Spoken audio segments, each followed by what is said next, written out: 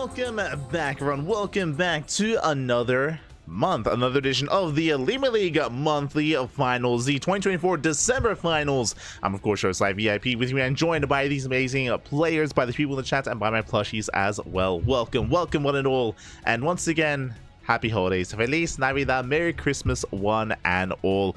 Oh boy, this is our second broadcast back. If you remember, we returned yesterday with the Pick a Star Monday. Now we are here with the OlimoLeague December finals. As a reminder as well, these events did transpire a day ago, so these are replays from just over 24 hours ago. We're here to catch up with these events here and now for the first time. Let's go, Papi. Let us go. Hope you've all been enjoying yourselves. Hope you've all had a great time. I passed the hell out after that cast last night. Unfortunately, I didn't get a lot of sleep, but I should be okay. I should be fine here for OlimoLeague at least. But most likely, right after this cast, I'm probably just going to go to bed again, and then wake up, and then get into Mass Coliseum, and then go to bed, and then wake up, then wake up for KSL tomorrow, then go to bed, wake up, then go into Mass Coliseum. We got a lot of casting to do. We have a lot of casting to do. I did mention that yesterday, we did look into it, and the 2024 finals was announced recently as well. That is going to be next week. We still have all of our regular weekly events as well, and there's just a lot of content, a lot of StarCraft to come in the month of January. Again, I was really hoping for a bit of a lighter month to just enjoy some time off, but I don't think that's gonna happen anymore. Oh no, Papi, oh no. I even had like a bunch of replay casts like slipped in, but especially because of Liu. If it wasn't for Liu, then I think we would have been okay. But now that it has arrived here, then we have to plan accordingly, and I'm gonna have to reschedule a bunch of stuff. I know Kuro is gonna be elated to hear about all the rescheduling, and yeah. We'll be fine though. We'll be fine. Copium. Of course though, for now we do have our December finals, and as we get into it, it is time to have a look at the bracket, figure out where we are, and figure out where we are headed. Here we go. There is no command in the chat because of course, the fact that these events already transpired, but let's switch our scenes over and have a look together. Here we go. So for those that are curious, the way that the OlimoLeague monthly finals works is that throughout the course of the month, there are 3 weeklies. There are 3 weeklies, and based on performances, based on placements, players get invited into the end of month finals. Fun fact, we actually do have an eventual stretch goal for our tournaments for Sparkling Tuna Cup to eventually have a monthly finals as well, if we can get there. Shout out to all the patrons, by the way. Shout out to all of our patrons that do allow for us to, of course, host the Sparkling Tuna Cup on a weekly basis, and for boosting the prize pool. One day, maybe monthly finals could also be a thing for our events. But again, the way that it works is that players, they are kept track of, they are awarded points, and then they are invited into this round of 8 bracket. As you can see, though, we're missing a player. From the bottom, we do have our Terran and Zerg. We have Rogue and Oliveira facing off against each other in the first round. We have Classic versus Trigger, another PvP. As a reminder, Trigger, he has been looking on fire in the PvP matchup. Very aggressive, very in your face. But again, Trigger has been popping off in this matchup. I look forward to seeing more of it. Scrolling up, we have Trap versus Creator, another PvP. And we have herO versus to be determined. I don't know if you noticed the initial matchup here for tonight, but there was an extra invite because there was a tie. There was a tie in points, there was a tie in standings, so right now we have a battle for that final spot in the top 8. It's going to be a ZVZ between SHIN and Young Yakov. Oh boy, shout out to Young Yakov, of course, for being the only European in the event. This month, both Clem and MaxPax were a lot less active. They weren't really competing too often in these OlimoLeagues. They did in previous months, in previous weeks, but specifically in the month of December, less so. So again, without them, we have the rise, of course, of the Korean scene. We have Oliveira repping China. We have Trigger repping Canada. Also, as a reminder, if you were unaware, Trigger is also living in South Korea. He's been living in South Korea for the past half year, even slightly more than 6 months at this point. So Trigger has been there for quite some time. That's also what I want to say is another reason as to why he has been improving so much is his time spent in Korea, spent on the Korean ladder. Definitely has shown in his play. But for now, again, we have our initial matchup. We have our first mirror matchup, the first of many. So there's a lot of mirror matchups. But hope you've all been doing well. You passed the sleep test. Yes, yes, kind of. For the most part. Let's go. Oh. I don't think I mind if I never saw another PvP again. We cast a lot of PvPs here on the channel. As a heads up. Plenty of PvPs here. Fun fact, Young Jakob qualified by his result in the 3rd weekly alone. There you go. There you go. Shout to Young Jakob. Yes, so we are going to be jumping into our first ZVZ of the day. Of the night, even. Here we go. It is going to be between Young Jakob and SHIN, and game 1 is going to be on King's Cove. Let us go. As a heads up, we are going to be casting every single match here. We're going to be covering the entirety of the initial round, then into the quarterfinals, into the semis, then into the grand finals thereafter. We are going to be sprinkling in a couple of breaks here and there to try to split things up and give us some breathing room, but for the most part, every match will be covered. And spawning in the bottom right-hand corner of King's Cove, we have the red Zerg player. It is Young Jakob. Repping the land of Europa in tonight's broadcast, and spawning in the top left-hand corner, we have his opponent. We have the blue Zerg player. Oh, we have the blue Zerg from South Korea representing Gaiman Gladiators. It is SHIN. Here we go. As we are going to be settling in. And I'll be honest, I haven't had the luxury of casting too many ZVZs on the latest patch. Typically, when it comes to broadcasting open cups, we do try to avoid mirror matchups as often as possible. But because of the amount of Protoss players in online tournaments, we do cover a lot of PvPs at least, but TVTs and ZVZs are less so. We've of course experienced a lot of Young Jakob versus Wayne over the past couple of weeks, whether it's in the Fire Cup number 4 or Fire Cup number 5, so that we have seen a lot of, but SHIN a little bit less so. What comes to mind is KSL, the Korean StarCraft League. SHIN did face off against Dark. They had a banger of a ZVZ against each other, and we'll see how that translates here against Young Jakob. For now, Hatchcast Pool, standard opener out of Young Jakob, standard opener out of SHIN, loading into King's Cove. I would imagine that this is an ideal map to go into a 3rd base location. I feel like defending on 2 bases, I mean, again, the entry point towards the natural is quite large. I guess you can try to wall off here at the ramp, but then you have to wall off here on the left-hand side as well. So I feel like 2 base play is less viable on King's Cove, despite how large the map is itself. I feel like maps like Neon Violet Square or Abyssal Reef maybe are a little bit more conducive to that sort of thing, but even then Abyssal probably wouldn't be ideal. Oh, nah, Abyssal has some better SimCity, I feel, to fully wall up. But regardless, here we should be seeing a 3rd base. Should be seeing 3rd bases. For now, we are going to be joining, saturating our bases, joining on up, working towards link speed. We'll see where the gas is going to be spent. If the gas is preserved, if the gas is spent elsewhere, we will take note of it, of course. That will be a sign of things to come. But again, for now, we are expecting our expansions, as both players just getting in position, scouting with their overlords, and making sure they get a read on what's going on. As links have arrived, first 2 links moving out across the map for a scout, likewise SHIN doing the same. Again, it's imperative here that we get in, that we confirm the lack of gas saturation, the lack of tech. It is important that we get into the main bases to figure out what exactly is happening, as here comes that 3rd. So Young Jakob moves out to expand, likewise so does SHIN. Again, this map, it's just not really conducive to do base play. It wouldn't be ideal for King's Cove. Some other maps more so than this one. As links, they do confirm.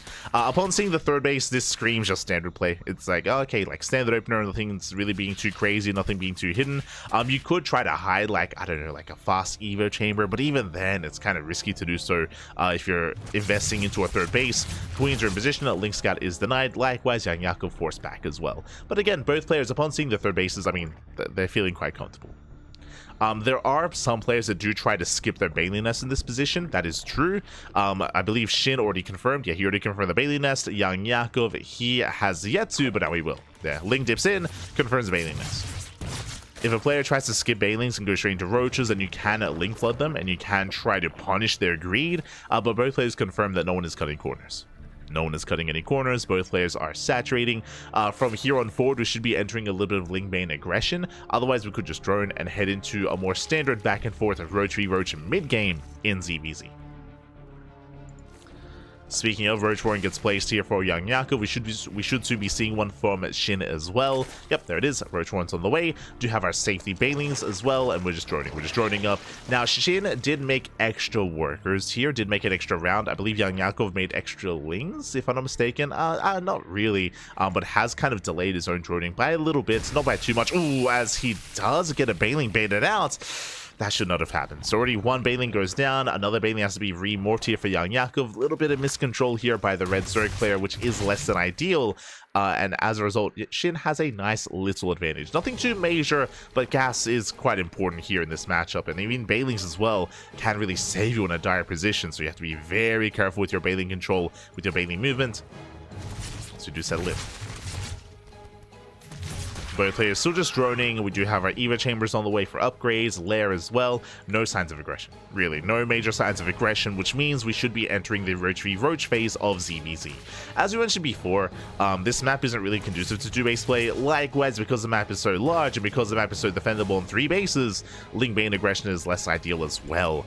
Just because of the rush distance by ground and because of how defendable the 3rd base is as well. So it does lead to more Roach v Roach instead. So if you wanted some Ling Bane wars, unfortunately, you're not going to see it here in game 1. Depending on what map we load into in game 2, we could embrace that. But now upgrades on the way. Oh, there we go. The first sign of deviation. Plus on melee, extra gases. And what does this mean? I'm feeling mutas. Yeah, it's all 6 gases. All 6 gases being taken here by SHIN. It's going to be on Young Yakov to figure out what exactly is going on. And they're going to rescout on the main. Here it is. Overseer's on the way. Thankfully, Overseer is being morphed in. It's the role here of this Overseer to scout the lair, to scout the lack of upgrades here on the Roach Warren, and to scout the tech itself. Spire further back in the main. We'll see if Young Yakov can piece it all together. So it's going to be Ling Muta here, or Ling Bane Muta out of SHIN. Young Yakov back at home, going for his own Spire as well, but still investing into the Roach upgrades. Bear that in mind. Oh, as the Overseer is denied. I mean, he does confirm the lack of researching upgrade here on the Roach Warren. That is a tell, but is that enough of a tell to really confirm here for Young Yakov? That I'm less certain about.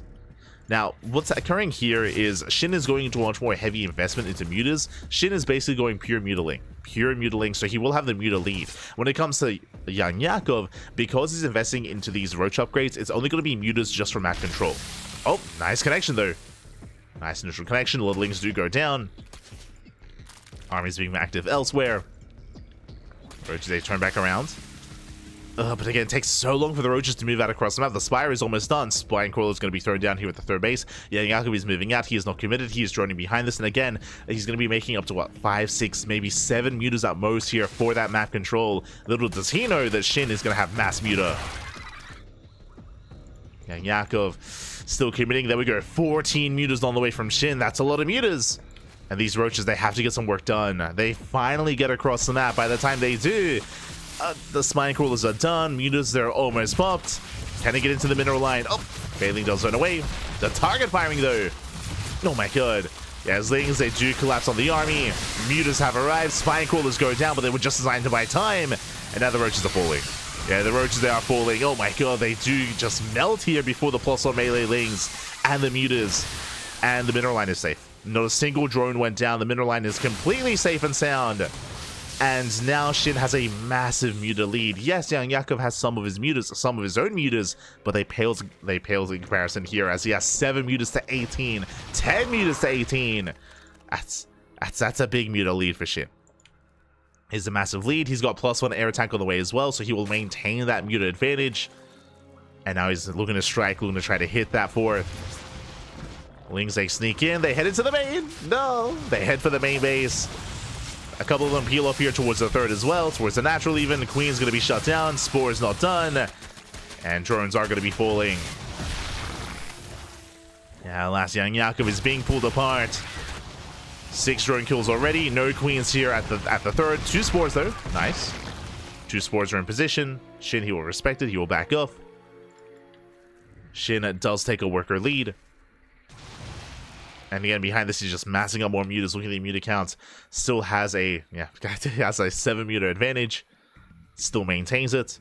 Infestor on the way. Young Yakov did respond with a fast infestation pit. I do appreciate this. With the fast pit into fast infestors, this does mean that even if Young Yakov has even though he's going to be down in mutas, a fungal could make or break a fight for him. It's a big if, though. The reality is that if there are too many mutas in favor of Shin, even if he takes up Fungal to the face, he can just fight. He can just fight anyway. And he can still win that fight as well. Like, one Fungal is not going to be good enough. Chain Fungals, though, I mean, that's a little bit different. Oh.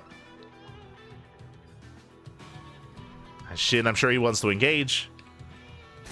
Again, 23 to 18. Oh, Fungal does connect. And he turns and fights. Yeah, he turns, he does fight. And with that, he will take this as well. It was only one Fungal. We spoke about it. Additional Fungals were required. One Fungal is not going to be good enough. And Shin, he will still dominate the air. We have 2 more Infestors on the way, but they still need more time. Likewise, they're going to be popping out here at the 4th. Oh! Expansion goes down. At the same time, Yaku with a massive link counterattack. Not bad. Does get across the map. Forces Shin back home. Lings are popping out just in time. Shin bleeding out 6 workers. Shin still has a worker lead, but he's forced back. Oh my god. As I say that, they once again engage. Yaku, we cannot fight this head on. Not like this.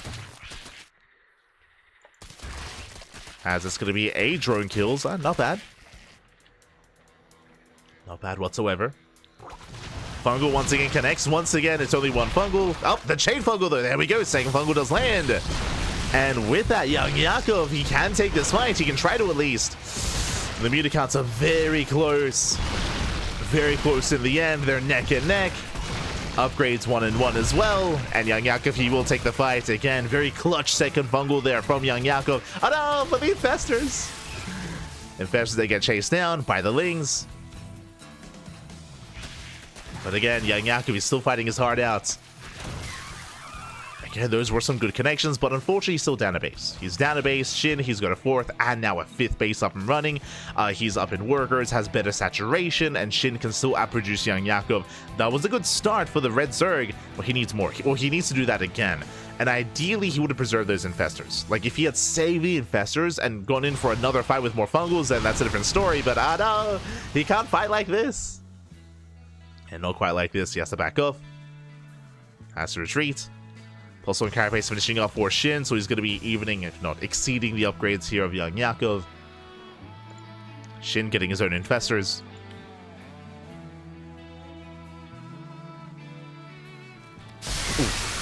As Yakov does run into the Bailings. A brutal moment here for the Zerg. Ay.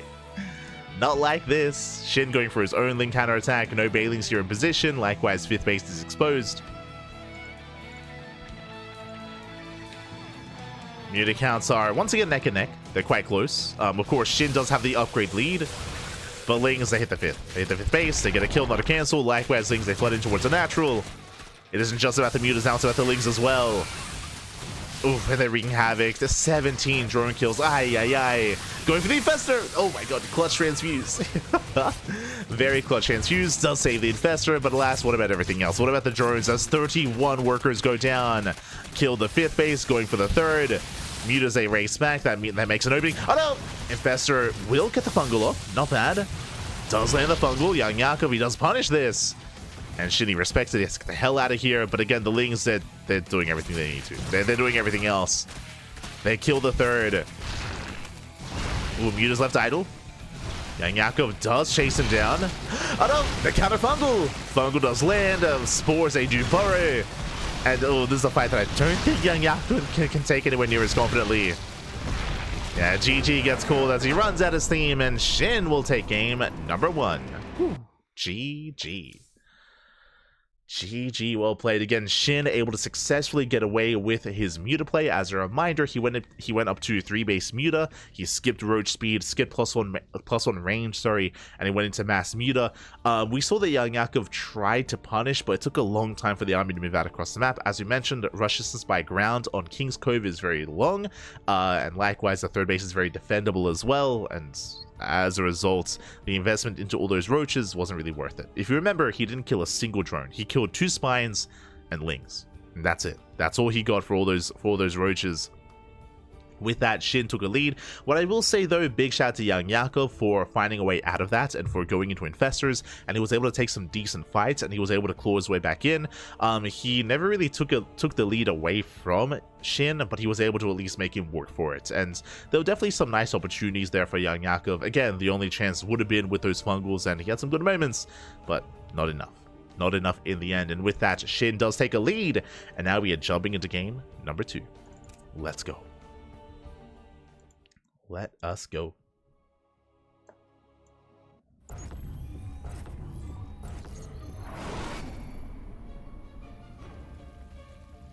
As spawning in the bottom left-hand corner, of Ley Lines, we have the South Korean Zerg player. We have the Red Zerg representing Gaiman Gladiators, leading the series 1-0. It is SHIN.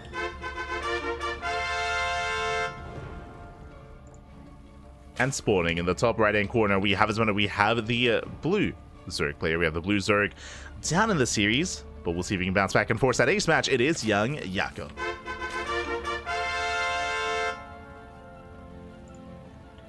See in chat, Trigger's been playing like a monster recently or lately. I hope we get to see him. We of course will. We're going to be casting every single match here tonight. Going to be covering every single matchup.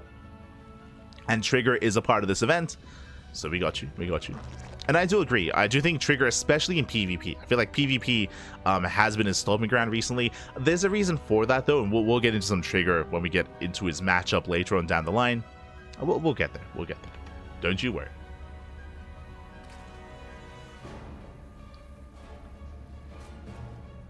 These are replays. Why TBD? Because that match is determined by the winner of this series. That's why it's to be determined. Either young Yakov or SHIN will advance on to face off against herO in the next round.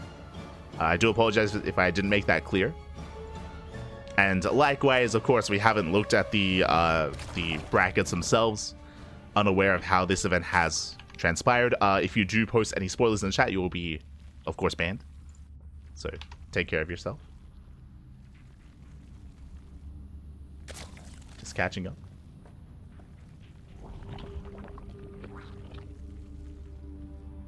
Triangle versus square. I missed it. Where were they? Oh no. The battle of the shapes. We did have some interesting openers here. We did have a 15 hatch opener out of SHIN. Or we just had an extractor trick, I should say, early on. Outside of that, standard openers, hatch, gas, pool, no major deviations. What I will say as we load into Ley Lines, shorter rush distance by ground. So if we did want to be a little bit more aggressive here, especially in the roach phase of ZVZ, it is a little more viable. I do not expect SHIN to once again go into 3-base muta. I don't expect that, or at least not the way that he did in game 1, because the chances of him being punished for it is a lot higher here on Ley Lines. Is going to be much higher.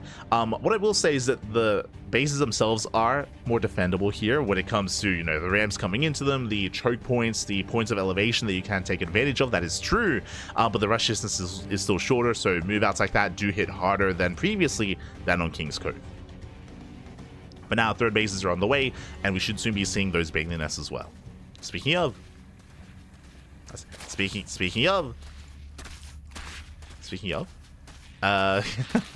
so the Bailey nest is on the way here for SHIN, and okay, young Yakov's, he was a little bit distracted, I imagine, by the lings, but his is on the way as well.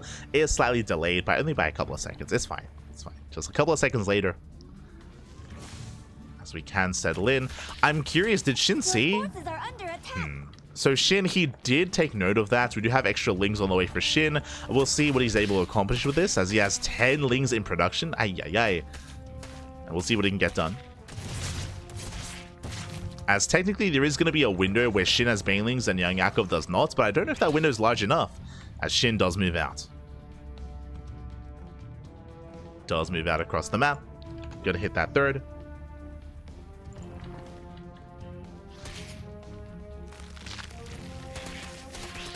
I see you top it in the chat. Is young Yakov a relative new player? I mean, he's old Yakov now. I mean, Yakov, I do feel like a lot of eyes were on Yakov back in 2020, like more like the COVID era of StarCraft. But he's new in the sense that, you know, he wasn't necessarily an active player back like in Heart of the Swarm or early Legacy. He's more like, I guess you could say he's more of a modern player, I guess. Like, when I think of young Yakov, I think of Soul Spirit. I think of, what else do I think of, actually? Christiana, right? I think of Christiana, I think of Soul Spirit, I think of Yang Yakov, I think of Arrow Fire, for example. It's like the quote-unquote like newer generational players, like Fiant, right? Maybe.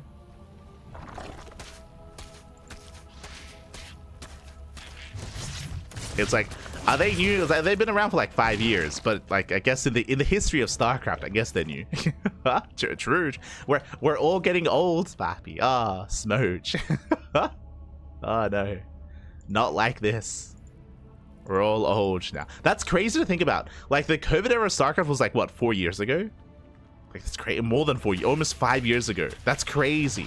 Like unironically, that just hit me. Jesus, it's insane. As my apologies, a little bit distracted. We do have Roach production here underway for Yang Yakov. Does cut workers earlier on, and Yang Yakov is going for an all-in. At this point, he's going for an all-in. He is cutting workers far earlier, building up his roaches. And do you see what I see? No lair. No lair, no roach speed. This is going to be a hatch tech all-in. Very committed here from Yang Yakov. Shin back at home, he's teching. Getting a lair into roach speed, into +1 eventually. Yeah, +1 is now on the way. Saturating, taking all of his gases. We'll see if if Yang Yakov can punish this.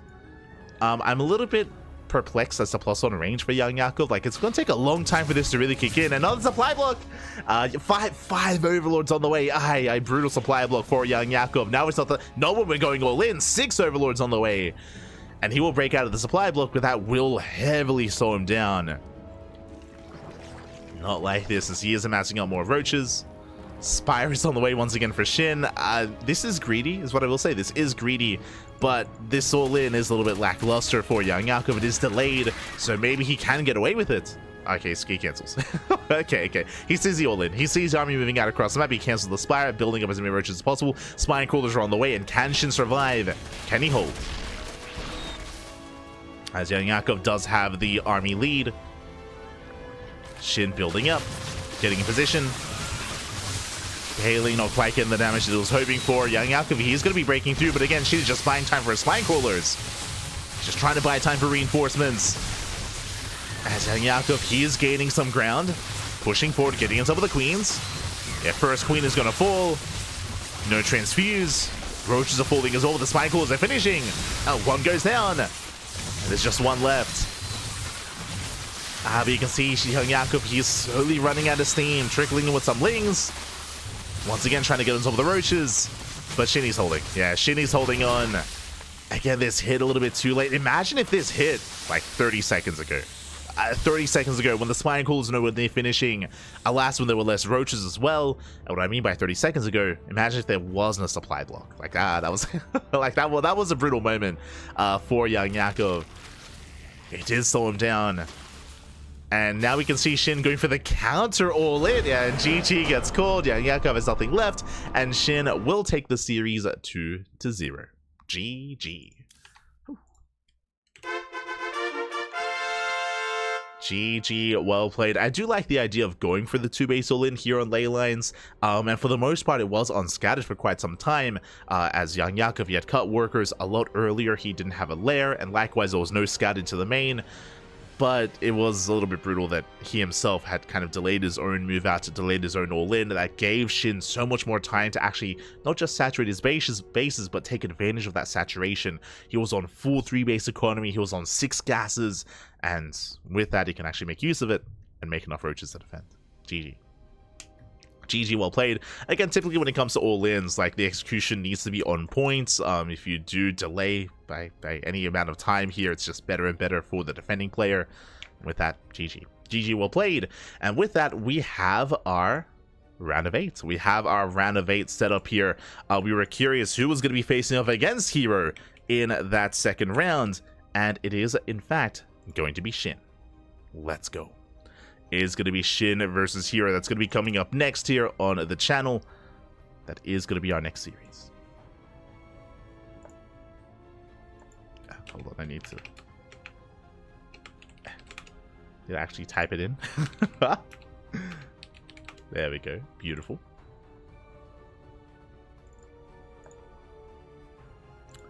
Do love to see it again. herO has been patiently waiting for his next opponent, and he now has it. I mean, he knew that it was going to be a Zerg player nonetheless, and we'll see how they compare. I do always love casting me some SHIN versus herO. For those that are maybe unaware, for those that are maybe newer viewers of StarCraft, SHIN and herO, they were teammates for a very long time. They're ex-CJ boys, and they often do interact outside of the game. If you follow them on Instagram, if you follow them mainly on Instagram, they do post every now and then, both SHIN, herO, and Bunny, and a couple of the other ex-CJ players, you know, every like couple of months, especially after a major event, they go out to eat together, they do posts on social media. Again, they're still good friends outside of the game, but now they have to face off. Now they have to face off against each other, and oh boy, we'll see how this goes. We do often see them go back and forth. In general, I do favor herO, but SHIN can be a very chaotic player in this matchup. I mean, there's a reason why, was it yesterday in Pigostar Monday, SHIN 2-0'd MaxPax. He 2-0'd MaxPax, but MaxPax is also a much more, what's the way to put it here? MaxPax is just very standard. He's very standard in PvZ. He's very predictable, is maybe another way of putting it as well. herO is more dynamic in this matchup, and it can lead to these more chaotic situations. It's just a very different kind of player, a very different stylistic player compared to MaxPax. So we'll see how they compare to each other. Let's go. Let us go.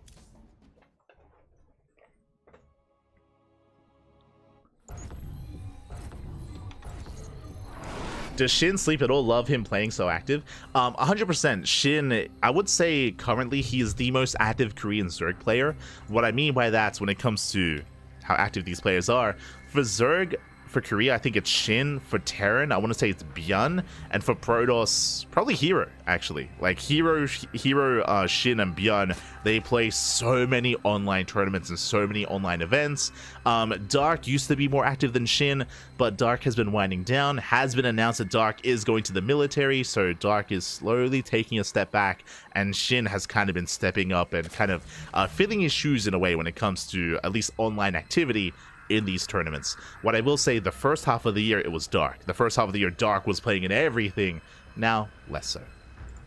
And here we go. We're getting into our next matchup. And spawning in the bottom left-hand corner of El Dorado, we have our South Korean Zerg player, the Blue Zerg, representing Gaiman Gladiators. It is SHIN. And spawning in the bottom right-hand corner, we have his opponent. We have the red Protoss player representing Weibo Gaming, WBG. It is herO. Here we go, and welcome one and all to El Dorado. This is the most vetoed map of the map pool. We rarely get to see matches on El Dorado. We often go entire tournaments, entire weeks without El Dorado. But this is what I love about OlimoLeague. For those that are curious, the format in this tournament is very different. The way that this works, no vetoes. No vetoes in OlimoLeague. What do we have instead? Well, the initial map is predetermined. The initial map is predetermined by the admin, by the organizer of the event, and then it's a loser's pick. Loser's pick moving forward. I should have emphasized that last game. That last game, Young Yakov did pick ley lines, so that does make sense that maybe he was already initially planning for the all-in to begin with on a smaller map. That makes sense on ley lines. Here and SHIN, they're forced to play on El Dorado, whether they like it or not. And I do appreciate that. in a way, because otherwise we never get to see these maps, right? It's like we almost rarely get to see, you know, your El Dorados, your Neon Violet Squares, for example, even King's Cove, which I should emphasize was also the initial starting map previously, and that's also one of the more vetoed maps as well. So always a lot of fun to play out some of these otherwise unseen maps, or just not often seen. So here we go. It's going to be a Stargate open out of herO. So far, so standard. Likewise, Hatch Gas pull out of SHIN. Now, one of the big reasons why this map is often vetoed is because of, I mean, some of the unique features in that we have these gold bases. We have one gold base on either side. We have this entire southern portion of the map that is cut off by mineral walls. That's why it's called El Dorado. No, Dorado is Dorado. Gold, Pappy Gold. Likewise, you have a center gold base as well, so a lot of gold bases, just a really unique feature here. We have these gold walls as well to mine through, to break through, to gain access to the southern half of the map. And something that we see very often from Zerg players is to expand and take this third base, and then take the fourth base right next to it for the gold minerals. And sure, you don't gain access to the gas is on the other side, but who cares about the gas when you have that much gold? Meanwhile, do you see what I see? Void Ray Opener. Now, This screams Sky Toss. We have seen a very popular build on El Dorado because the rush distance by air is so short, and you can even avoid mining these minerals. We can see that herO is, but the rush distance by air is very short. We have seen even max packs go for Tempest rushes on this map. Void Ray into Twilight Council, sorry, Void Ray into Fleet Beacon into Tempest. We'll see if herO does that here as well. The first Void Ray has arrived. He's going to be hunting down Overlords, and Shin is going to be in the dark. Now, typically when you go for a Void Ray opener, it is designed to hide tech, whether it's a Fleet Beacon, whether it's a Twilight Council. It is designed to make it more difficult for the Zerg player to scout, or another thing you could do is play standard as well. But you do kind of shroud yourself in this more ambiguity here. Just because you're denying all the scouting, the Zerg player doesn't know. It could be a standard game. It could be something crazy. It could be Sky Toss, could be Glaive Adepts, could be Blink Stalkers, could be anything. The downside, of course, is you have less oracles, so you have less harassment opportunities.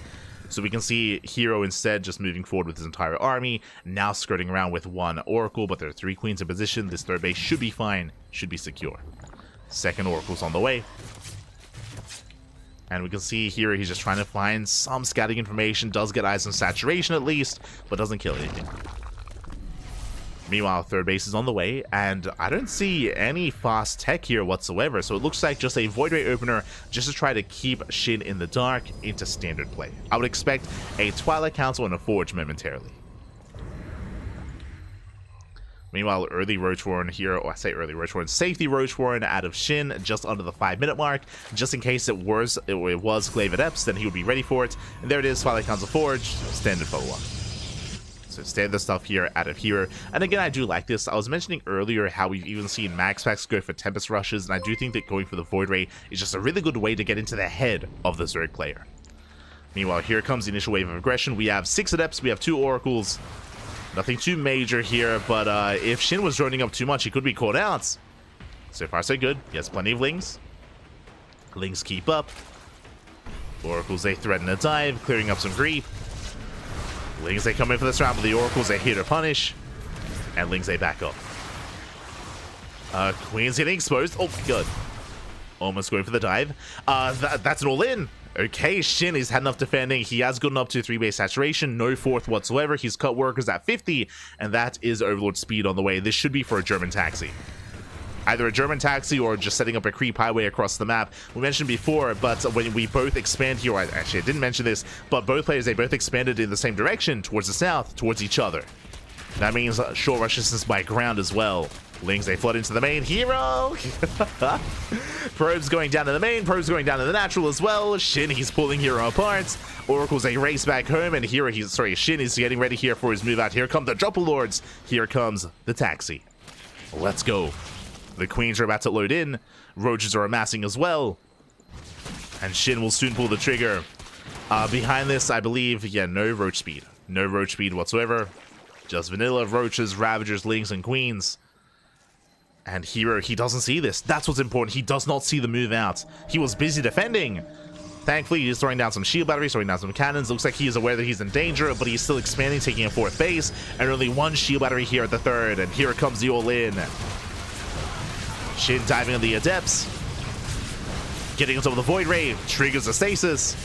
Void Ray does escape, but the 4th base is going to be cancelled. It's not about the 4th, though. Nice denial here of the stasis trap. Yeah, Bile goes up. 4th base goes down. Other Biles. Oh, my god. Nice dodges here out of herO. Once again, the stasis traps, they get triggered. Void Ray goes down. There's 1 more stasis behind this. But Shinny just pushes into the natural. Going for the kill, going for the Stalkers. Blink is done. But is it going to be enough? As herO is losing every single probe here at the 3rd. Stasis did go up, but that's going to be 16 probes going down. And this 3rd base is going to be forfeit. Yeah, there's no saving this. Nice target firing at a herO, just does focus on all the roaches. There's 4 Ravagers left. Likewise, does target another one of them down.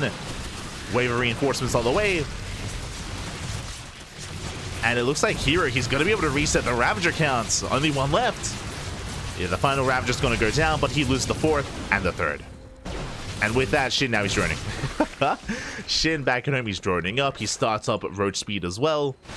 It looks like Shin, he's content with the damage he's dealt. He killed 2 bases, killed over a mineral line. Ooh, we'll lose the queens. Yeah, the queens, they will not escape. They do go down. And has SHIN done enough? I mean, his upgrades are lackluster because of this. Because of the all-in, SHIN, he has 0-0. Meanwhile, we're about to have +2, or at least +2 is on the horizon for herO. He has a lot of micro ability here with these with these stalkers. Links, they dive in. And Blink's on cooldown. Blink is on cooldown. Oh my god, the stalkers are going to go down. Some of them do escape. But some rough trades for herO. Oh no! The stalker's trapped. No! Oh, okay, there we go. It's okay, we have Blink. As Links, they force another cancel here. That's all they need to do, just cancel the third base over and over again, getting another stalker. There's 5 stalkers left. Getting another 2 stalkers go down. Ay, ay, ay. The Lings, they just wreak havoc, and behind this, no more roach production, going to Ling Hydra. Hydra then is done. You can see here SHIN just mainlining over, saturating that gold. SHIN actually hasn't drawn that much. He made, what, like 8 workers? He cut workers at 50. So he makes 8 more drones, gets up to like some saturation. The gold base does make up for it.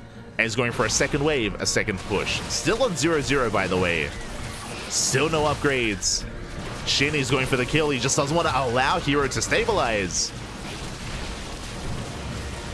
As Hydras, they move forward. Hydra speed just about to finish up. Once again, the third base is denied. Oh my god. Yeah, the stasis goes down and SHIN, he's going for the kill. GG gets called and SHIN takes game number 1. Whew. GG.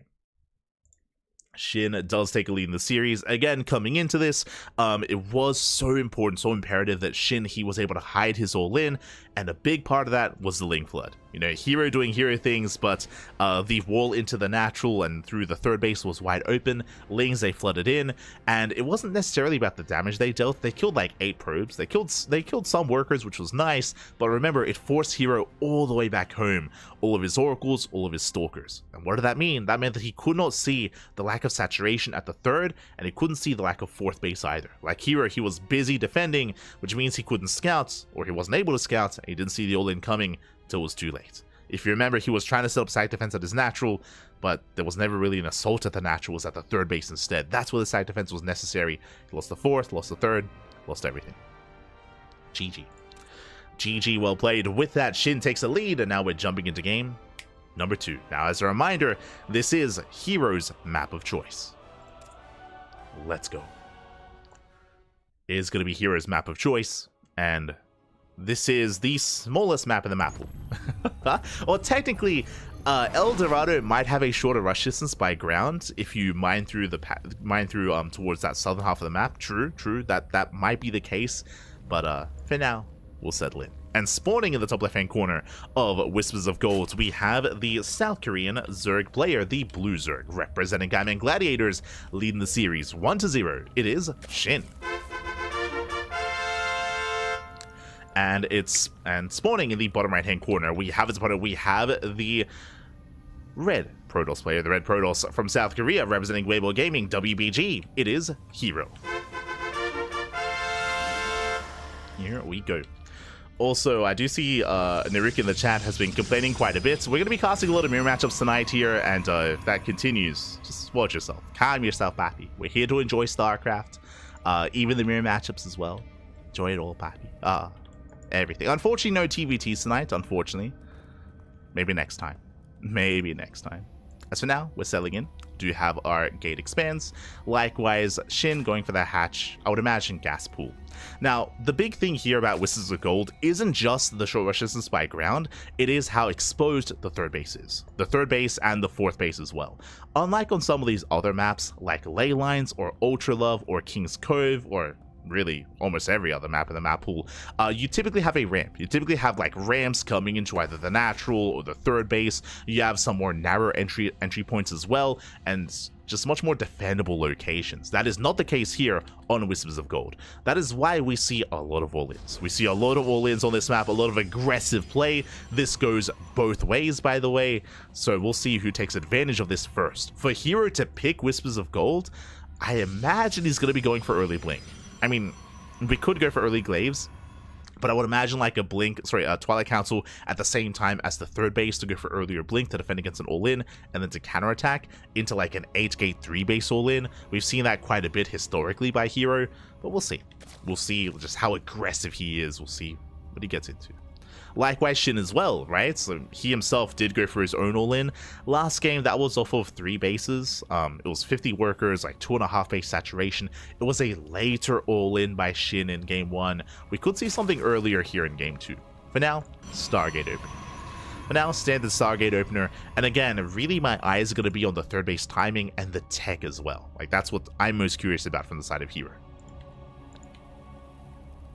Now, as a reminder, last game, herO also did open Void Ray. I do typically say that in this matchup, in PvZ, if you do open Void Ray at one point in the series, I prefer it if you continue to do that and you continue to play mind games.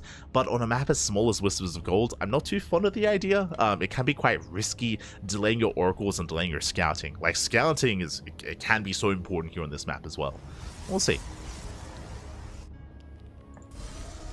And there we go. Oracle first. Oracle first here by herO is going to be getting across the map. Likewise, the Adepts are being active as well to scout, to confirm, to get into the natural, to figure out what exactly is happening. So far, no major tells. There's no earlier gases. You can see SHIN pulled out. He pulled out a gas, getting link speed, droning up for now. Nothing crazy.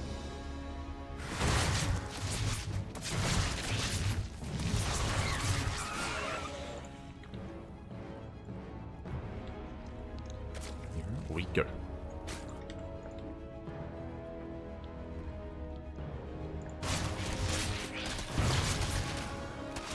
As the Adepts, they do get shut down in the main. Ooh, big overextension by herO. That should not have happened. Both Adepts go down. They don't get any worker kills. The Oracle does dive into the main. Queens are in position. 2 drones going to be going down. Ooh, and the Oracle takes a lot of hull damage. herO, he did fumble the ball here. Losing 2 Adepts, not for a single worker, was brutal. The Oracle does make up for it a little bit, but it takes a lot of damage as well. From here, SHIN, he can safely drone up. He also knows that the Oracle harass is going to be significantly weakened, and likewise, the Adept harass is non-existent now. So very strong start for SHIN. Hunts down the Adepts, zones away the Oracles, can now fully saturate. Third base on the way for herO, and I'm waiting for that take of choice. Okay, no early Twilight Council. It looks like a standard game. Does look very standard here by herO. Going in between the bases, looking for a way in. The Queens, they do respond. Bit of a late reaction there by SHIN. And Oracles, they threaten the main. Oh! SHIN pulls away. herO going for the stasis. We'll get 1 drone. Just the 1. Oh, a second stasis though. Oh no! A little bit late of a reaction. Oh, just 1 drone though. Not bad. So SHIN minimizing his losses. Evo Chamber's on the way. This feels like +1 melee. We'll see though. Typically an early Evo Chamber is for melee upgrades, not range. We'll keep an eye on herO. Adepts, they do shade in. And SHIN, has he been too greedy? Oracle's going to be zoned away. There's not many lings. Yeah, not many lings whatsoever. Drones being forced back. herO, he does find his way into the mineral line. Shades into the third. Drones going down. No! They attack. And with that, 6 drones going to be falling. 7 drone kills even. Ooh, and this more than makes up for the early game. Up until this point, SHIN, he was defending very well. Until now. Until 10 workers fall. There's that melee upgrade that we spoke about. With that, herO finally found some damage. And we'll see if SHIN can reciprocate. He's moving out. He's going for a big counterattack. The third base is somewhat exposed. No shield battery. No shield battery at the third. There are 3 stalkers though, and can these lings get on top of them? Oh wait, that's a round! No, that should not have happened. They get us around. Yeah, here they weren't quite fully walled off. 1 stalker goes down. Okay, just the 1. Oracles, they make it back home, and herO defends. herO, he does defend. That was an expensive loss, and these stalkers are very low. Thankfully, he had the Oracles for support. I mean, again, there's a reason why Oracle openers are so standard in this matchup. They harass, they scout, and they shut down ling harass as well. Like, they do well defensively. They save the stalkers, they save the third. And now we can take a moment here to try to catch up. Ooh, big supply block for SHIN. 7 Overlords. 7 Overlords in production. That is a brutal moment here for the Zerg player. Does slow him down. We can see SHIN once again going for a counterattack now that the Stalkers are out of position. But there are plenty of Stalkers. Sorry, now that the Oracles are out of position, but there are plenty of Stalkers. Plenty back at home. This time herO, he deflects, even without the Oracles. And it's going to be Link Hydra. Again, typically melee upgrades coincide with Hydras as well. Nice stasis goes over the Queens. Another stasis is not going to connect though. Not this time.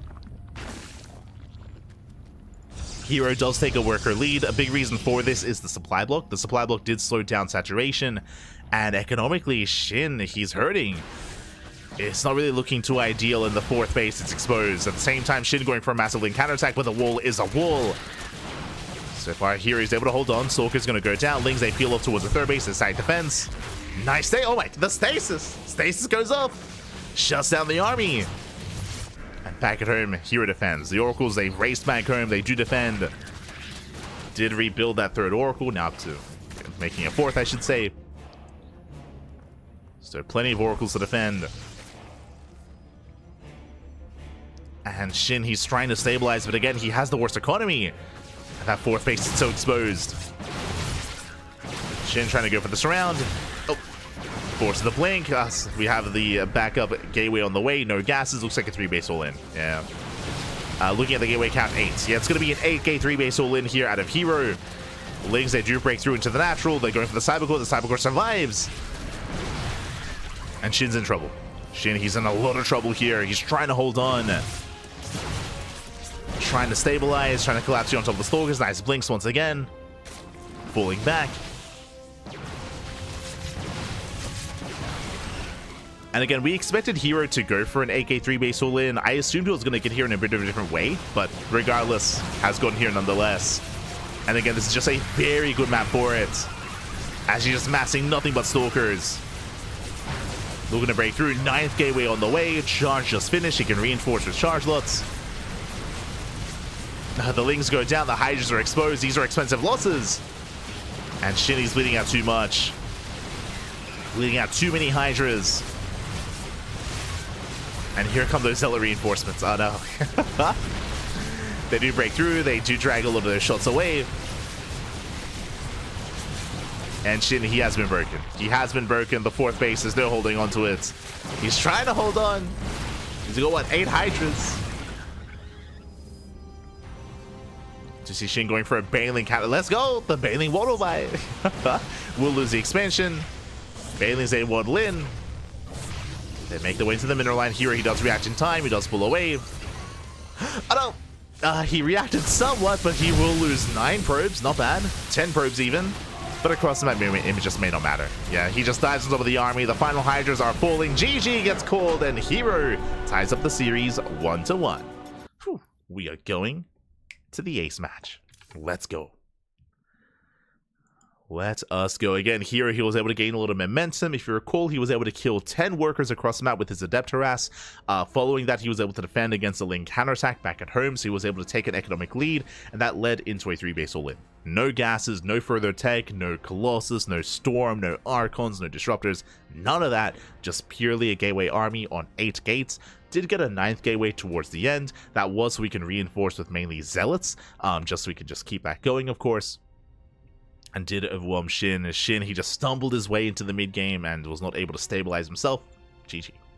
GG, well played. That's going to lead us here to the ace match. And now we have SHIN's map of choice. And a very interesting map as well. Also a map that is often vetoed. We're going to be loading into Frostline. Oh boy. Now this map does make a lot of sense. Frostline, for those that are curious, some of the big features of this map is how large the map is, but also how exposed the fringe bases are as well. Let's settle in. As spawning in the bottom left-hand corner of Frostline, we have the South Korean Protoss player. We have the blue Protoss representing Weibo Gaming, tying up the series and forcing the ace match. Can he keep going? Can he keep that momentum? It is herO. And spawning in the top right-hand corner, we have his opponent. We have the red Zerg player from South Korea as well. Again, his old teammate and good friend. Representing Gaiman Gladiators, it is SHIN. Here we go. As we are going to be settling in. So far, gate expand out of herO, and SHIN just should be going for a hatch gas pool. He was looking for the probe scout. He was looking for any probe denial. Alas, there was none. Was a little bit later was a gate scout, and with that, SHIN should be able to get into his own opener. Now again, one of the big features here, we just mentioned it, this is one of the largest maps in the map pool. It is the 4th largest map. I should say it's the largest map when it comes to the new maps, but because of the introduction of the old maps, I mean, I guess it pales in comparison to like King's Cove or Abyssal Reef or Neon Violet Square. Outside of the old maps, though, it is very large, and as a result, it does take into account more modern kind of more modern rule sets. Typically, when it comes to modern maps, if a map is large, it's also less defendable because it's large. So because of that, this third base and this fourth are very spread out. They're very isolated from each other. They're very exposed. We have seen time and time again players struggle to defend these fringe bases. Likewise, they do have ramps coming into them, but they are larger. They are larger ramps, and again, rotating back and forth between these two bases, it can be difficult to keep up with those rotations. So it can be more difficult to turtle and defend. This is why a map like Abyssal Reef or Neo-Violet Square is a large map and very defendable and very easy to just cut in half. Here on Frostline, more difficult. Not impossible, but you know, there are certain things working against you on this map. So I would imagine here that SHIN wants to get into the mid game. I would imagine he wants to get into, you know, 3-4 base saturation, into Ling Hydra, gain map control, and be the aggressor himself. And on a larger map, I'm sure he feels, oh no, never mind. I was gonna say I'm sure he feels safer from aggression, but here he doesn't care. He's going for a Twilight Council opener. Very aggressive start here by herO. Now this could be one of two things. This could be Glaive Adepts, or this could be a DT based opener. He pulls out Glaives. He pulls out, it's going to be 2 and 2, so 4 workers mining gas in total. This should be for 4 gate Glaive Adepts. Now this is not designed to kill, this is designed to cripple and to give yourself an economic lead by crippling the economy of the Zerg player. There it is, there's Glaives. So Glaive's going to be on the way. We should be seeing extra gateways. Again, 4 gates in total and a robo alongside it. I'm curious if herO does throw down the robo. There are variations of this. If you decide to skip the robo, then you can actually afford a faster third base instead. And this can turn into a more macroeconomic Glaive Adept build. And speaking of, yep, it looks like that's what we're getting. So instead of the typical 4-gate Glaive Adepts with a Warp Prism, this is 3-gate Glaive Adepts. I say that now, 4 gates, there we go. It is going to be 4 gates here, but I don't see a robo. And if this goes on any longer without a robo, without a Warp Prism, then herO can afford a third, which makes this a more macro variant of this build. As the money that would have been spent on a robo is going to be spent on the expansion. And there it is. Probe is on the way, and we are expanding. This is kind of like a newer take to this build. I say that this variation has been quite prevalent in the European scene, amongst the European Protoss players for like a year at this point, maybe more than that at this point. I mean, the years they blend together, maybe like 2022 moving forward. We don't often see the Koreans go for this, so I appreciate it. Do appreciate it here. Lings, they do poke in. Safety Roach Warren on the way for SHIN. So 4-minute Roach Warren, or I should say this is around 4:10 Roach Warren timing here from SHIN. Likewise, SHIN, he's not over-droning, he's cutting workers here earlier on. Lings are amassing, he does get eyes on the third, but here come the Adepts. He also spots that as well. So SHIN, even though he didn't scout the main base, he's been able to piece it together. He realizes just, you know, how weird this build is. There's clearly something wrong.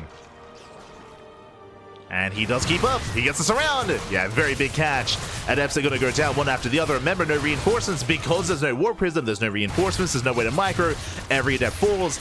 And now this third base is very exposed. I don't know if herO can hold on to it. Ay. Yeah, I'm not so sure he can. As Lings, they zoom across the map. But the sentry does fall back to the natural. Shield battery's on the way. And I think this third base is going to go down. Remember, no Stargate, no Oracle. Without an Oracle, I mean, how do we save the third? As Lings, they crash in. 14 more Lings on the way. And SHIN, he will be able to get us around on most of these Adepts. Yeah, 3 of them go down. But nice force field. Here, he's barely holding on. Meanwhile, SHIN, he smells blood in the water. He's making more Lings. Like SHIN, he wants to kill. I know! He wants to kill here and now. Gets us around, takes out the Stalker.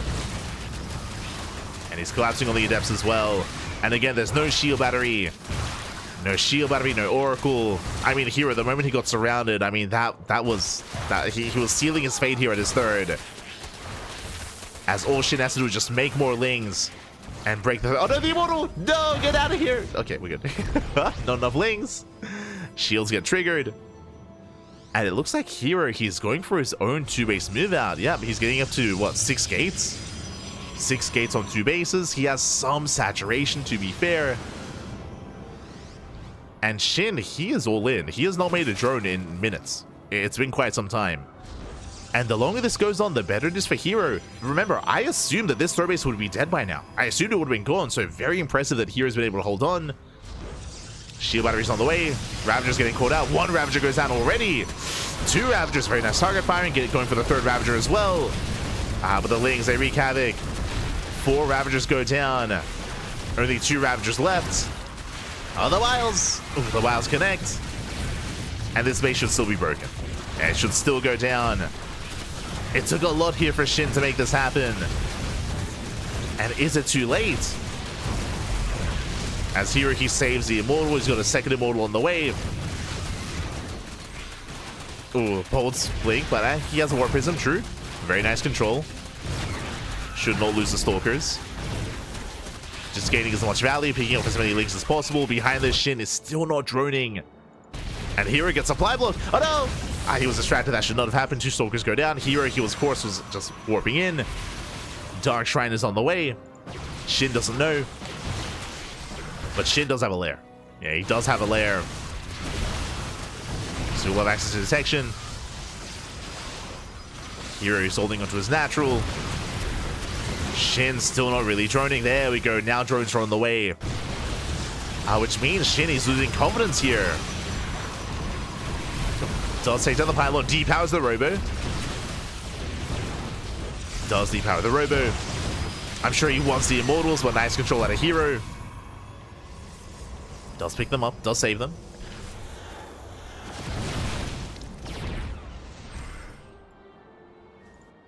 Does save the Immortals. herO going for his own counter attack. SHIN has been droning, now focusing on Roach production. Oh no! The surrender! No! This should not have happened! 1 Immortal does go down. Ay, ay, ay. herO caught with his pants down. And he thought it was safe. That Immortal was so low. Jesus, it's so vulnerable. The Prism abandons it. SHIN could go for the dive, but he is getting supply blocked. That's what, 2, 3 Overlords going down. SHIN falling back. Again, SHIN's saturation is still not ideal. Uh-oh. But there is a Spore. Yeah, the Spore's already here. Wow, he's ready for it. Does shut down the Dark Templar. DT is dropping into the main. Heading towards the 3rd. Overseer is not yet done. And not quite. Yuri's getting... Oh my god, Prism does recall in time. Prism recalls. 6 up to 7 drone kills. Very nice damage here by herO. Despite the Spore, there was no Spore here at the 3rd. Oof, and this is getting out of hand. Bearing in mind that SHIN did not have the best drone count to begin with. 10 workers do fall. herO now taking an economic lead once he gets his 3rd base up and running. So this could still go either way. It's been a very chaotic game. herO, sure, he lost the 3rd, but now he's rebuilt. SHIN does not have the economic lead that he wanted. By this point, he should have a 4th. He should have full 3-base saturation with 6 drones. And that's just not the case. This is still very close. herO rotates around, catching more Lings. herO working on +1. SHIN, no upgrades, no Evo chambers. Just the lair. Stalker's picking up more drones. They got 1 extra worker. I was curious, I was like, there are no upgrades. What's all this gas going to be spent on? Mutas. Going to be on the Spire. And we'll see if SHIN can survive long enough to actually make any mutas. And on the way. herO being active.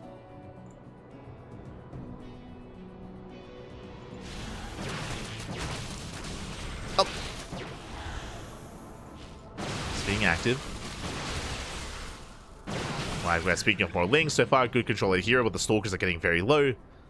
And I believe herO, because he's been defending, he has not been able to scout across the map. Again, because of the lack of Stargate opener, he has limited scouting potential.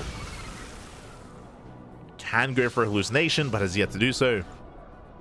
Just scouting with the Prism, and now with the Observer. So herO's in the dark. No Moving on once again. Prism gets spotted. Observer towards the third. The Observer might get eyes on this. For now, he's more focused on scouting for a fourth base, which he does confirm. Gets eyes on the fourth. Observer poking in. Up. Does he get behind the mineral line? It looks like he barely does not. Barely does not get behind the mineral line. herO for now, he's still focusing on his main army. Going to be very heavily ground-based, of course, with Immortals, Colossus, Archons as well. Observer does not scout. And the Spire is done. Likewise, herO, he is getting safety cannons here in the mineral lines. Very nice. So just in case it was to be mutas, he is somewhat ready for them. Meanwhile, mutas, they do move out. How many? So far, 10. 10 mutas across the map.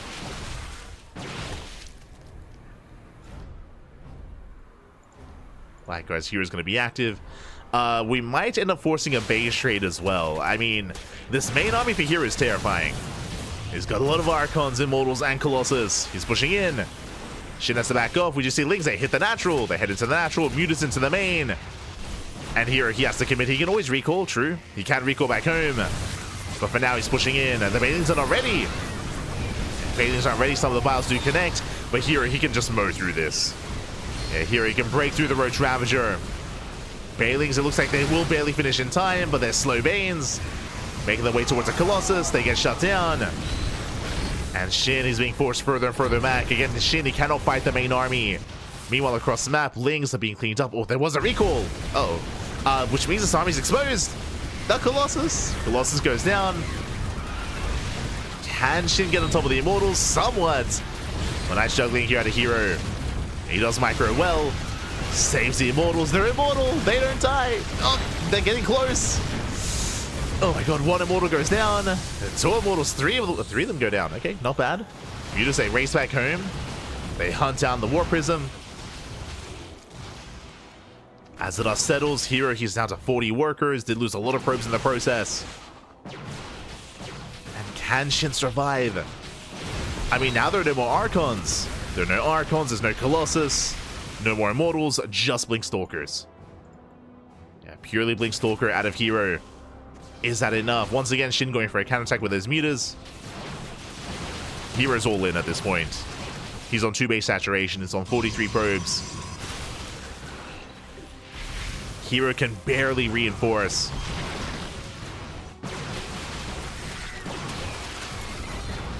Trying to force his way in. So far, SHIN is buying time. Mutas into the main, distracting herO. Nice snipe there with the Observer. They'll snipe it with the Wiles. 4th base on the way. But the mutas, do they confirm? They do not. Mutas, they don't get eyes on this. herO slowly expanding. Getting chased down though. Lings, they collapse in. These are +1 melee Lings. They punish some of the Stalkers. And more Lings are on the way. Nice snipe on the Overseer. I mean, there is potential for Dark Templar, true. Is potential.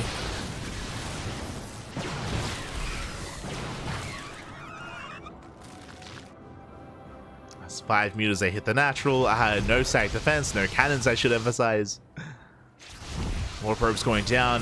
But how many Stalkers does herO have? 25! Like, herO, he goes still in the game with this. You can try to at least. He has plenty of force fields available as well. True. Speaking of, the force fields that get shut down, 8 probes do fall across the map. And the longer this goes on, the better it is for SHIN. As SHIN, he has a 4th, going for another massive Link counterattack. Once again, slipping into the natural. No. Your herO, he wants the 4th. Oh, he gets it. Takes down the 4th base, not bad. Takes down the 4th. Does recall back home, but still bleeds out a lot of Stalkers. Just brutal losses here for herO. Expensive losses. As he left some Stalkers behind, they get hunted down. And these are losses that herO just can't afford. He cannot afford this. More Stalkers falling. Sure, he's getting a 4th, but we spoke about how exposed some bases are on this map, and I mean, again, this 4th base, it's so isolated. Like, how do we save and hold on to this 4th base? With a bit of luck in favor of herO, and I don't know if he can really pull that off, as SHIN is max, or he's soon to max out. Ling, Roach, Ravager, he's done with the mutas. He's pushing with a terrifying army. Bailey's waddling into the mineral line. Ling's a distract, Nova goes off. herO does he react in time? Oh no! No reaction! Oh my god, massive connections! Yeah, herO, he will lose the mineral line, and SHIN busts in. Breaks through the natural, getting into their main army. And SHIN is just pulling herO apart. Again, herO, his economy was crippled earlier during that like pseudo base trade that we had. And SHIN survived. He's able to survive, able to take down the Colossus, the Archons. And now he's done it. GG gets called, and SHIN, he takes down herO 2-1, advancing on to the semi-finals. GG. SHIN, calm down. SHIN, what has he done this week? In the Pigastore Monday, SHIN, he 2-0'd Max, and here in the OlimoLeague monthly finals, he takes down herO 2-1. Went to the ace match, and again, it was a very chaotic series as well, which is what we love between SHIN and herO. Again, very chaotic. It kind of came down to a base trade. herO, he made the choice to recall back home. Remember that he recalled all of his Stalkers back home, which meant that his Immortals and Archons and Colossus were exposed. And I think the herO just assumed that he would have enough to just keep pushing and to break the 3rd, but if you remember, it was because of that recall that SHIN was able to kill everything that I just mentioned, the high-tech units. He was able to kill the Colossus and get on top of the Immortals as well, and the Archons. That was his moment where he was able to take advantage of that recall, and in the end, herO, sure, he defended back at home. He deflected the mutas and deflected the Lings, but he lost like the backbone of his army, right? He lost the backbone of his army that he never rebuilt. He was never able to rebuild that army and get back into those robo units, was just stuck with purely blink Stalkers. With that, he had lost his pushing power, and he couldn't end the game. Could not end the game. GG, well played. Whew. SHIN able to take down herO, the best Protoss in South Korea. Very impressive stuff here out of SHIN, as he will advance on to the upper semifinals. But the question becomes, who will face off against him in those semis? It's going to be another Protoss. It's going to be another Protoss player. Up next, we have a PvP between Trap and Creator. Let's go. As we mentioned before, we do have a lot of mirror matchups here. We do have plenty of PvPs available to us. Up next is going to be Trap and Creator. I'm curious how they do compare to each other. Again, for those that are curious, Creator, he has been a lot less active as of late. I should say, post EWC, he was less active, but over the past month, he has been very active. He's been playing in everything. Our online tournaments, Wardies events, OlimoLeagues as well. Creator, he's been playing in every single online tournament. He's been on that grind, and we'll see if he's been able to shake off all that rust, and now we'll see how comparable he is to Trap in the PvP. Let's go. Now, as a reminder, the initial map is predetermined, so for all these quarterfinal matches, El Dorado. El Dorado is the starting map for every one of these matches, so once again, we can embrace the gold, baby. El Dorado. Let's go. Let us go. So I'm ready. I'm excited. And spawning in the bottom right hand corner of El Dorado, we have the South Korean Protoss player, the blue Protoss representing himself, currently teamless. It is Creator. And spawning in the bottom left-hand corner, we have his opponent. We have the red Protoss player representing Gen G Esports. It is Trap. The wing commander himself. Here we go. Just catching up with the chat. The recall was sus. Yeah, as we did mention, the recall was the pivotal moment where, if it wasn't for that recall, I don't think SHIN would have saved his bases, and we would have embraced a proper base trade, with SHIN losing base after base, and SHIN relying on his Ling muta across the map to likewise kill bases as well. I do think that, I'm not opposed to recalling, but I do think that maybe herO recalled too prematurely. I think he should have focused on breaking the main army first, and then recalling, right? And maybe like killing one base initially, then recalling, and then defending, and then, you know, having a bit of a different game state. But it is always difficult to gauge that situation. As I mentioned, I'm pretty sure herO just assumed that the army that he had left across the map would have been enough. I'm sure he just assumed that would have been enough to break the third. I'm sure that he's surprised that he didn't. And again, it was impressive. It was very impressive that SHIN was able to save that third base and actually take down those immortals when he did. It wasn't easy. If you remember, like herO, he was microing his heart out. He was of course juggling those immortals very well for a time until he couldn't, right? Until he wasn't. So a very intense moment there. Regardless, we're now going to be settling in. And we do have our initial gate expand setups here. Something that I should mention, of course, when it comes to some of these maps, is that if we have a map with a ramp coming into the natural, it is a much more defendable map, which means gate expand into Cybercore. Trap is able to get his own Nexus up and running. It was a gate expand out of Trap, so a very greedy build here by the Red Protoss. How could Trap afford such a fast Nexus? One gas. It was a single gas opener out of Trap, which meant that, of course, he did make less workers, didn't invest into the gas geyser, did squeeze out an early Nexus, and now Creator has to make a choice. What does he do here? Does he try to punish the greed and go for an all-in, or does he play from behind? Oh, as we pylon block! The pylon block is brutal. Creator, he had to make a Zealot, he had to throw down a second gas geyser, he had to tech and throw down the Stargate as well. Creator has yet to expand, and the pressure is on Creator. The pressure is on. Takes down the probe, and he does expand. Okay. No one base all in. No one base all in from Creator, but there is a lot of pressure on Creator to get some damage done because the natural of Trap is already done. It's already complete. Trap, he's making 2 probes at a time. Creator, only 1. Only 1 probe at a time. The Oracle's moving out, and this Oracle, it needs to get economic damage. That is the one advantage that Creator has here, is the Stargate opener into the Oracle harass. And Trap, he scattered. If you remember, with the probe, he did see the Stargate, so he knows. He knows what's coming. Back at home, what do we have? Shield Battery. Shield Battery in the main base, that's going to be enough to out-heal the DPS output of a single Oracle. Not of 2, but of 1. And the first Oracle moves out. Second Oracle's on the way. As you mentioned, 2 Oracles, they one-shot workers, so a Shield Battery will not be enough to defend. At least when the second Oracle arrives. As it does get eyes on the saturation, does get eyes on the tech of choice. Going to be a Twilight Council opener. Oracle gets 1 probe. Not bad. Gets 1 worker. Before pulling away. And here comes that second Oracle. And now that we have 2, suddenly the main base is going to be a little bit more vulnerable. It's up to Trap here to keep up. So far, he does split off. He does have 2 Stalkers and a Sentry at the natural. And he has 1 Stalker in the main. Oh, the hallucination. Let's go. Hallucinates a couple of Stalkers. Trying to scare Creator. As Creator, he dips in. And he does get a probe. Gets 1 and gets 2. Doesn't quite get the 3rd, though. He respects the army. He backs off. With the revelation, he sees the fake Stalkers. But nice damage nonetheless. It's okay. Getting 2 probes. It's something. Trap is still ahead, though. Trap is still ahead. Both players taking into Blink.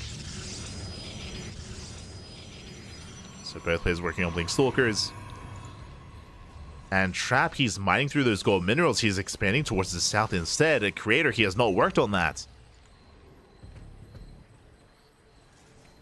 So Trap going to be expanding towards the south, and I would imagine Creator expanding towards the north instead. Yeah. So both players expanding in different directions. We do have a proxy Dark Shrine. Okay, let's go. I mean, when behind, right? When behind Dark Shrine. Bold move here by Creator. Now, as a heads up, in PvP, it is not uncommon for a Protoss player to delay their robo in favor of a 3rd base. And I'm sure that is what Creator is hoping. Creator, I mean, he's scouting, he's checking. So far, there's no Stargate, there's no robo, there is 0 detection, but there it is. The robo has now been placed after the 3rd base. It is a later robo, that is true, but I think it's still going to be okay. It's going to be close. Dark Shrine is halfway done, bearing in mind that you have to go for slow DT warp-ins here on the top side of the map as well. It's going to take a while for them to get across, which means there should be an observer. So I believe this should be nicely timed for Trap. If he moves out with the observer, I mean, he's going to be in trouble, but we'll see.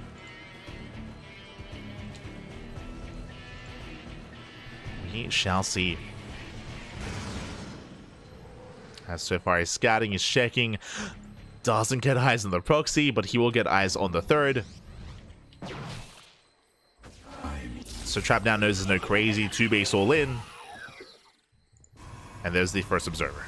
So there is detection. DTs, they should not end the game, but they can still cripple the economy. As I mentioned, if this observer is rallied across the map, and it is, and if it's out of position, then he could be in trouble. As I say that though, the observer is actually rallied to the army, so it's relatively close by.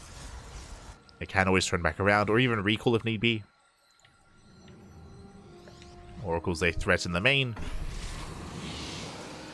Creator pushing in towards that natural. DTs, they waddle in as well. And the observer so far is out in the open. DTs, they're getting in. Probes are going to go down. And there we go. We have a DT in the natural, DT in the main as well. Main army does push in towards a third, and Trap is being pulled apart. Probes are going down. 5 probes so far. And again, they one-shot probes. Even with the shield battery, it does not matter. 10 probe kills. Not a bad start. 12, 13. Not quite 14. Not quite 14, but still good damage. 13 probe kills does allow Creator to catch back up and take a lead. Up until this point, Creator, who was behind economically, now takes the lead, getting a 4th base as well. So is Trap. Both players expanding. And Creator, I mean, the first wave of Dark Templar were good, and now he's doubling down. We have Blink on the way for the DTs as well. Shadow Stride is being researched. Trap moves out. We have a field of stasis traps set up. Oh my, that's 5. 5 stasis traps. He's crazy. Snipes the observer. Observer goes down. Very nice catch. I believe that was the second observer. There we go. The first one's back at home. So there is still detection, and we have a backup observer on the way.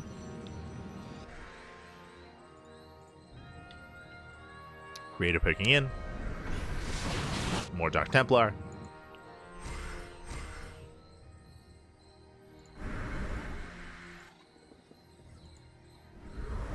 It's still a very tense moment here. This Creator's taking advantage of his economy, building up more Stalkers. His own Robo is heavily delayed, so we do see that Trap, he's going to be trying to replenish his army with Immortals instead. That does make up for a lower Stalker count. So Immortal production has begun for Trap, likewise Charge into +2. The Dark Templar, they're slowly building up over time. That's a lot of DTs. The main armies do clash. Trap does have the slight Stalker advantage. We see Creator trying to bait the army into a stasis. And thankfully there is an observer that's left back at home here at the entrance towards the natural. But that's still a lot of DTs.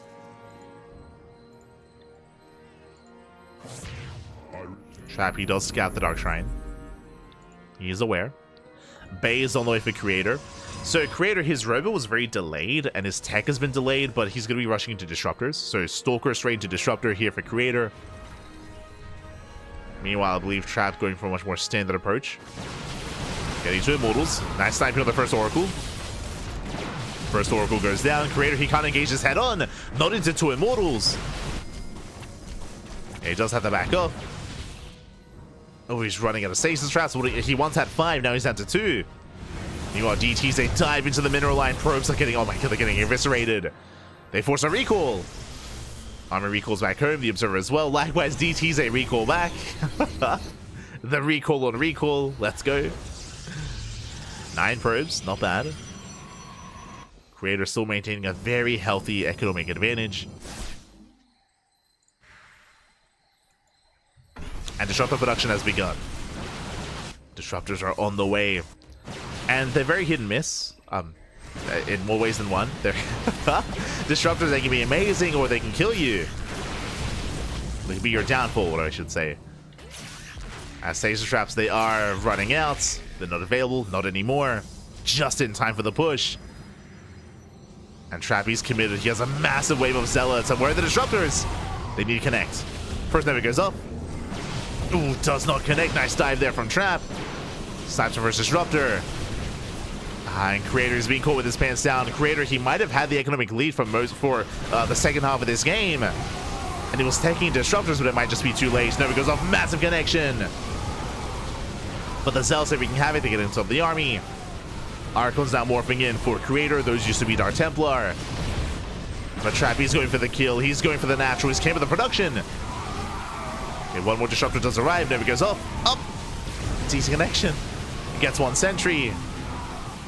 And almost takes down the Immortal as well. See Trap getting cornered. Another Nova going off. Oh my god, another good connection. Takes down an Immortal. But is it enough? Trap's reinforcements are delayed. Takes down one of the robos.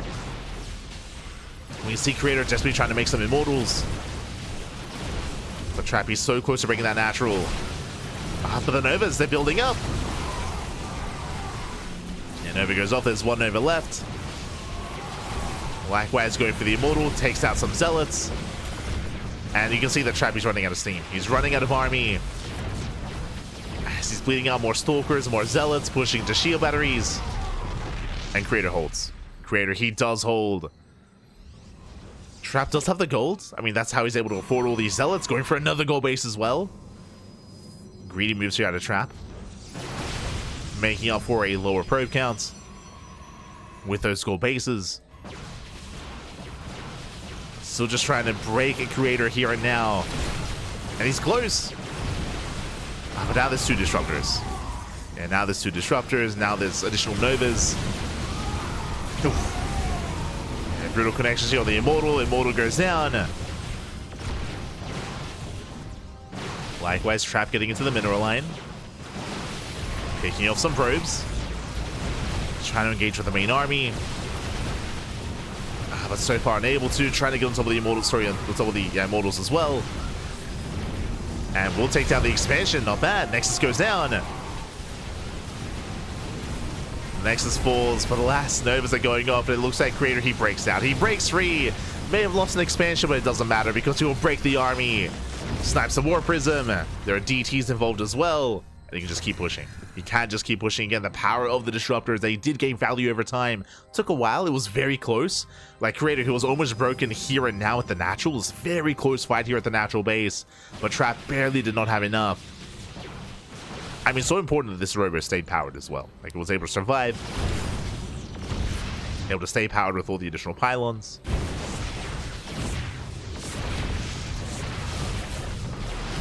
Like, if that robo was a little bit more exposed, we could have seen a very different outcome here. Creator is 9 mining here at the gold. Trap trying to go for a counterattack of some kind. At least has a backup gold base. True. But what he can mainly afford is Zealots. Sniping the Cybercore. Creator just pulling Trap apart.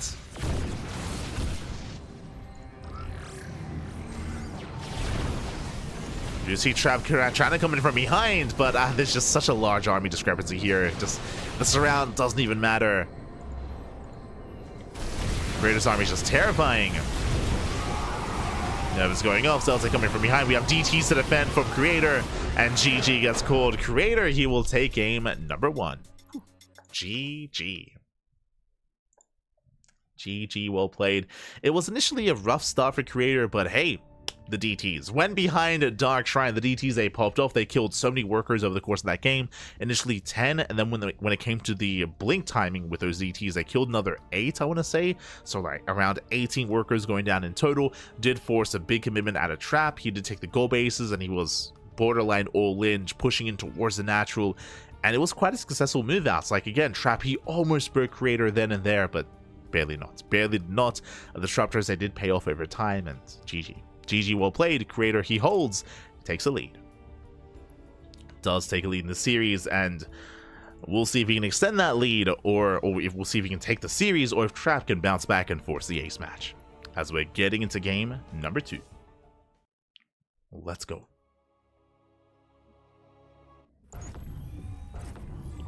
Here we go. So we're getting into our next matchup and spawning into our next game and spawning into the bottom right hand corner of Whispers of Gold. We have the now blue Protoss player representing Gen G Esports down in the series. We'll see if we can bounce back. It is Trap. And spawning in the top left-hand corner, we have his opponent. We have the red Protoss player. The red Protoss leading the series 1-0. It is Creator. Here we go. Yeah, that Dark Shrine really did pay off so well for Creator multiple times throughout the course of that game. Likewise, even able to make use of it in the defense when he was morphing in those Archons from those DTs. So Creator able to bounce back. And now we're going to be settling into a much smaller map instead. Welcome one and all to Whispers of Gold. As a reminder, this is Trap's map of choice, and because of the map itself, this time we should not be seeing economic openers. As a reminder, we had a ramp coming into the natural in El Dorado. That means we have these more greedy builds. This time, 2 gates. We should be seeing 2 gate openers all around. Trap, he does bypass a scouting probe with his own worker, and he is setting up for a pylon, potentially a 1-base all-in. Oh boy, you have my attention. This is a very common location for a proxy robo. So, I mean, again, if you want to go for a proxy all-in, Whispers of Gold is the ideal map for it. Show us what you got. Show us what you got. As so far, Creator, he's scouting for the second pylon. His own is in his main, and he does confirm that the second pylon of Trap is missing. Has been thrown down, and this looks like a proxy robo location for a 1-base all-in. Technically, this could be a Stargate location for a more economic build instead, but I'm leaning towards the robo. The Stargate could be placed a little bit closer to the edge of the map. As Cybercore is now about to finish, and we have our tech of choice. Yep, robo 1-base all-in. Let's go! So Trap, he's had enough. He's like, screw these economic builds. Okay, we're done with the mid-game. No, not anymore. None of this 2, 3, 4-base saturation. It's all or nothing on 1 base instead. Now again, Creator, he doesn't know that there's an all-in, but he does know that the pylon is missing. And that is a sign. It could be a very real proxy, which it is, or it could be a fake proxy. So it's on Creator to try to piece it together. As, oh, he is expanding. Uh-oh. 2-gate opener into Nexus. This is ideal for Trap. This is the ideal scenario. The ideal situation. You can see Creator, he's scouting on the right-hand side, looking for the proxy. Alas, he will not find it. Back at home, it's going to be a triple sentry opener. Safety, shield battery. Immortal production has begun. Backup shield battery on the way in the main. So you can see Creator, he's getting ready for proxy Stargate. That's what this is for. This is to defend against an Oracle. So a bit of a misread here from Creator. He's trying to piece it together. So he's getting ready for Stargate play. The hallucination will barely miss the proxy as well. Oof. And can he check the regular Stargate location as well? Trying to figure it out. He will eventually confirm. No Nexus. No Nexus. 1-base all-in. Now he knows. Now he is aware. Shield battery did complete. Gateway across the map. And here comes the army. Here comes Trap. Will threaten the shade.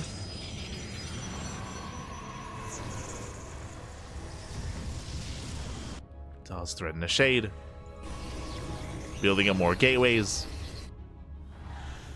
War Prism has arrived, which means Trap, he has micro potential. Oh, Shades into the main. Uh-oh. Shades into the main base. That should not have happened. 1-shot probes. It would have say 1-shot workers. 2 probes already going to be going down. Likewise, the rest of the army does actually juggle into the main. You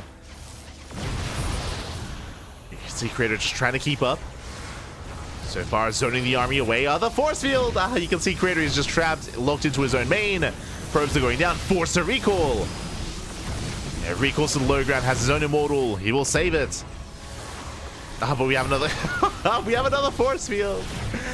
Creator is just being pulled apart left and right. He just cannot keep up. At the same time, no major damage yet. He has lost 5 probes. A nice energy overcharge. Saving the adepts. Takes down one of the sentries. Gets one and up. He wants the other. Barely doesn't get it. He zones the army away. Creator, he's holding. He's holding on. The longer this goes on, the longer this goes on, the better it is for Creator. He just needs a little bit more time. And again, it's impressive that he hasn't taken too many losses. Pulls back the sentry. Getting on top of the Immortals. Not quite. Yeah, the Immortals, they got to be respected. They hold their own. Nice control here at a trap. Saves at least the Immortals, but he hasn't been able to really build up much of a supportive army. There we go. Extra warp in, extra force fields. Creator, he's ready for this. He has 2 shield batteries. Oh, the force field does not look him down. He slips away. Yes, some misplaced force fields. They did not catch the Immortal. They will catch the second Immortal, though. No, barely not. Prism comes in, and now Creator, he can micro. He can control, and he will shut this down. He will shut this down completely. Very impressive defense. The opener was ideal for Trap, but despite that, Creator, he bought so much time. With all the shield batteries, with the positional play as well. One Immortal goes down. Oh my god. Creator, he does lose 1 Immortal. That should not have happened. But again, Creator, he's got his natural up and running. He has saturation. Oof. Going for the army. Zoning back the Prism. And Trap just doesn't have enough momentum. Not anymore. I mean, sure, he has a fresh Immortal. But the rest of the army is battered and bruised. It's barely hanging on. I mean, he can still pop up with 4 Immortals. True. I mean, we've seen that before. There's no wall. No wall off at Epsec Shade into the main. They commit. Once again, Creator forced to split. Forced to respond. Losing a lot of workers. 3 probes going down so far. Trap, he does shade out. Not too many losses, actually. Only 3 probes. Creator, he still maintains an economic lead. Bearing in mind, Trap, he's soon to be oversaturated as he's soon to be running out of minerals in the main. As still, though, looking quite healthy. Pushing into the natural. Again, force fields a zone away most of those Immortals. Even though we have 5 Immortals here for Trap, most of them, they weren't attacking. Most of them, they were behind the wall. I mean, that's the power of the force field. To zone away most of the army to make sure that most of it just isn't really adding any DPS. Once again, shading into the main. You see Trap trying to elevate her in. It does dive in. Trying to focus on these Immortals, but the pickup micro here from Creator is on point. Yeah, save the Immortals. Does focus on the Adepts. Going for the warp in into the main base of Creator. Let's go. Meanwhile, the ground army does collapse on top of the main force. Takes down 1 Immortal, gets 1. Almost the other. Almost. And Creator, he dives in. He goes for the dive. A very chaotic fight, but he will come out on top. As there was once 5 Immortals, now down to 3. Oh god. Oh god. Get out of here. Down to 2. 2 Immortals left. And Creator, he chases this all the way back to the proxy. Yeah, will depower. Desperation move here out of Trap. Just avoids the army, goes straight for the mineral lines. Doing what he can. Oh, there's only so much he can do.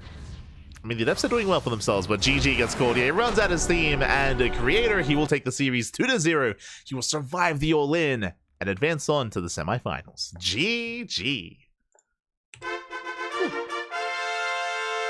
GG, well played. Very intense final game there between those 2 players. Again, everything was lining up for Trap. He was doing well. He hid the all-in.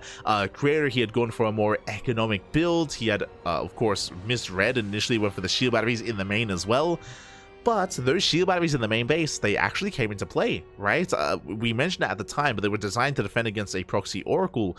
But alas, Trap did actually initially try to push into the main. He tried to elevate her into the main base. The shield batteries did help out, and again, it was so important that Creator, he was able to keep up with the rotations. There were some really strong moments of Trap where he was able to outposition Creator and force field the ramp. Despite that, Creator, he had pre-split his army, and he wasn't taking any major losses. His production was left safe and sound. He was able to build up his Immortals, and a big crucial moment, of course, was when Creator was able to buy enough time for his own War Prism. When his own War Prism arrived, I mean, that's when Creator was looking very comfortable. He was able to save his own units. He was able to micro himself, of course, and have that counter control against Trap. GG. GG, well played. A very impressive defense. And with that, Creator does advance on to face off against SHIN in the semifinals. GG. GG, well played.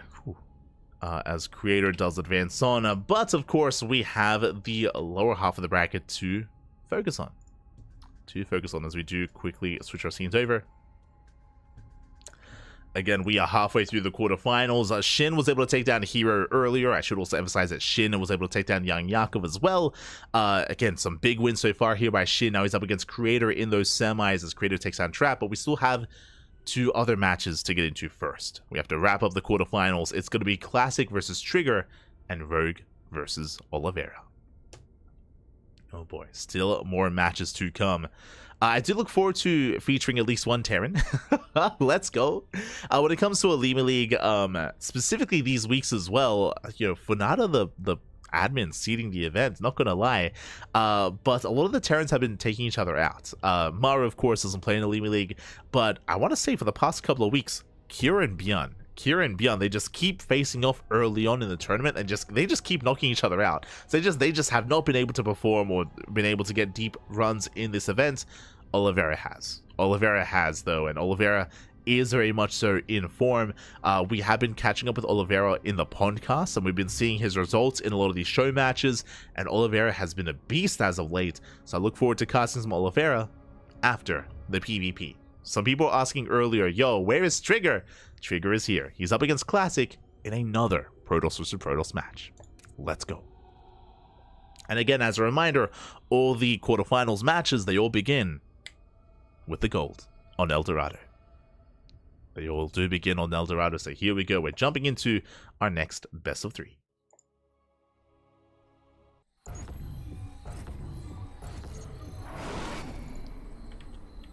And spawning in the bottom left-hand corner of El Dorado, we have the Canadian Protoss player, the blue Protoss representing Basilisk. Living in the land of South Korea, it is Trigger. And spawning in the bottom right-hand corner, we have his opponent. We have the red Protoss player from South Korea. One of the best Protoss players in all of South Korea, second only to herO. It is a Classic. I was going to introduce him in a different way, but of course, as a reminder, Classic did recently leave his team. He was on Twisted Minds for a very long time, but has since become a free agent, which means these open events are that much more important for a player like Classic, and we'll see how he does compare against Trigger. Again, they have been going back and forth. Specifically in PvP, Trigger has been an animal. We've seen Trigger take down players like Creator, take down herO, take down Classic as well over the past couple of weeks.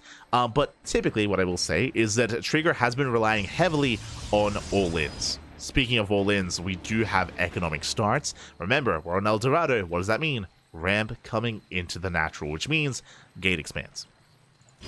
Double gas opener out of Trigger, double gases out of Classic, which means this could be the beginning of Phoenix Wars. Oh boy.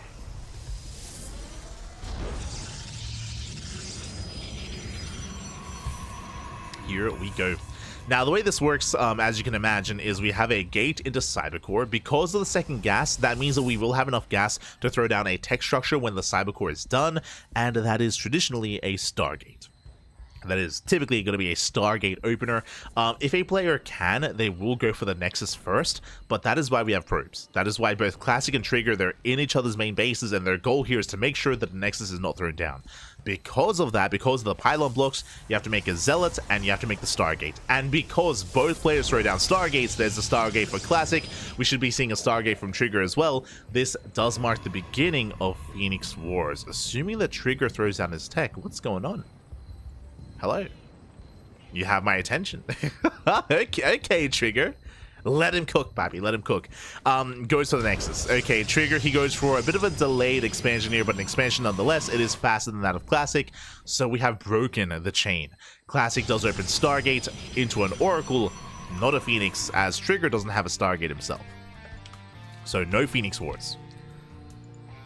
No Phoenix Wars. I believe Classic is unaware. He has to scout. He has to confirm. Alas, Trigger did open Stalker first. He does zone the Adept away. There's the initial Oracle from Classic, though. Oracle's in production. And now we can settle into our PvP. Stalker does confirm the Oracle, so Trigger is aware. We do have a shield battery here to wall off, denying the Adept. And we should soon be seeing a shield battery in the main. As Trigger does actually bust into the net. Oh my god, he does bust in. Yeah, there's the recall. Saves the Stalker. Does waste energy here on the Oracle as well. As he wants to chase down the Zealot. Oh, can he get it? What a mass. Barely not. The 2 HP Zealot survives. And Classic does hold. And now it's time for Classic to move down with his Oracles. It is soon to be time. Back at home, Trigger going for the faster Twilight count, so you can see the Stalkers in position for the Oracle, 2 Stalkers in the main. And he's only got 3 to work with, so it's going to be a very close defense here for Trigger. As Oracles, they can one-shot probes. Double Oracle towards the main. Trigger is somewhat in position. Deb does threaten the shade. Ooh. Oh my, that was close. A very clutch wall up at a Trigger. And the Oracles, they dive in, they get 2, they get 3, they get 4. Oh, but the Oracles are going down. Suddenly, this wasn't as worth it here. 4 probes is okay, but 4 probes for 1 Oracle, I would say that's a better trade for Trigger. Is a better trade. Oh no! Oh my god, especially with the second Oracle taking a lot of hits, takes a lot of damage, and is so close to going down. Trigger going for a massive counterattack. Back at home, Classic, he's in trouble. We have a second shield battery on the way. Again, Classic, he invested quite heavily here into the Stargate, into these Oracles, and so far it has not been worth it. Oh no! 1 shot away from going down, and it does go down. Massive pickup. Now Trigger, he can focus on his push, he can focus on his assault. Now there is a shield battery. There is a shield battery in position. Stalker's under fire. Trigger just rallying everything across the map.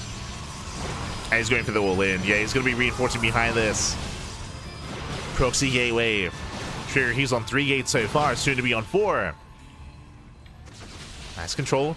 Nice shuffling here from Trigger. Shuffling his units back. He breaks through into the natural. Trading 1 for 1. Boys being pulled. There's the energy overcharge on the shield battery. Oh. And weakened Stalker taking a lot of damage. Trigger just forcing his way in. He's trying to relying on slow warp-ins though. Boys are being pulled. Trigger denying mining time. Oracle's on the way. There was that 3rd shield battery. Blink is now done for Trigger. Blink still not done for Classic. There's a window in time here where Classic, he's down in that upgrade. He has less micro potential. That's Blinks here out of Trigger. Does pull away. Gets another Stalker. And another. And this is becoming too much. Yeah, Trigger is snowballing out of control. Breaking through with the 2 base all in. There's that proxy 4th gate on the way. Cybercore taking a lot of damage. Blink is almost done for Classic. And Classic just needs a little bit more time. A little bit more. And it looks like Blink will finish. Okay, he's holding. Classic is holding on. Ooh, Oracle across the map. Oh my, never mind. The 3rd Oracle goes down. Not like this. Which means, once again, Trigger can just focus on his push. Again, the Oracle control has been very lackluster for Classic. And it may just cost him the game. Nice blink control, though. Controlling well. The last blink is running out. There's another energy overcharge. Trigger trying to force his way through. Yeah, shield batteries are running out of energy. And Trigger, he should still overwhelm. Looking at the unit stab here. 13 Stalkers, sorry, 12 Stalkers to 4. Oh my god. Takes down the gateway, takes down the Cybercore. No more Stalkers here for Classic. He's throwing down the Dark Shrine. Went behind. Go for the Dark Shrine, but GG gets called in. Trigger, he overwhelms, and Trigger takes game number 1. Ooh, GG. GG, well played. I don't know if this was the initial plan of Trigger, but the fact that the Oracles got so little damage and the fact that both Oracles went down at the start of the game, that did kind of like trigger, you know, it did kind of allow for the 2 base all-in to be available, to be viable here for Trigger. It was just a big loss for Classic. Because of that, he was down when it came to his blink timing, down in Stalkers. He was relying so heavily on those Oracles, not necessarily to get damage done, but to stay alive and to keep supply back at home. Like that is one of the strengths of an Oracle opener, is that you keep like 3, 4, 5, 6 Stalkers back at home in each mineral line. They have to defend, and that allows you to have some breathing breathing room to catch up in upgrades and to get a third base and to get into your own game state. But with those first 2 oracles going down so quickly, I mean, Trigger, he just took advantage of that. He just took advantage of Classic. GG, well played. Trigger does take a lead, and now we're getting into game number 2. Whew. Let's go. Game 2 is going to be, of course, a Classic's map of choice. We're going to be loading into King's Cove. Let's go.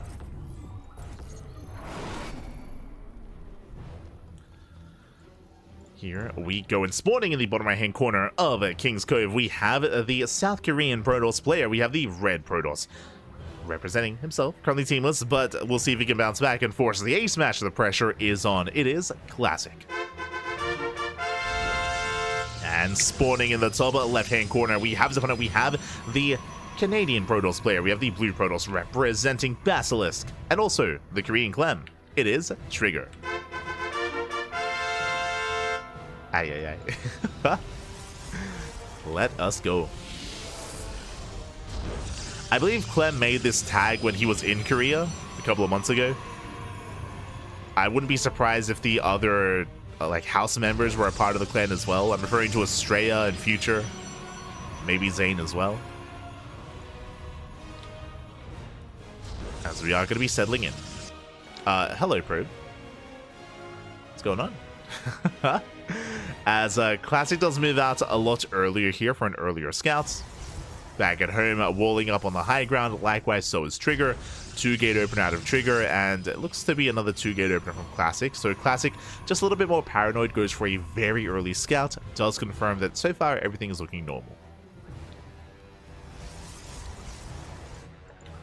So far, so good. Cybercore gets placed. Classic trying to force some inefficient mining.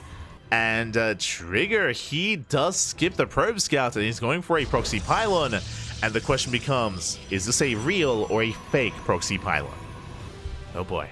It's going to be a real one. Based on his positioning, interesting. I mean, relatively close by ground. It could just be a Stargate opener to get across the map with an Oracle to get some economic damage. We'll see. We're waiting for the Cybercore. But regardless, it is going to be a proxy. Cybercore just done, and it is going to be 1 base all in. Proxy Robo. Trigger is going for the 1 base all in. I'm not in love with the idea on this map, but we'll see. First things first, rush distance by ground is longer, but with a proxy, I mean, that does kind of alleviate that. That is true. Likewise, the natural base can be quite defendable here, but Classic, he delays his expansion. Goes for the Stargate. Now remember, when Creator defended on Whispers of Gold, the reason why Trap initially had a strong... Oh no, he scouts! Oh my god. I was gonna say, the reason why Trap had a stronger start against Creator, if you remember, Creator, he went for a gate into Cybercore. Sorry, he went for a 2-gate opener into an expand. Classy is going gate, Cyber into Stargate into expansion. Void Ray first to defend. I mean, he scouted, he knows. So Void Ray production has begun. Again, a much safer opener by Classic is what I was trying to get at compared to Creator. So a much safer build here by Classic. With the earlier Stargate before expanding. Means early Void Ray production. And it means that Classic, he is gearing up for the defense.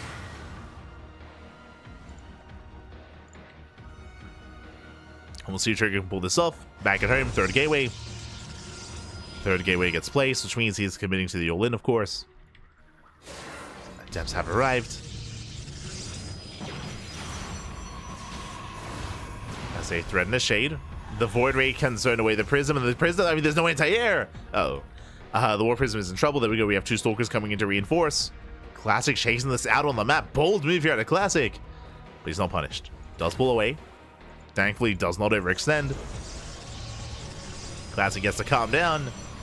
Throwing down shield batteries, shield battery at the natural, shield battery in the main, a 2nd Void Ray soon to arrive. And remember, the longer this goes on, the better it is for Classic. Like, Trigger can still pull this off, especially if the Void Rays overextend. If Trigger is able to catch out these Void Rays out of range of the shield battery, or rotate into the main. Speaking of, Classic is getting ready in the main base here with another shield battery, just in case. Here we go. Trigger does poke in. Did Trigger all in the first game? He did not. I mean, he did, but it was a 2-base all in. So Trigger, he 2-base all in game 1. Here, it's a 1-base all in. Regardless aggression. Like, Trigger has been very aggressive in PvPs. So they'll poke forward. Going for the Void Ray. One Stalker goes down. Up the Prism. Prism takes a little. Oh no! Prism goes down. No more reinforcements. Does trade out 2 of the Void Rays. But there's still a 3rd Void Ray. And again, Classic, he is going to be able to hold on. He shuts down the Stalkers. 3 Stalkers left. And very delayed reinforcements. Takes down the Adept. We have more shield batteries finishing up. Oh my god, that's a wall of shield batteries. Getting up to 5. 5 shield batteries for Classic. Still building up that Void Ray count.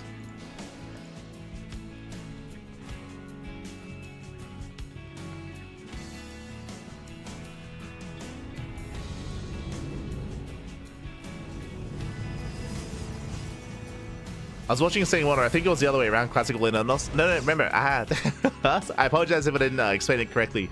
But in game 1, Classic, he opened up Stargate. He lost the first 2 Oracles, and Trigger responded with a 2-base all-in. Because Classic had invested into tech, and because the tech did fall in his face, Classic was behind, and Trigger just punished him. And Trigger, he was able to pull off the 2-base all-in. Here in game number 2, we have something very different, but so far, Classic, it looks like he's able to slow down the all-in quite heavily. Despite that, how many Stalkers? 9. 9 Stalkers for Trigger.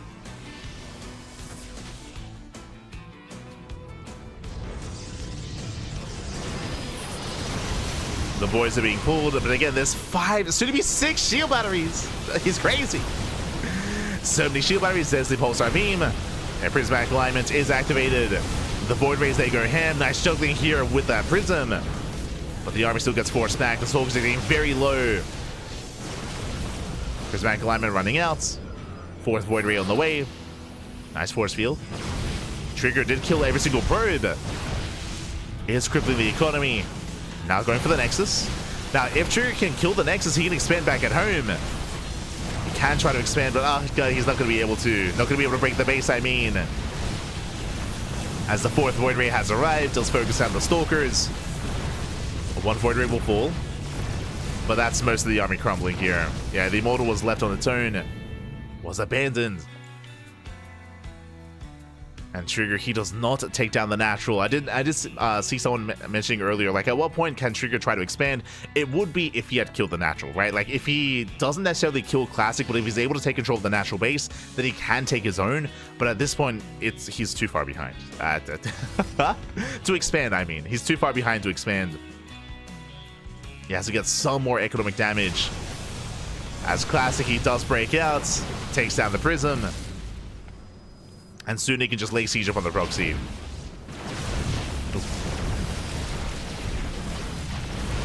As the Immortal goes down as well.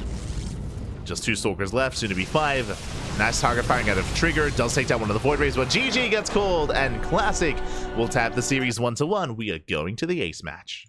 Let's go. Let us go. We're getting into the ace match. I'm not sure I understand how Trigger wasn't able to kill a single Void Ray. The power of 5 shield batteries. It was crazy just how many shield batteries there were. I mean, Trigger, he was able to snipe some Void Rays over time. I want to say like maybe 4, maybe 5 Void Rays. No, I want to say maybe like 4 Void Rays went down in total.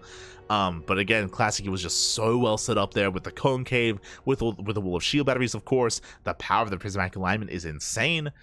And with that, GG. GG, well played. This takes us all the way to the ace match. Now, as a reminder, loser's pick.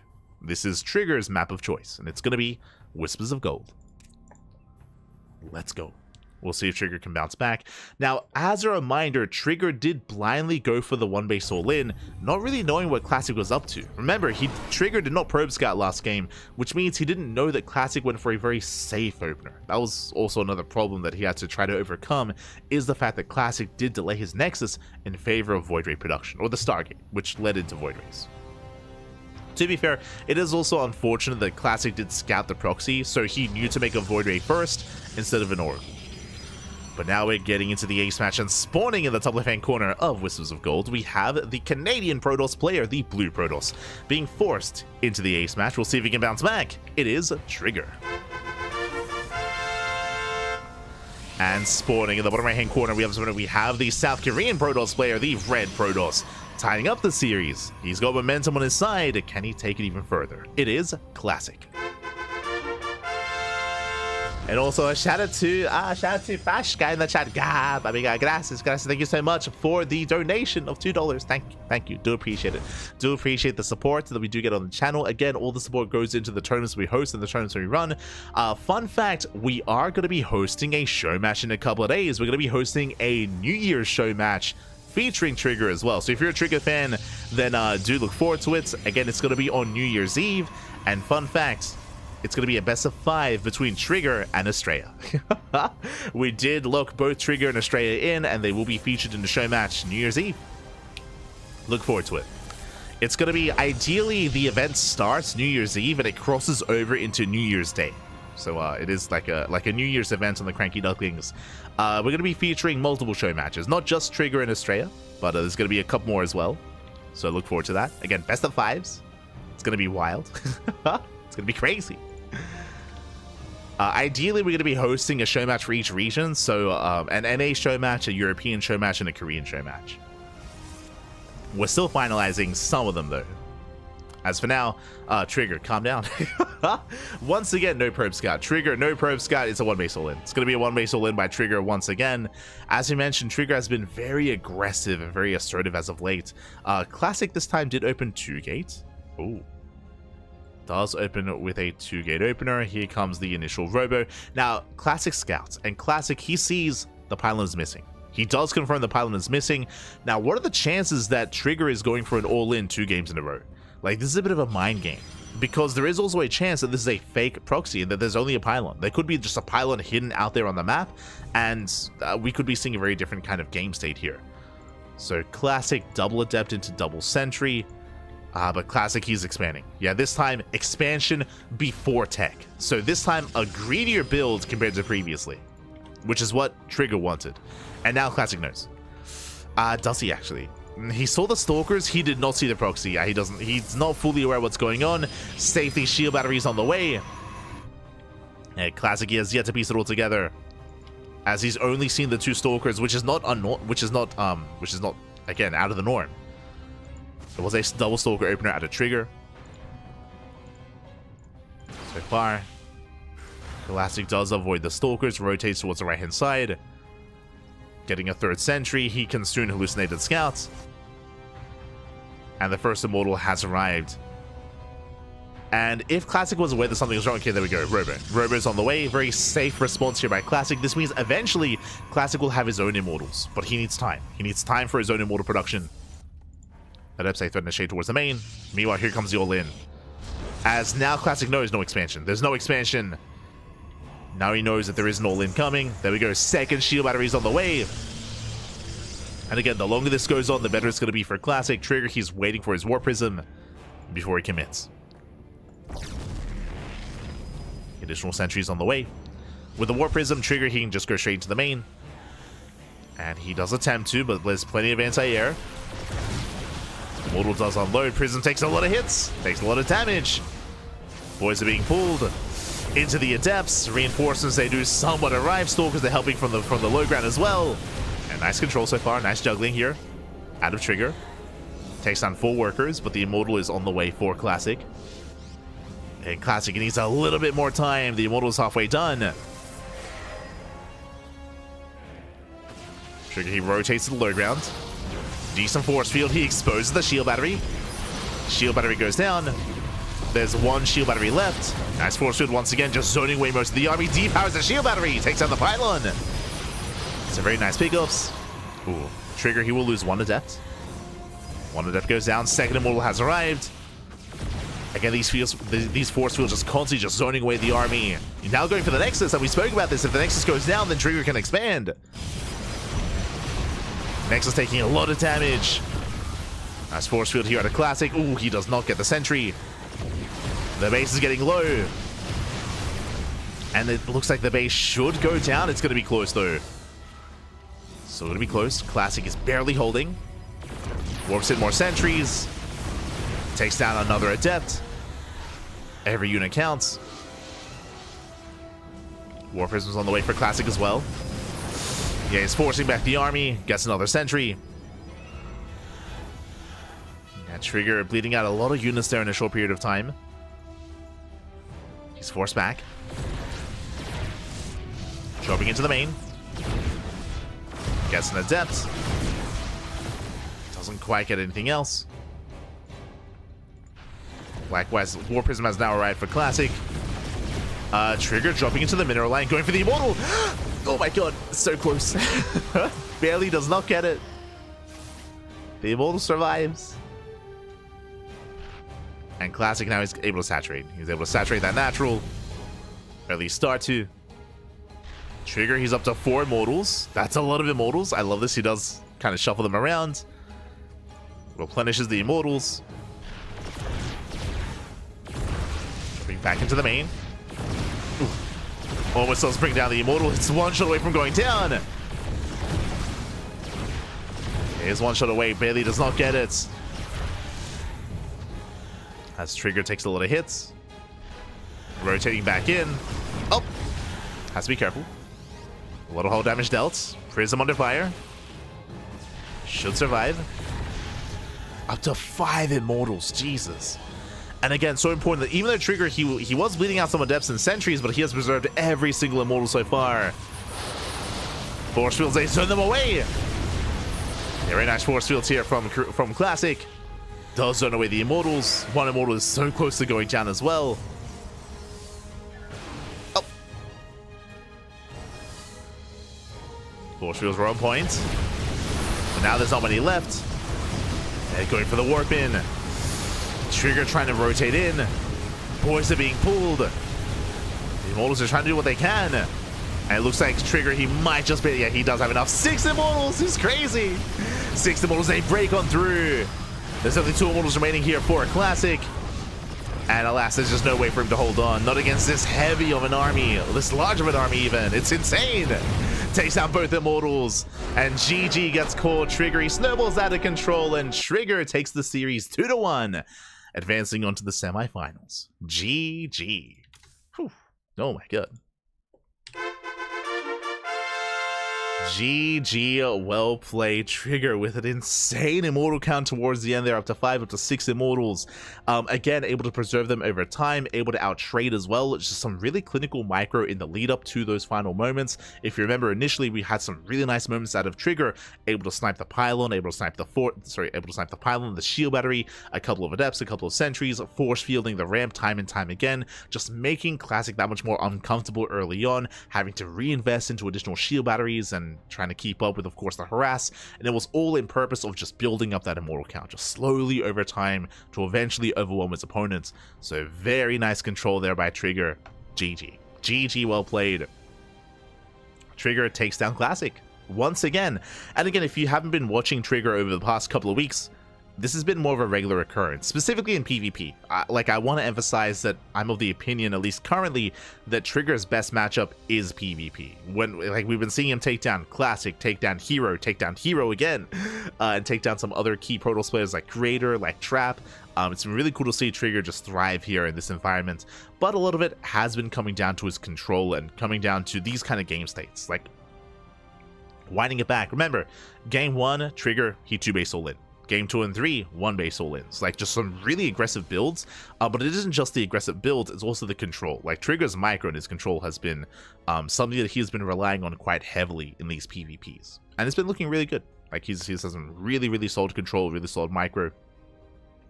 And he has been able to overwhelm his opponents as a result. And with that, we have 1 match left. We have 1 quarterfinals remaining. It is going to be a ZVT between Rogue and Oliveira. Let's go. Let us go. It is going to be that Zerg versus Terran, finally featuring our first Terran player of the night. And we'll see how far he can go, as Rogue is no slouch whatsoever. What I will say is that Rogue, I mean, his style has been very public, very much so, and he has been sticking with it as well. And we'll get into it. We'll get into it as we dive into game number 1. Once again, as a reminder, all of the quarterfinals matches all begin on El Dorado. Let's go.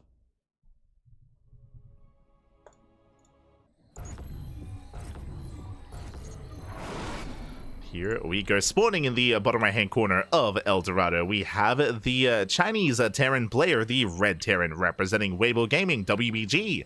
It is Oliveira. And spawning in the bottom left-hand corner, we have its opponent. We have the Blue Zerg player. The Blue Zerg representing Team Falcons. It is Rogue. Let's go. Trigger peaked 6.7k in EU last year. Yeah, Trigger, again, to reiterate, he has been in Korea for the past, I want to say 6 or 7 months. I think we're nearing 7 months at this point.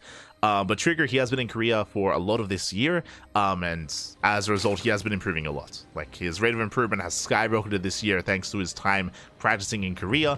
For those that are unaware, Trigger, he went to Korea at the same time as Clem and at the same time as Estrella. Basically, in the month preceding Esports World Cup, so in the month before Esports World Cup, all the NA boys, specifically Estrella, Trigger, and Future, alongside Clem, as Clem, he was adopted by the NA players. He was taken in. They all rented an Airbnb together, and they all spent time in Korea practicing, getting ready for Esports World Cup. Obviously, that led into Clem becoming the champion. Like, he became the world champion off of that. So really, really nice team house environment was kind of constructed in Korea for that. And likewise, all the other players did improve, Estrella and Trigger alike. All the other players did return to their own home countries, but Trigger, he stayed behind. No, like the full Christmas story, you know, Kevin, Trigger, he was left behind in the Airbnb, and he's been there ever since. So he has been, of course, practicing and improving quite a lot in Korea, and I think he might be coming back soon. I know he's thinking about it. He's been streaming recently, and he's thinking about like when and if he should return at some point. I don't know how long his visa is. So, we'll see. We'll see what happens. We'll see when and if Trigger does come back to the land of Canada. For now, staying in Korea. Now he's staying in. Meanwhile, economic opener out of Oliveira going for a Rax expand. Meanwhile, big shout to Cyan in the chat. Obrigado. Fala galera. Thank you so much for the raid. Hope you had a great stream. Hope you had a great ladder session. Hope you had a great time. And welcome one and all to the OlimoLeague December Finals. We're here in the final quarterfinals match here of the night. We've been wrapping up a lot of really strong matches. I do recommend checking out the VODs for some of those PvPs and PvZs alike. Again, some very high quality gameplay and just very entertaining matches overall. And now we're here with the final quarterfinals. We're here to determine the final player to make it to the semis to face off against Trigger. Oh boy. For now, third CC before Starport, economic build here by Oliveira. So far, so good. Likewise, Rogue, Hatch Gas Pool. Talking about the games, talking about the players here, I should emphasize as well, is that Rogue has been very much so a little bit one note in this matchup. We've seen more often than not, Rogue, he is one to play more defensively, get up to a 3, 4, 5 base economy, tech up into Hive, and get into Lurker Tech. And it isn't really until he embraces Lurker Tech that he's able to be active on the map and be assertive. That's at least typically the case. There are, of course, exceptions for Rogue. You know, every now and then does go into Roach Aggression or goes quite heavy on Ling Bane. But for the most part, his goal is to get into Lurker Tech and get into that late game. That's typically his playstyle. Ooh, but important that we pointed out those roaches earlier, because that is going to be an early roach warren out of Rogue. Okay. This might be for an early roach move out, early roach timing. So far, Oliveira has yet to confirm what's going on. Rogue, I believe he did skip link speed. Yeah, link speed was not researched. And we'll see how committed Rogue is going to be. We'll see if this is just a defensive opener just to make a handful of roaches to saturate the third, or if he intends to be aggressive with this. As Ling Heli does poke in.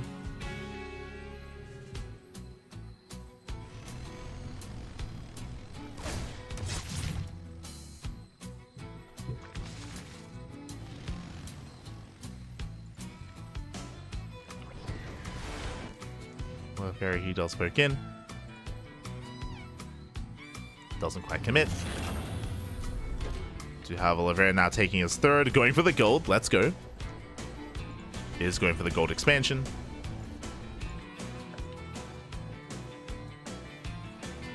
Likewise, Rogue he's taking, which means there shouldn't be a committed Roach move out. So, as you mentioned before, this could be one of two things, either a Roach all-in or just a safe opener, and it's safe. You know, we see 4 Roaches here out of Rogue. Oh, looks like there was a bit of a pause. But Rogue here is going to be saturating his bases, getting a 3rd, and soon to be getting a 4th base as well. So again, Rogue, he's just building up, getting into a longer game state. Oliveira's poking in. He has spotted the Roaches. He's aware. And behind this, getting into his own Banshee production alongside Stim. Wait, what? Interesting. You don't often see that. There we go. There's a cancel. I was about to say that you don't often see that kind of setup here. Rogue going for the ninja base. Okay. Okay, you have my attention. Let's go, Pappy, let's go. Rogue going for a hidden base here towards the top right-hand corner of the map. Upon realizing that Oliveira is expanding towards the south, this is a very cheeky base, and I do like it actually, because what are the chances that Oliveira scouts in this direction? Like, Oliveira, he's going to be focusing on top left and bottom left, not top right. And again, if he was expanding this direction, it'd be a different story, but he isn't. He's expanding towards the south instead. So, very cheeky expansion here from Rogue. Hellions, they poke in. They are denied.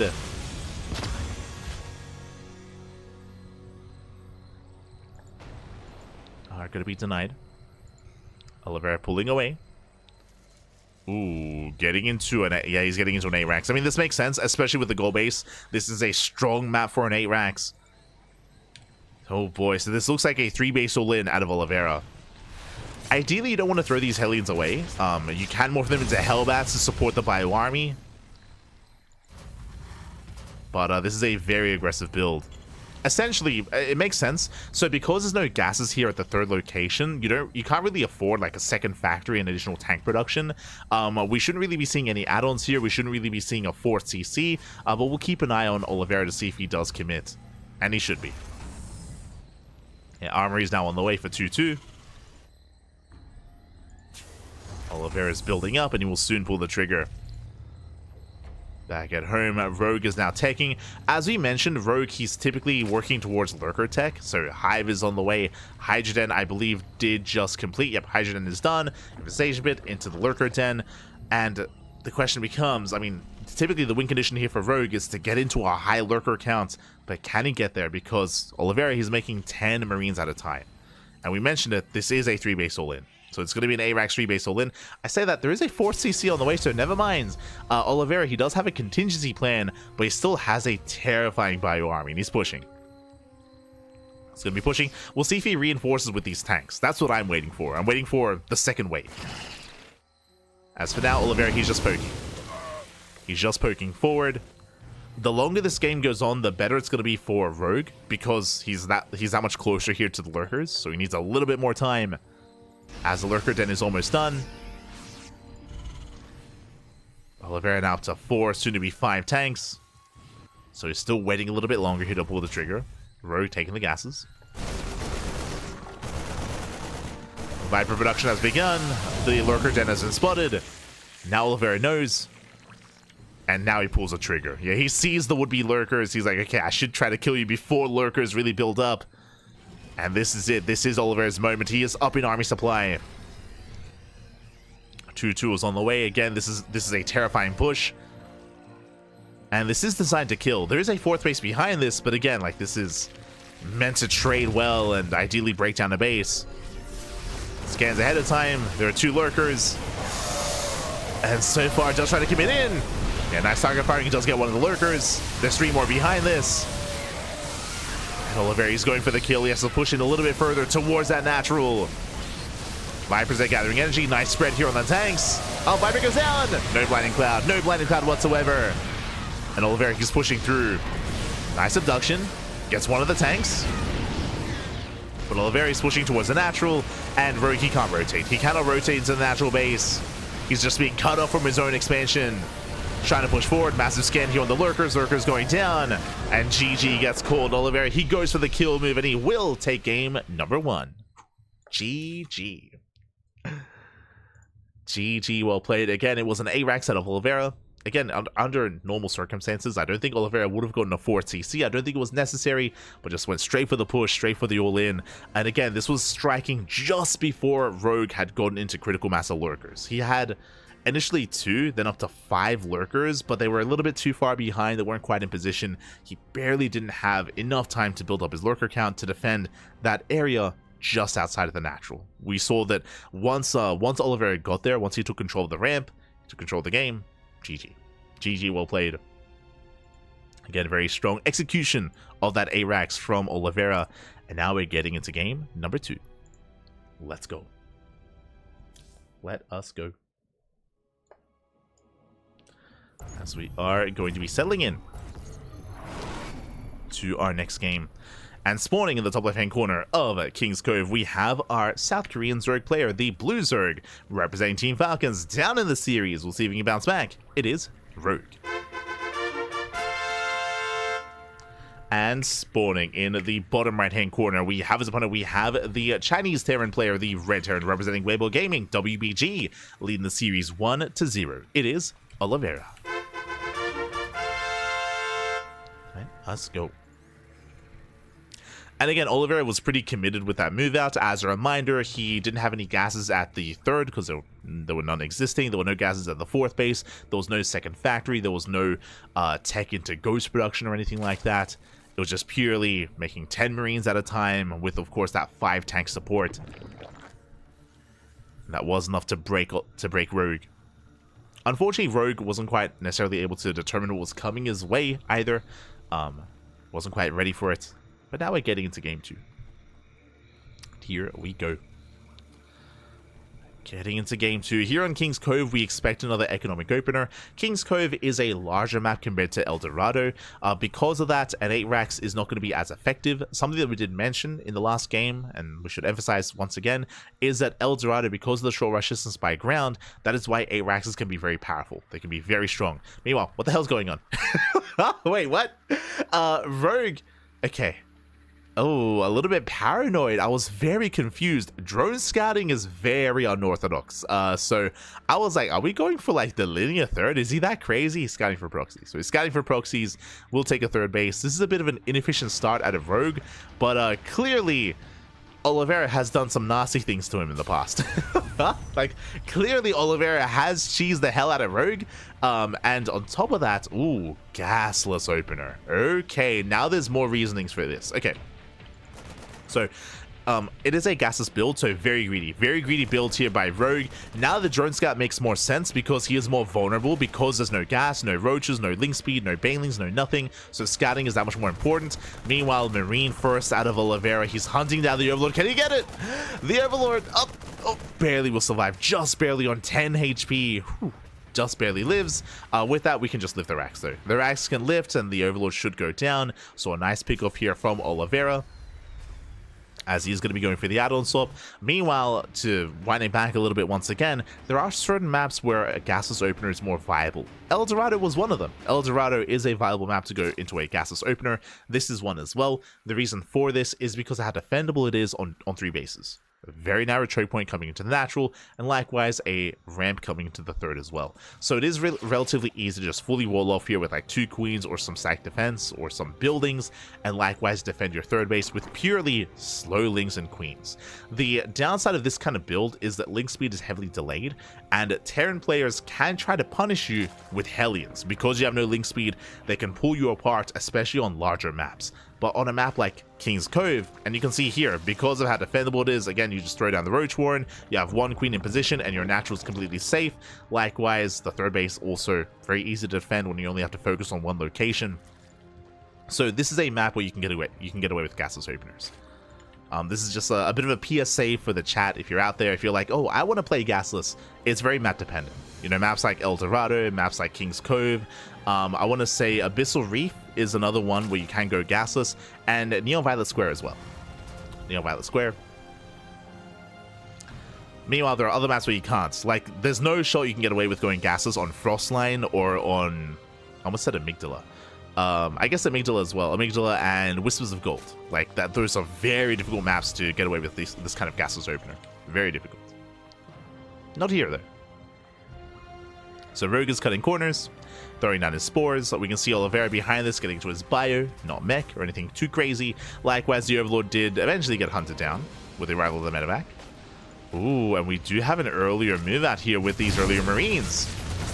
So 3 Hellions, a handful of Marines, they do poke in, but alas, Roaches, they arrive just in time, and Rogue defense. I should have also mentioned as well when I brought up the Roach Warren, but when you go gasless, usually it is without any Lings, with Roaches instead. But Hellions, they get into the mineral line. The Queen was out of position. Yeah, Queen was out of position. This should not have happened. Drones are going down. They're getting roasted. There's going to be 5, going to be 6 drone kills. Oh, can they get 6? Barely. 6 workers do go down. That should not have happened. The Queen was not quite where it should have been. And Oliveira, he continues with his harass, but he should be deflected. Oh, the medevac. Ooh, medevac goes down. Very nice pickoff. That does make up for the lost 6 drones. Okay. We're in this. that helps make up for it, as that was a full medevac going down. And now we can settle in. Oliveira getting his 3rd CC, getting into a 3-rack setup, back at home, Rogue getting into Roaches.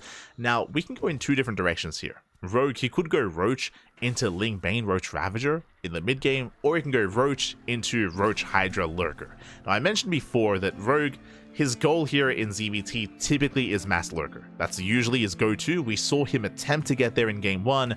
I'm leaning towards that here in game 2. We'll see if he does get into +1 range. That's what we're looking for. +1 range here with the Evo Chambers into a Hydra Den into Lurkers.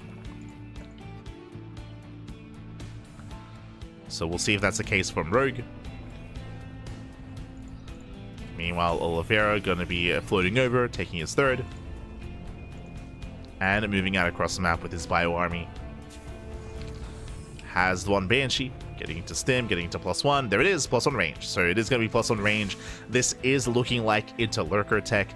There's the Infestation Pit into a faster Hive. We should soon be seeing a Hydra Den as well. Technically, we could head in a different direction. If we were up against Mech, this could be like into Swarm Host, for example. But Swarm Host is a very niche style against Bio, and I don't really expect that here. Technically, is an option, but an unlikely option. There it is, Hydra Den. So we were just waiting for the Hydra Den. Hydra Den has been placed, so it is into Lurker tech. And once again, the goal for Rogue is survive until Lurkers. Can he survive? This time we have extra gases at the 3rd. This time we have a 2nd factory. So this time we should not be seeing as aggressive of a move out from Oliveira that we saw in the previous game. This time it's more macro. This time we're teching extra gases, extra factories, 4 CC, extra CCs, and less Raxes. Less Raxes from Oliveira, so much more macro oriented. He's building up towards a longer game state, which means Rogue should get away with this Hive tech. He should get away with the Lurkers. This time there's not going to be that strong timing.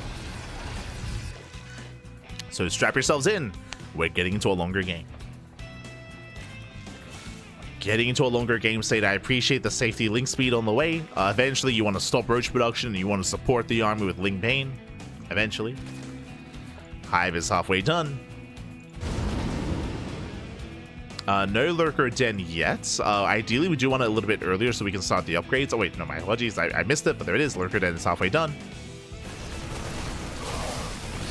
To start those upgrades. We see Rogue trading out some Roaches. Building up Hydras. And Oliveira doesn't really have much pushing power, so he can't really chase. He has to back off, build up.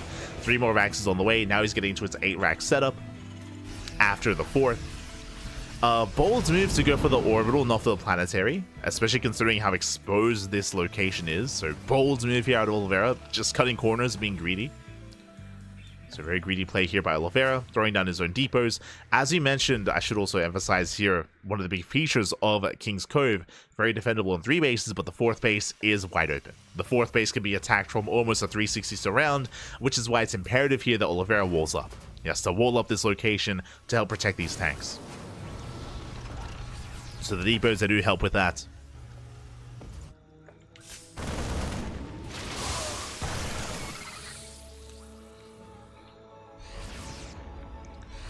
As Oliveira is being active with the drops. Meanwhile, upgrades are finishing up, and we should soon be able to embrace the mass Lunkers. The Lunkers, Pappy, they're coming. And there they are. 5 more Lurkers on the way. That's going to be 9 Lurkers in total. Additional Evo Chambers, that's just to, of course, support the Vipers. 2 twos on the way as well.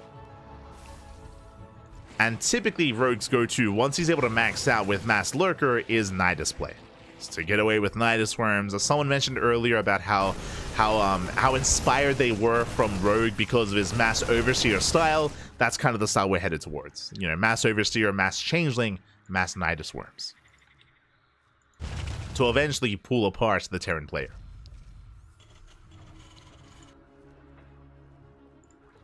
Rogue is still building up and getting there. There we go, 7 Overseers on the way. Now, I mentioned before, though, that this is a style that Rogue has been heavily reliant on, and as a result, initially when he first whipped this out, it did catch a lot of Terran players off guard, specifically, of course, Clem and Bjorn, but it's been a couple of months. It's been a couple of months, and now Terran players are a lot more wise to it, they're a lot more aware, and a lot more careful about scouting and about shutting them down. As Oliveira is going for a split push, shaving off Lings, a lot of Lings are going down. Likewise, tank blow is going off here on the Lurkers. Oliveira being proactive. Nidus Worms are not ready yet. And so far, Oliveira doing a good job here at denying some creep on the right-hand side. Rotating towards the left. You're just clearing up more creep. There we go. Double Nidus on the way. Rogue still needs a little bit more time. And these center bases are that much more exposed here. He's going to try and dive in. Powerbomb on the Vikings. Again, typically we don't really see Vikings in this kind of game state here, but against all these Overseers, they make more sense. And not just the Overseers, the Vipers as well. Nice split. At the same time, Roach Raptor does go for a counterattack, denies the 5th just barely. Ooh, forces a big cancel. 5th base was almost done. There we go. Nidus into the main, and Oliveira is turning back around. Does turn around, has to fall back to defend against the Roaches. Likewise, Nidus Worms are going to finish. Uh-oh. They are going to finish up. Oliveira out of position, did not notice it, did not react in time. He's pushing in. He does spot the Lurkers, and the production's under fire. Again, this is like the signature Rogue maneuver. Go for the Lurkers into the main. But that is a terrifying tank. Oh my god, how many tanks are there? 12! Now 11. That's insane. And meanwhile, the Liberators have arrived. There's Freedom. Yeah, Freedom just in time. Nice snipes here. The Lurkers are going to be completely cleaned up. Oliveira, he defends back at home, and he's breaking through. Again, we did mention earlier that Oliveira did get an earlier second factory. Only two factories, but he's been slowly building up and prioritizing tank production. He's making 2 tanks at a time, and he's not stopping. And again, that's what you want against Hydra Lurker, is just mass tank. Against Link Bane Muta, you know, that's when you have Widow Mines instead. Nice showing here on 1 tank, but the tanks, they're going to be able to just bully back the Lurkers. Good abductions though. Abductions popping off. Meanwhile, Ling run by here into the mineral line. Remember, no planetary at the 4th, which means SCVs are going down. So good punishment here by Rogue. Punishing the greed of Oliveira, but the bases are falling. Rogue, he lost his 5th on the right, now the 4th on the left. Lurkers, they dive in. Massive attempted dive here from Rogue. Takes down 3 tanks. Not bad. Getting a 4th tank, getting a 5th tank as well. A 6th tank. Yeah, does reset that tank count. He breaks out, but Rogue did lose 2 bases. Thankfully, behind this, he's still on 5. He's on a decent economy here, a decent worker count. On 5 bases. Well, the Nidus Swarms were shut down, and no more Niduses. The Nidus Swarms are being rebuilt. Rogue, he's stabilizing. Likewise, so is Oliveira. Jesus, so many orbiters. What is the planetary? What is, there we go. We have a planetary as the 5th base, thankfully. Oliveira, he is somewhat sensible. Getting 1 planetary. Likewise, Lurkers pushing in. Ooh, we'll take down 1 of the orbitals. Oh my god, so much damage dealt. 1 orbital goes down, no lifts. 2nd orbital goes down as well. Nidus Swarm is done to evacuate. The Ghost Cannon is building up Oliveira.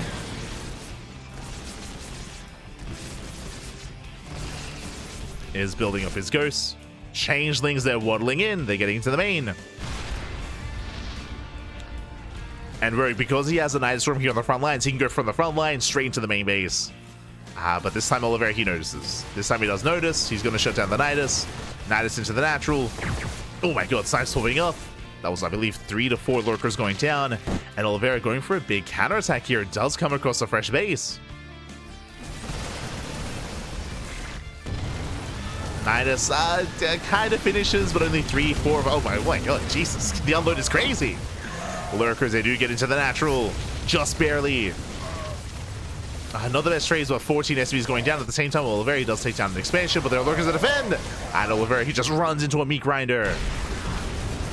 Lurkers, they defend back at home, but they attack across the map. 19 SCV kills, but the snipes are brutal. And Oliveira, he will clean this up. Now, on the one hand, Oliveira, yes, he has lost 20 SCVs. That is true. He also lost 2 orbitals. I was going to say that he can afford those losses because he has mules, but losing 2 orbital bases, that does eat into his overall mule production as well. So his economy is hurting. Likewise, his army is still strong, but his economy is something that he does have to fall back on, does have to focus on as well to maintain himself. So he has to calm down. Breaking out. Rogue does have some momentum. Double Nidus into the main. Trying to catch out the ghost. No, the ghost. Oh my god, it looks like they will barely slip away. 1 ghost goes down, 2 ghosts go down. And nice abductions here on the tanks. And Rogue just pulling Oliveira apart. Takes down the tank line. Takes down some of the ghosts. Nidus storms, they finish. Lurkers into the main. And again, Rogue, he has found his stride. He's going to be cleaned up in the main base. Will lose these Lurkers, but he does drag the army out of position, forcing out another scan, pushing into the 4th. Oh. Going for another orbital. That's another base going down. And again, that much less mules. And Oliveira just can't quite push in. Lurkers probably going for the mineral line, getting more SCVs. Does pull away. Nice snipes here on the Lurkers. Snipes, they do pop off. Oliveira, he's holding. He's holding his own, looking at the units tab. 11 ghosts so far. 11 ghosts. Rogue, likewise, able to re-expand. 90 drones. Hi, hi, hi. Does have an economy. Still trying to build back up, though. Oliveira expanding towards his opponent, towards Rogue.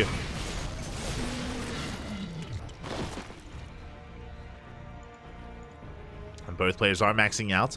Bearing in mind, because Rogue, every time he Niduses into the main, he has been losing all those Lurkers. Because of that, that's why Rogue has no bank. Like, Rogue, he's been actually spending quite a lot of resources rebuilding all those Lurkers. So this is still quite close. Nidus runs are denied.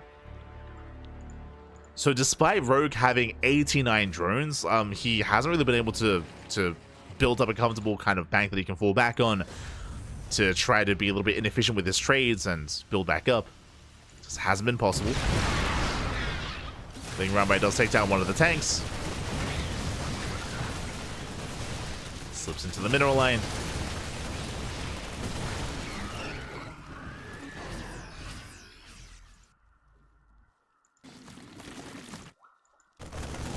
Whereas Lurker's getting caught out on the right.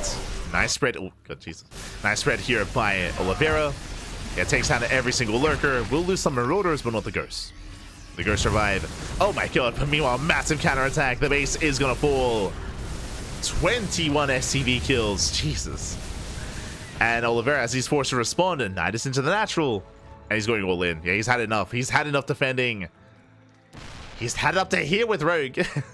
Going for a massive all in. Nice snipes. He's breaking through. Nice room gets shut down. Oliveira is down to 34 workers. Lurkers getting position. Looks like there was a bit of a pause. Snipe's going to be going off. Snipes so far, they're solid here on the Lurkers. And Oliveira, he will take down the expansion, will take down the base. Did any Vipers survive? No Vipers. No Vipers left for Rogue, but he does have 15 Hydras on the way. Meanwhile, Oliveira slowly pushing in, does have the supply lead, the army supply lead. Snipes once again. Nice pickups there on the Liberators. Liberators did overextend. Rogue is going to try to break out. Yeah, lunges forward. Takes down 2 tanks with the tank shells. They're brutal. Yeah, the Hydra count is reset. Lurkers are exposed. Do we have any snipes left over? We do. Yeah, it looks like Oliveira, he breaks through the defensive line, takes down every single Hydra, every single Lurker. And Rogue, he barely doesn't have enough to hold on. And sure, Oliveira, he might not have an economy, but he doesn't care. Like, he's all in anyway. And Rogue, his army supply is just, it's barely there. He has mainly drones. And again, Rogue, he did not have a bank. Did not have a bank, did not have a large enough economy, or did not preserve his economy, I should emphasize. And with that, Oliveira, he does it. He breaks out. GG gets called, and Oliveira forced into the all-in. He snowballs out of control. Takes down Rogue 2-0. GG.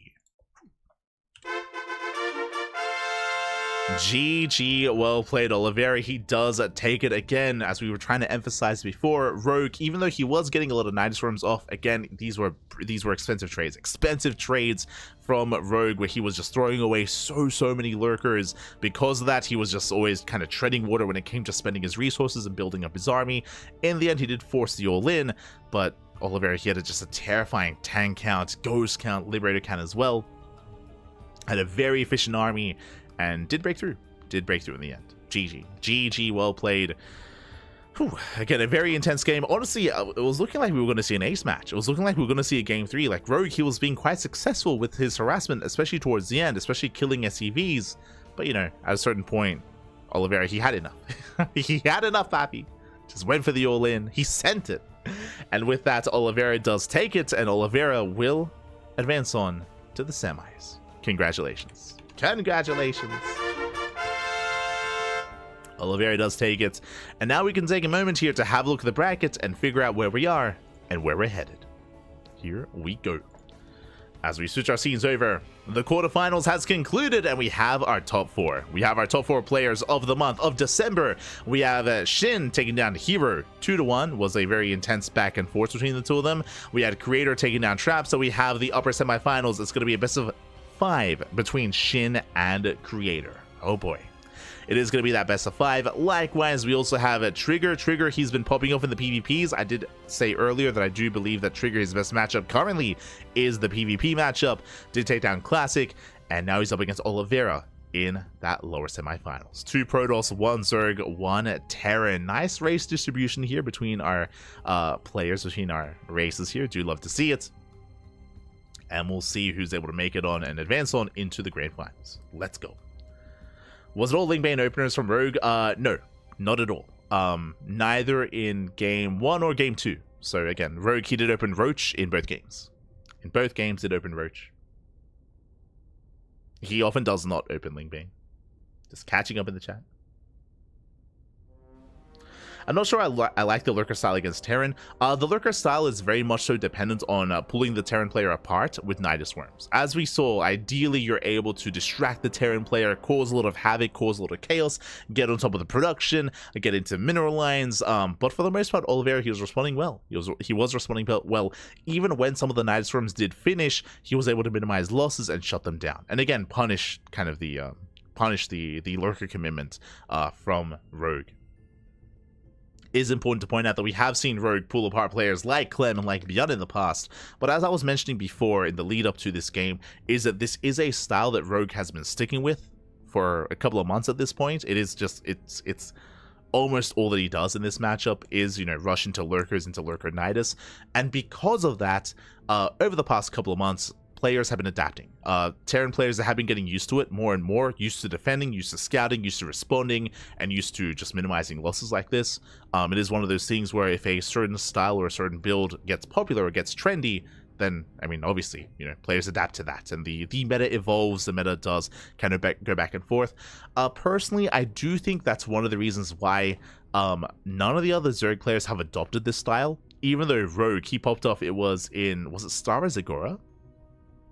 It was either Star Zagora or it was the Big Lulu Cup, the event that he did this against Clem on. Despite Rogue popping off and taking Clem down in that tournament, you know, Dark, Shin, Raynor, Serral, the other Solar, the other top Zerg players, they didn't really follow Rogue, which is interesting, right? Like they're like, oh, that's cool. And then they just keep doing their own thing. Like they looked over at Rogue. They were like, oh, that's like a really cool style that he's doing. We'll let him do that. We'll do what we do. And they've been playing more meta, more standard instead. Rogue style hasn't really caught on amongst the other pro players. And again, as I mentioned, like opposing Terrans have been getting better and better when it comes to defending against it.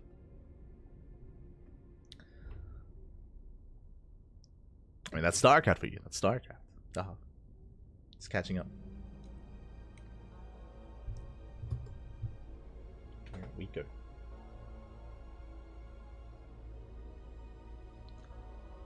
He was making an orbital to lift it. I would have brought that up, but the problem was that we saw a lot of orbitals die anyway without being lifted. So, so I even though I understand, I definitely understand the sentiment there and the rationale behind it, 100%. Unfortunately, that's not what we were seeing. Like Oliveira, he was losing a lot of his orbitals. A lot of orbitals were going down to the lurkers. I mean, despite that, didn't matter, right? Like, yes, he could sustain those losses, but yeah, it was brutal seeing so many orbitals fall to the lurkers. It was brutal.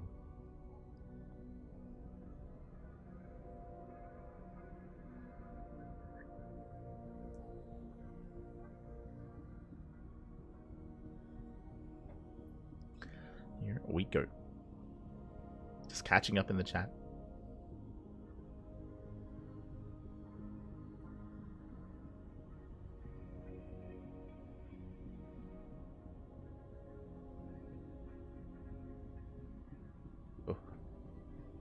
Also, calm down in the chat. I know what's going on.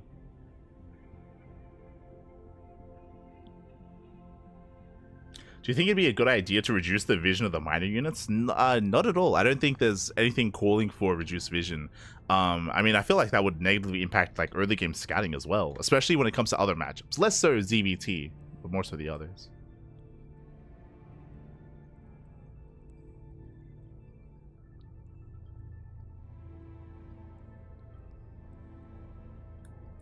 Oh, so I see Dan in the chat. I think you have like a burner account anyway. Watch yourself when it comes to balance whining and complaining. Respect the players, obviously. Respect the players. Oliveira has been playing very well as of late. We've been seeing Oliveira take down players like herO, take down Dark, specifically in these big show matches, especially in the Chinese scene. Unfortunately, we haven't had the luxury of casting them, but Oliveira is very much so in form. Like, Oliveira is straight up one of the best Terrans in the world right now. I'd probably say Oliveira maybe top 3. I think I rate Oliveira higher than Bjorn and Cure at the moment. It's pretty good.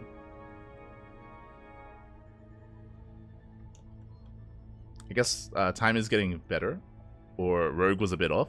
As I mentioned, Oliveira, he's like taken down all the big players like recently. Like he's very strong. Unfortunately, it's one of those things where some people might underrate Oliveira just because he's less active. Like Oliveira, for example, he doesn't really play in a lot of online open cups, right? He doesn't play in like the Wardy events, or he of course he wasn't at Home Story Cup. He wasn't at Home Story Cup. Doesn't play in the Wardy events. There's a lot of tournaments that he doesn't play in, but which is why I'm looking forward to Masters Coliseum, because that is a big event that he is playing in, that he is competing in. And Oliveira, he does play in OlimoLeagues, of course, every now and then, and he's really good. Again, I would say Oliveira's probably like top 3 Terran right now. Maybe I would say probably Oliveira under Clem and under Maru, but he's very much so in form. Very much so. But yeah, Dan, watch yourself in the chat. Stop crying. Jesus. Cry somewhere else. It's gonna be your first warning. As from here, we can settle in. We're going to be going on a short break. We're going to be going on a short break before the semifinals. And from there, we'll be getting into the semis, then the grand finals as well. So take this time, get some snacks, get some food, get some water, take a break. And when we come back, we will have the second half and the remainder of the tournament. See you soon. See you soon.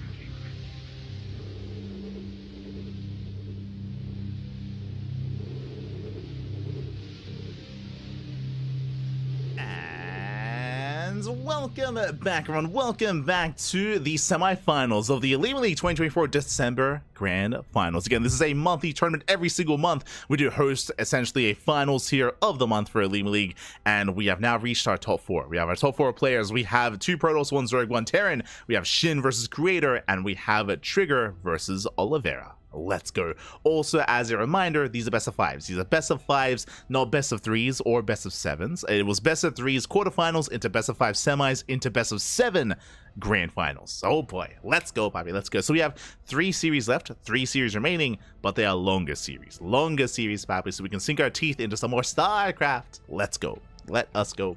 As up first, we have our ZVP, and game 1 is going to be on ley lines. As a reminder, when it comes to the format of this tournament, the first game is predetermined. First game is going to be predetermined. Game 1 in the semifinals is going to be ley lines, and then it is loser's pick from here on forward. Then it is loser's pick. Because of that, we're able to experience some otherwise typically vetoed maps in the map pool. We see a lot of these maps that are typically vetoed instead forced to be played upon, especially because you have loser's pick. You can pick some of these otherwise more favorite maps for certain styles that are otherwise vetoed. Not anymore. Not anymore. So jumping into game 1, also a big shout out to Ariel Mortis. Baby God, thank you so much for the sub. Thank you so much. Hope you enjoy the content. Hope you enjoy the casting. Hope you enjoy the StarCraft as we are jumping into our first semifinals and spawning in the bottom left-hand corner of ley lines. We have the South Korean Protoss player himself. We have the blue Protoss. It is Creator. And spawning in the top right-hand corner, we have his opponents. We have the South Korean Zerg player, the red Zerg, representing Guyman Gladiators. He just took down herO. It is SHIN. Here we go again. It was a very chaotic, very intense series between SHIN and herO. Very back and forth is what I will say. Went all the way to the ace match. Creator, I will say, has a very different style. Very different style compared to herO. Creator is often very much so mid-game oriented, even mid to late game as well. I'm sure we're going to be seeing at some point in this best of 5 Creator's build where he does go for an Archon drop opener. Opens up Twilight Council into a Temple Archives, into an Archon drop, into a heavy Immortal Archon composition. It was a composition that was supposed to be nerfed due to the Immortal nerf in the most recent patch. I believe like a 10% attack speed decrease to the Immortal. Despite that, still a very potent, very powerful build, and I'm sure we'll get there eventually in this series. Game 1, we'll see. We'll see if Creator goes for it. For now, we're settling in Hatch Gas Pool. Hatch Gas Pool, standard opener out of SHIN. Meanwhile, across the map, it's going to be a gate expand into Cybercore from Creator. We're just going to be settling in. We can't make things down. We're settling into our openers. Also, welcome one and all to Ley Lines. Ley Lines is one of the more standard maps in the map pool. Has a relatively shorter rush distance by ground, but very defendable on 4 bases. Or at least, yeah, 3 to 4 bases. Specifically, there are ramps. There are ramps coming into these bases. This is a feature that is not always available here at the 3rd and at the 4th base location as well. Because of that, as long as you're able to keep up with army movement and army rotations, we have seen a lot of later games on Ley Lines as a result. We'll see if we can get there. Likewise, because the rush distance by ground, we could see either player be hyper aggressive into like a 3 base, like 8 skates all in from Creator, or we could be seeing like a 2 or even 3 base, like Roach base all in from SHIN. They are viable, they are available here. I'm pretty sure SHIN did go for an all in against herO when they played on this map previously, if I remember correctly. So that is on the table. Meanwhile, we do have our Stargate opener from Creator. Standard stuff, Stargate opener initially into a 3rd base. And we'll keep an eye on the tech of choice from Creator. Meanwhile, SHIN is going to be chasing down that probe. In general, when we speak about the Korean Protoss players, Creator is usually the more standard of them. Like when I think of players like Classic and herO and Nightmare, and Trap even as well, I do feel like Creator, he's, a little bit more Mac oriented, a little bit more calm, a little bit more, level headed compared to these otherwise more aggressive players.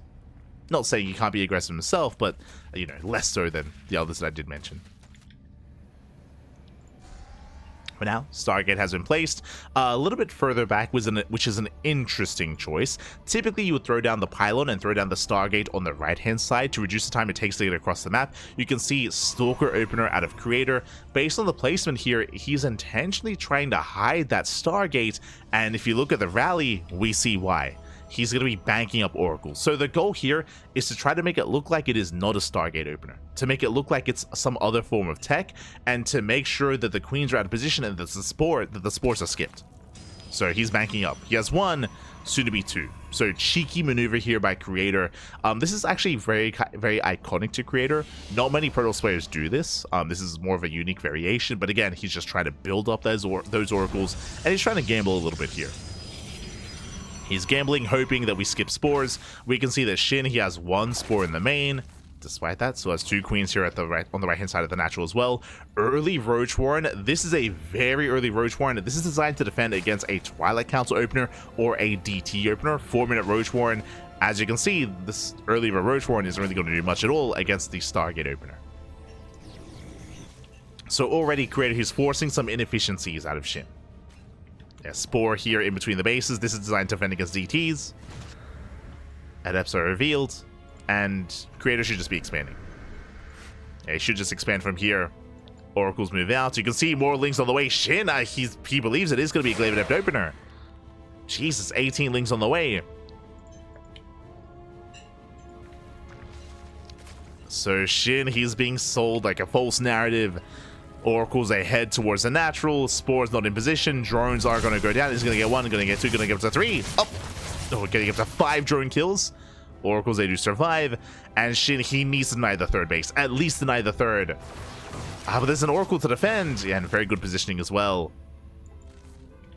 So Creator, he gets 5 drones, and look at how many lings there are. Like these all could have been drones, and SHIN is supply blocked. Oh my god, SHIN is supply blocked as well. He's in a very rough position. He has to get some kind of damage, pushing in towards the natural, but again, there's a force field, there's Oracles racing back home as well. Creator, he's ahead. He does have quite a comfortable lead here. And SHIN, he has to try to recover. 4 Overlords just now morphing in. SHIN from here has to re-drone, has to tech up into a lair, into an Evo chamber. We'll see how SHIN tries to recover here. Lings, he gets 1 probe. 2, not bad. 2 workers go down. It's something. Like, he needs anything. He needs anything for these Lings. As again, he was getting ready for either a depth defense or DT defense or anything. So the opener of Creator, it paid off. 100% did pay off.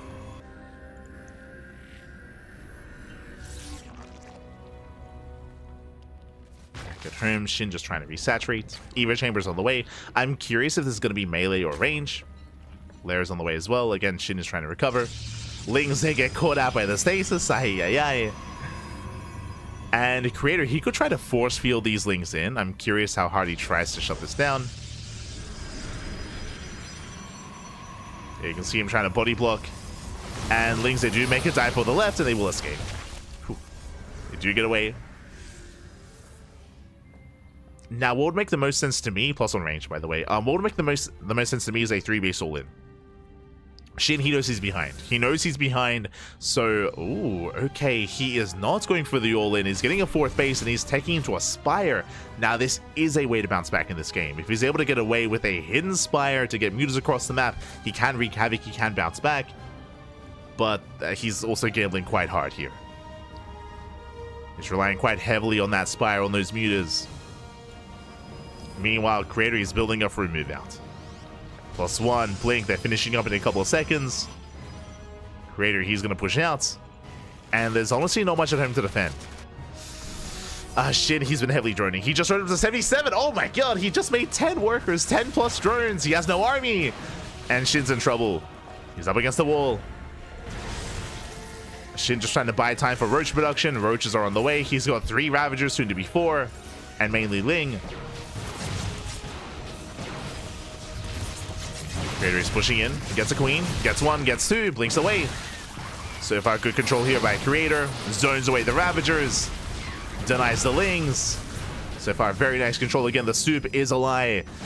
SHIN, he might be up in supply, but it's a very inefficient army. And Creator is going for the kill. It's going for the kill at this point, and there's just not much to defend. More Roaches are amassing. Lings, they go for a counterattack. They run into more stasis traps. Even more stasis traps going off. Ideally, Creator who wants to get on top of those Roaches. Oh. The Roach cannon is building up though. Shin, can he hold on? Being out more Roaches. Bays on the way. That should be for either Disruptor or Colossus production. I mean, they both have their place. Creator rotating around. Still no fourth base for Creator. Bear that in mind. A very delayed fourth base from the Protoss player. Again, very committed here on 3 bases. He needs to get more damage done. I assume by now he would have broken through the Roaches, but Creator has been very careful and hasn't taken too many risks. So he's allowing Shin to build up.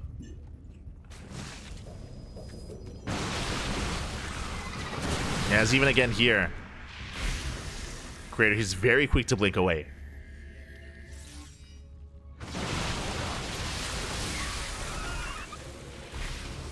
So you're falling back.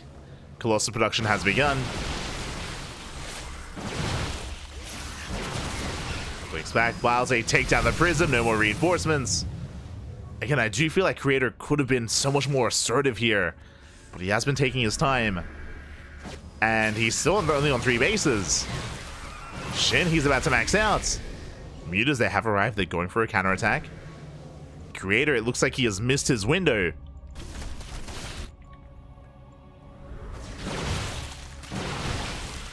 Yeah, he's missed his opportunity. He's going to be forced back. Mutas, they hit the natural. Cannon is going to go down, but it's buying time for reinforcements. Yeah, Stalkers are warping in. Creator forced all the way back. Up. A little bit trigger happy there. Shin doesn't quite connect with the Wiles. Creator not getting a fourth base. Is not going to be scouted again. A very late fourth base for Creator. He essentially looked like he was going for a 3-base all-in. I thought he was. I mean, I think he was. But he didn't do enough. Now, what I will say, though, is that I do actually still favor Creator. He still has a more efficient army. Shin, he might be max, but he's max with Lingbane Roach Ravager. Oh my god, that's 50 Banelings! I was gonna say, it's not the most ideal army, but with 50 Banelings, mate, you can make this work. Okay. Or can you? I mean, Banelings, they don't really trade well against Stalkers, is the problem. This helps, but I would love to see a Hydra Den, to be honest. Like, Hydras into Lurkers is the ideal. 50 Banelings, is that enough? Stalkers, they're quite tanky. Stage Rats being set up. Stays on the Lings. Very nicely done. Catching out the army. Creator going to be rotating. There's no other form of tech, though. Not yet. And the force fields have a lot of potential. You see Shin trying to set up the surround. Coming in from behind. Very nice force fields. Oh my god. The Banelings, they don't really connect. They get shut down. The fourth base is just for show. And Creator is still committed. They're getting stuck on 58 workers. 3-base saturation. Nothing at the fourth. Just going for the kill instead. Lings, that will bring it down. And again, Creator, he's all in. Creator, he's just completely 3-base all in at this point. He has been for a very long time, actually. Which is why I'm concerned that he hasn't been able to quite break through yet, but, I mean, slow and steady. Back. You know, I've misjudged the Tortoise. He'll still win this race. Roaches, they push in. Nice force fields. Catching out some of the Roaches. A 4th Colossus has arrived. And it's all going to come down to the force fields. The Banelings, they do try to crash in once again to the force fields. They lock down the army. Banelings, they finally float on through. They do trickle in. Sentries are going down. No more force fields, but it looks like the Sentries, they've done their job. Most of the Banelings at full. We once had 50. How many left? 22. 22 Banelings. Still a pretty decent amount. No more Sentries, no more force fields. Colossus, they do kite back. Banelings, they crash into the wall of Stalkers. And the Stalkers, they stand strong. Against Stalkers, they can tank Banelings. And now there's 0 Banelings left. Creator once again rotating. Denying mining at the forward base. Mutas, they try to come in from behind. There's 3 Mutas left. Let's go. Yeah, and Creator, he can just keep pushing forward. Viper production has begun, but he needs time here to gather up energy. Piles that didn't quite connect. They graze the Stalkers. But again, that's 4 Colossus. And typically for Colossus, that's a bit overkill, but against Roach Ravager, I mean, they trade well, and GG gets called, SHIN, he gets broken, and Creator, he snowballs out of control, takes game number 1. GG. GG, well played. Again, a very good start for Creator, winding it back. If you remember, Creator, he faked a Twilight Council opener. He faked a Twilight Council opener, and SHIN, he fell for it. If you remember, SHIN, he got an early Roach Warren. He cut workers early on as well at around, like, what was it, like 38 or something?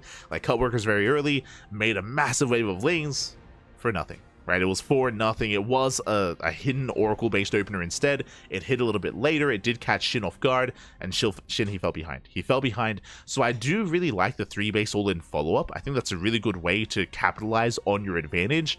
I was concerned that it was taking too long. Like, it again, like, Creator, his execution of the 3-base all-in was very safe. Like, it was really safe play, like, really careful. It took a long time to really get going. He was, like, poking in, getting some lings here and there, pulling back. What I will say is that thankfully for Creator, SHIN wasn't really thinking further ahead. He was thinking in the moment, like, especially then and there. He was like, I need to survive. I need to make nothing but lings, roaches, and ravagers. Because of that, he didn't tech, or his tech was delayed. His hive was delayed, his infestation was delayed, and his vipers were delayed, more importantly. So even though SHIN did max out, he did fall behind when it came to the quality of the army, and by the time he got vipers towards the end, it didn't matter, right? It was too late. It was too late at that point. So again, SHIN, I mean, in a way, it's almost like SHIN, he got faked out twice. Because of the 3-base all-in, SHIN was terrified. He was just making nothing but Lingbane Roach Ravager. But Creator, he wasn't really being too assertive. So technically, in that situation, SHIN could have afforded tech. He could have teched up into a faster hive, or into faster hydras, or anywhere else, really. He had the freedom to do so, but he didn't really know that he had the freedom. He didn't know that Creator was going to be as passive as he was. And with that, GG. With that, GG, well played. We're now getting into game number 2. Let's go. Going to be loading into Frostline. Again, this is SHIN's map of choice. Fun fact, if you remember, when SHIN lost his game against herO, SHIN also picked Frostline, which makes sense. Like, there's a lot to get into. But here we go, spawning in the bottom left-hand corner of Frostline. We have the South Korean Protoss player, the Blue Protoss, representing himself, but leading the series 1-0. It is a Creator. And spawning in the top right-hand corner, we have his opponent. We have the red Zerg player going for an extractor trick. Representing Gaiman Gladiators, it is SHIN. Here we go. Now, if you weren't here for SHIN series against herO, just to reiterate a little bit, welcome one and all to Frostline. Frostline is often vetoed in this matchup, but there are no vetoes here in OlimoLeague, so SHIN, he does pick it, does embrace it, and the reason why SHIN would want to go into Frostline, of course, is because of how exposed the 3rd and 4th base are. The 3rd and 4th base, they're very isolated from each other, very difficult to defend at multiple locations at once.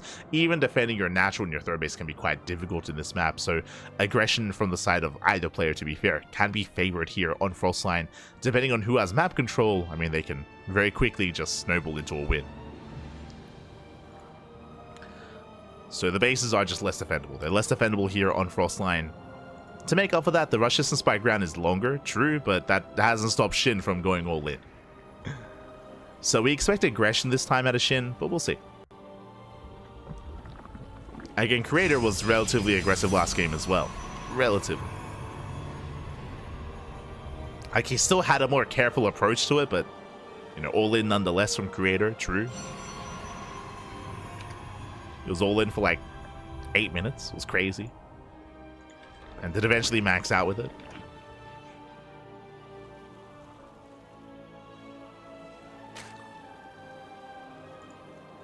Here we go.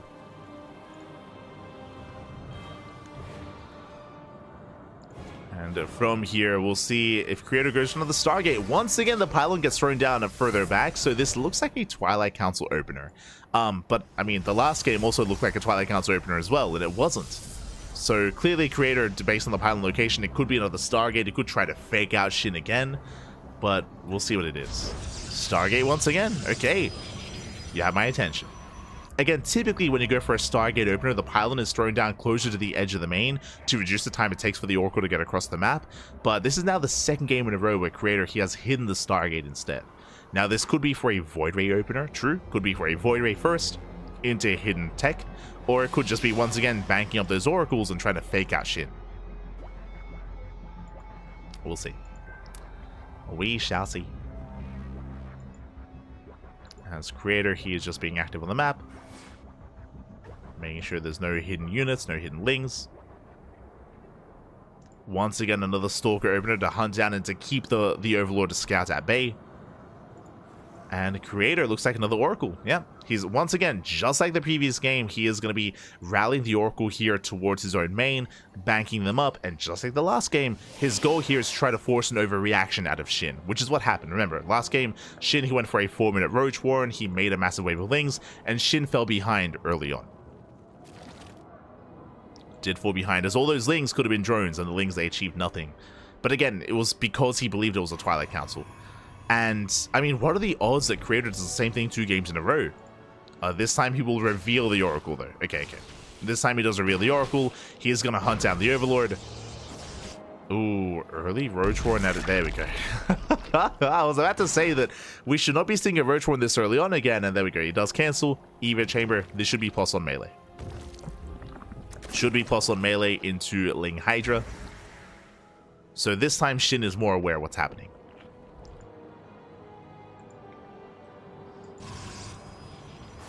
So this should be a much more comfortable start for SHIN compared to the last game, where it was brutal. it was just it's a brutal start from SHIN in game 1. I mean, but now SHIN is keeping up with the Oracle, zoning it away.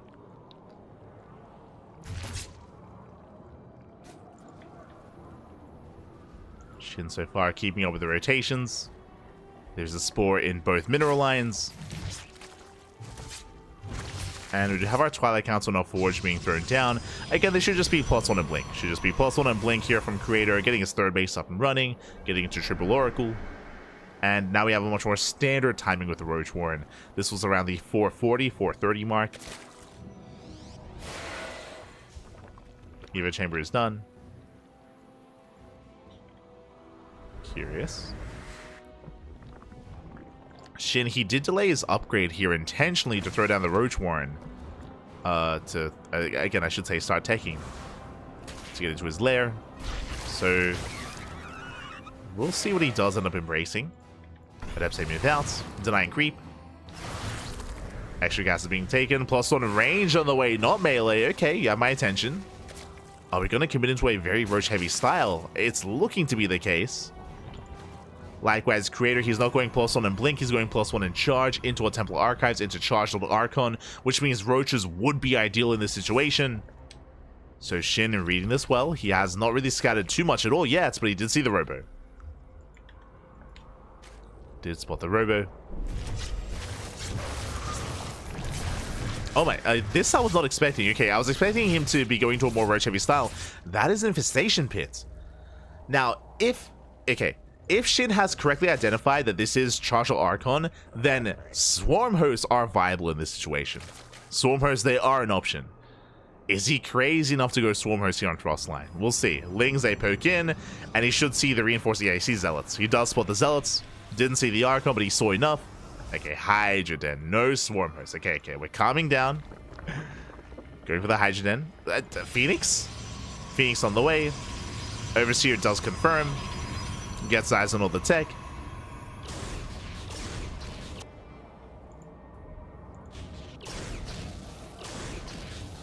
And with that, SHIN is at least aware of what's coming his way. Shouldn't really skip out on Roaches. A couple of Hydras are being sprinkled in as well.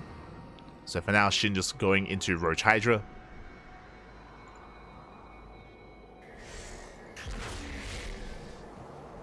And the creator, I'm curious if he plans to move out here. I mean, he did throw down 4 more gates. He's getting up to 8. 8 gates on 3 bases. The 4th base for creator is late. So this could just be a 3 base all in. 2 games in a row. I mean, I don't see a 4th. Building up a greater army. 2nd rover for double immortal production. Yeah, he's just fully fortifying himself. Okay, there we go. Now he's expanding. It is a late 4th from creator, but he is looking to expand. Gee, he's so much money in the bank. Jesus. He had 1,000 minerals. And again, it does show how delayed the 4th base was. Shin confirms he does get eyes on the 4th.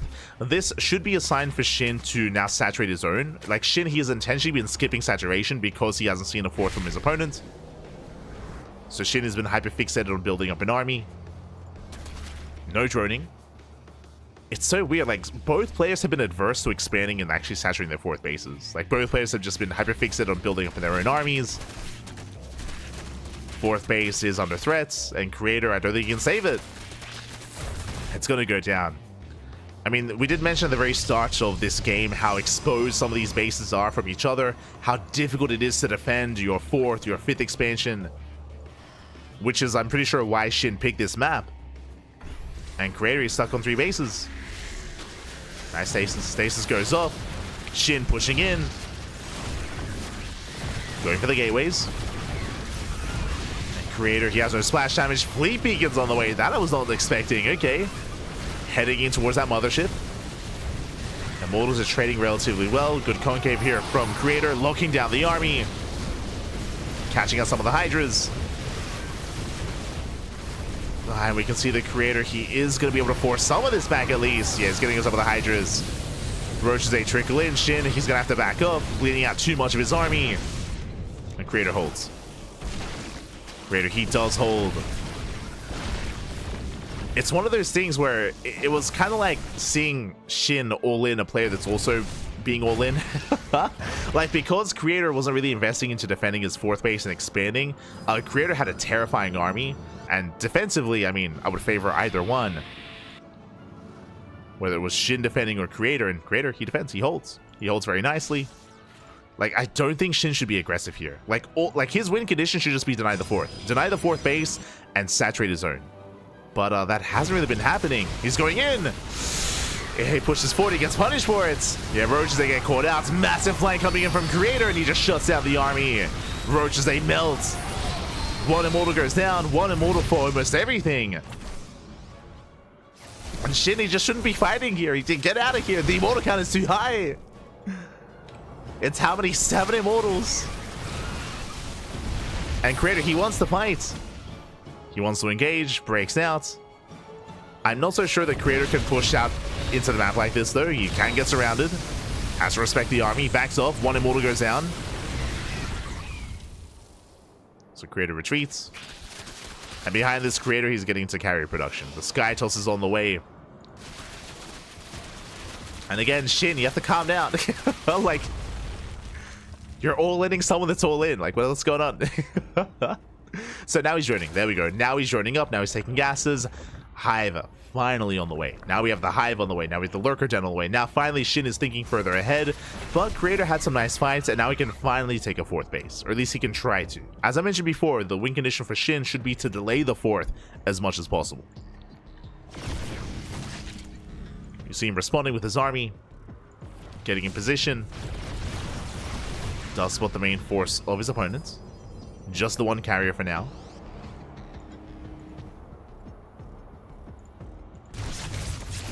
Zealot right towards the south. Thankfully, there are reinforcements. Shin should defend, and once again, he sneaks up with a 4th, and he knocks it down. Yeah, Creator, he cannot hold on to it. He cannot save it. And again, the map is working against Creator. It is just so difficult to defend this 4th base. And the natural at the same time. But what's important here, even though Creator cannot expand, it's actually very similar to the previous game, where Creator, he never took a 4th base, it was just 3 base all in, but Creator, he maxed out over time. And the same thing is happening here, where Creator has a terrifyingly large army. He's getting into Storm, more Carrier, more Immortal, +1. Basically, Creator is going to be forced eventually into an all-in, but he's going to have just the most efficient death bull of an army. And this is why I worry for Shin, because remember, Shin took a long time to tech. It took a very long time. So his upgrades are late, his Vipers are late, his Lurkers are late. Shin is being outscaled, and Shin, he needs to throw away these Roaches. Like, these Roaches, they're hurting Shin more than anything. Sure, he does deny the 4th once again, but they're not going to help him here in the fight. Not against all these Immortals. Against such an Immortal-heavy composition, it's crazy. And Shin, there we go. Yeah, he's killing his own. like as we mentioned, these roaches, they're hurting him, so he has to kill his own roaches and refine his army and get more lurkers. Now, this is a bit of a give and take. On the one hand, you're not trading out your roaches, but realistically, you're not going to kill anything, right? You're not going to kill anything with the roaches, and if you kill your own roaches, you make sure that your opponent doesn't know what's going on. But now he's kind of been seen. So now Creator, he's a little bit more aware. Second Stargate into Skytoss. I wouldn't be opposed to Shin even killing the remaining roaches, I'll be honest. Like, it feels roach, man. Like, they're doing their best. They want to be a part of the army, but the reality is that we don't need you right now. You're killing us. So the roaches, they get thrown away. And now here comes Hydra Lurker Viper. And the Immortals are exposed. We can come in with the Yoinks. Yeah, Lings, they collapse in. They take down one Immortal. Yoinks, they do get on top of the carriers. And the Hydras, they do knock down one carrier, the second carrier as well. Very nice pickoffs here from Shin. Takes down two carriers, and he's within range of the expansion. And it looks like he will force a cancel. Yeah, it does deny the fourth, and now Creator's all in. Creator, he's completely all in. And this army is now a little bit more lackluster. Now there's only one carrier. Oh, nice storms. Big yoink on the carrier. Carrier goes down, and the longer this goes on, the better it is for Shin. As Shin can remax, he can rebuild. The armies are isolated. Nice abduction. Getting another carrier. And up, they try to get another. This time, though, there's a slow zone. Yeah, slow zone will save the carrier in the end. Just by the miles connect. Oh my god, the carrier, it barely goes down to the final Hydra. Carrier falls. Mothership goes ham. And again, Shin, you can see here he's just distracting the army. He's forcing the army to chase the lurkers while more Hydras are building up back at home. It's still quite close, though. The supplies, I mean. Oh, God. Gets another lurker. You can see Creator trying to catch Shin off. Trying to cut him off, even. Ooh, I think that was the last storm, though. Yeah, that was the final storm. There's two more Head Templar coming in. Nice abductions here on the Immortals. The lurkers, they go ham. And Creator's army just being picked apart. The abductions, the Vipers. Yeah, they are the game changer here. GG gets called, and Shin takes game number 2. GG.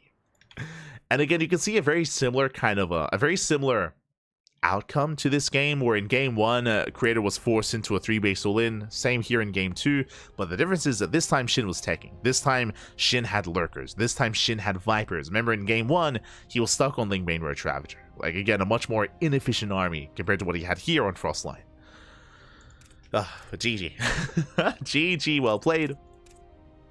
With that, we are tied up, but as a reminder, best of 5. So we have plenty more games ahead of us, plenty more to come, and now it is going to be Creator's map of choice. And we're going to be loading into... we're going to be loading into King's Cove. Interesting. Okay, we're going to be loading into King's Cove instead. Fun fact, there are certain maps that are not available here in this tournament. For those that are curious, OlimoLeague works with, instead of an extended map pool, it's just a smaller map pool instead. I don't know if you noticed, we have not casted a single game on Abyssal Reef or on Neon Violet Square because I believe they are not available for this month. Specifically, the map pool is smaller and they rotate the maps instead, so that's why we haven't been seeing maps like Abyssal or like Neon Violet Square.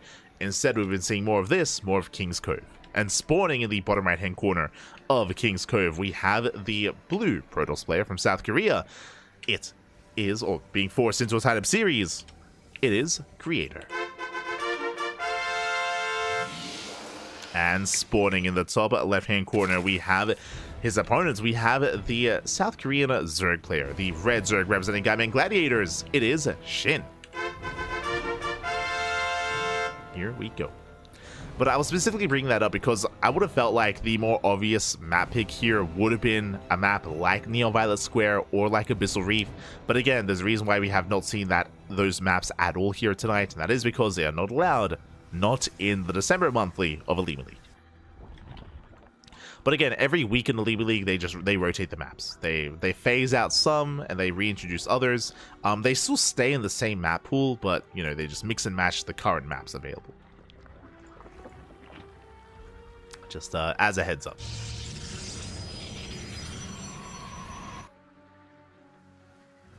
So now we do have our gate expand opener. So far so good from creator. Likewise, hatch gas pool out of SHIN.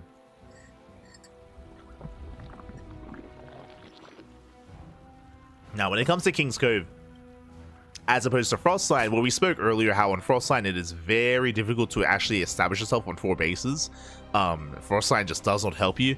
Here, it is easier to set up on 3. And even though the 4th base is exposed, and that is true, the 4th base, especially here in the center and even here on the left-hand side, the 4th base is more exposed on King's Cove. Because your 3-base setup is so secure, then that makes it easier to take a 4th base because you can focus your attention at the 4th instead, as opposed to on Frostline, where your 4th base and your 3rd base are exposed. So you have to kind of pick and choose, and you're kind of stuck between defending one or the other. Here, it is a little bit more secure than on Frostline. And oh my god, for the first time here this series, not a Stargate, a Twilight Council. The Overlord does not confirm. Ready. Here comes a new challenger. God, I keep forgetting SHIN is a DV enjoyer. God damn it. It's the SHIN. But something important, he saw the pylon. Very big scout. This pylon is very unorthodox, and upon seeing the pylon, he knows the tech has to be here, and he's checking. He should be checking here behind the mineral line for that pylon, for that tech of choice. So even though this was a very cheeky, very sinister location from creator, seeing the pylon means that SHIN knows everything. Yeah, you can see him here now getting in position. Twilight Council into Robo. Gases are staying in. This looks like a Dark Shrine based opener. Looks like DTs. And SHIN he sees the Twilight Council, he sees the Robo. He has a piece of the puzzle, and speaking of DTs, yep, there it is. And SHIN, if he dips in a little bit more, he can confirm the Dark Shrine as well. But even not seeing the Dark Shrine is still a tell. What I mean by that is that he sees the Twilight Council, and you know what else he sees? It's not researching. He sees it is not researching, it's not going to start researching anytime soon, so he can deduce it is a Dark Shrine. So, again, he can still piece it all together based on what he does get eyes on. Back at home, he is going to be droning up, and we should soon be seeing a safety Roach Warren in a couple of seconds, and a safety Spore as well. As creator is building up. Where we reach the 4-minute mark, we should soon be seeing some tech here. I mean, again, if SHIN, if he's fully aware that he can actually skip roaches somewhat, or delay roach production. There we go, Spore at the 3rd, and we should be seeing a Spore here at the natural as well. Oh, there it is. Spore is in the mineral line, actually. So Spores have been placed. Roaches are a little bit more necessary against the Archon follow-up, but it looks like SHIN wants to cut corners and defend with purely Ling Queen instead. Prism moves out. Queens are ready here at the 3rd. Likewise, Queen here at the natural. Lings are in between the bases. And there's the more delayed Roach Warren. Then again, you can get away with delaying it. Ooh, meanwhile, Creator just morphing in the Archons immediately. Okay. Looks like Creator, he is aware he got scattered. That's why he doesn't go in with the DTs. So he knows. So far, Prism is deflected. Very nice damage, very nice control here by SHIN. But Eps, they do threaten the Shade. Ooh, but the Lings, they lock them down. Full surround. Adepts, they are cleaned up. Archons, they go for the Queens. Queens, they take a lot of hits. Archons, they're quite beefy. They do get one. But they try to at least. Nice control here by SHIN. He pulls up. Oh my god. He saves the Queens. They should be dead. Oh my god. Okay. The Queens are barely saved. Did I speak too soon? Oh, he wants them. Creator, he wants the Queens. Up. Oh my god. Doesn't quite get them though. Yeah, the Queens are barely saved. Again, nice control here by SHIN. Does rotate the Queens back. And behind this oh my, he's crazy. Wait, what? He's going for double Prism, double Archon drop harass. He's crazy. Astray, is that you? Wait, what? Okay. Double War Prism harass. This takes a lot of control, so best of luck to Creator. He's lost his mind. I'm here for it though. I like it. Okay. Show us what you got. This can either pop off or it can just fall in his face. Archons, they hit the natural. Drones are going down. Good trade against the Lings. So far, getting 3 drones and shaving off a good amount of lings. At the same time, can now focus here on the front lines, going for the 4th. Roaches are building up for SHIN. SHIN is on 3 base economy. Creator taking his own 3rd. Morphing in more DTs. Okay. Again, just a more unique variation of this. I mean, the 4th base is going to go down. The lair is done. So there is access to mobile detection. Creator still being active. SHIN, he gets supply blocked. We have 8 overlords on the way, going for the Spire instead. Bold move. Does respond with the Spire. Likewise, he does snipe the Observer. Both players calming things down. Now, on the one hand, I do like the choice of mutas because there are no Blink Stalkers, right? Like, that's the rationale. No Blink Stalkers, no Stargate either, which means no Phoenixes. So, honestly, mutas, they can pop off. The downside, though, is that Creator could just go for a 3-base all-in. And we've been seeing a lot of 3-base all-ins out of Creator. I expect on King's Cove that he doesn't want to, that he wants to expand and take a 4th. But if he builds up like a death bull amounts of Archons and Immortals, he can pop off. More gateways on the way. I believe that's going to be a 7-gate setup here from Creator. Does recall back. Recalls the Prism. Looks like an 8th gateway. Jesus. Okay. Getting up to 8 gates. Rotating around. Going to be pushing with his main army. He's going for the 4th. Going for the 4th expansion. We'll see if we can bring it down. We have 13 lings in production. The hatchery taking a lot of damage. We spoke earlier how exposed the 4th base is. And it looks like the base is barely going to go down. Yeah, lings, roaches, they cannot engage. Not into this kind of army. We mentioned it. Again, it's a small army, but very high tech. With so many Archons and Immortals. Ling, roach just cannot engage. Meanwhile, another Archon dropping to the main. I believe the Spire has been unscouted. It was hidden here outside of the 3rd. Checking the vision. Creator, he has not seen the Spire. And that is 14 mutas in production. SHIN, he may have lost the 4th, but he can pop over these mutas. Creator getting his own. Back at home. No cannon. No cannon at the 3rd. There is a cannon on the way at the natural at least, but the main base is exposed. So there is a lot of potential for damage here. SHIN, he can pop off.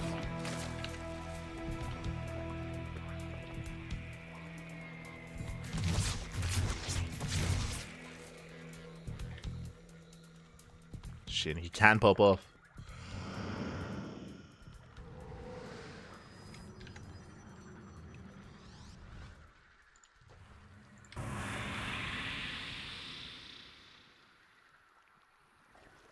So here we go. Creator does push forward. Mutas, they do hit the natural, and Creator, he's all in. He's just completely all in at this point. Is going to be pushing forward.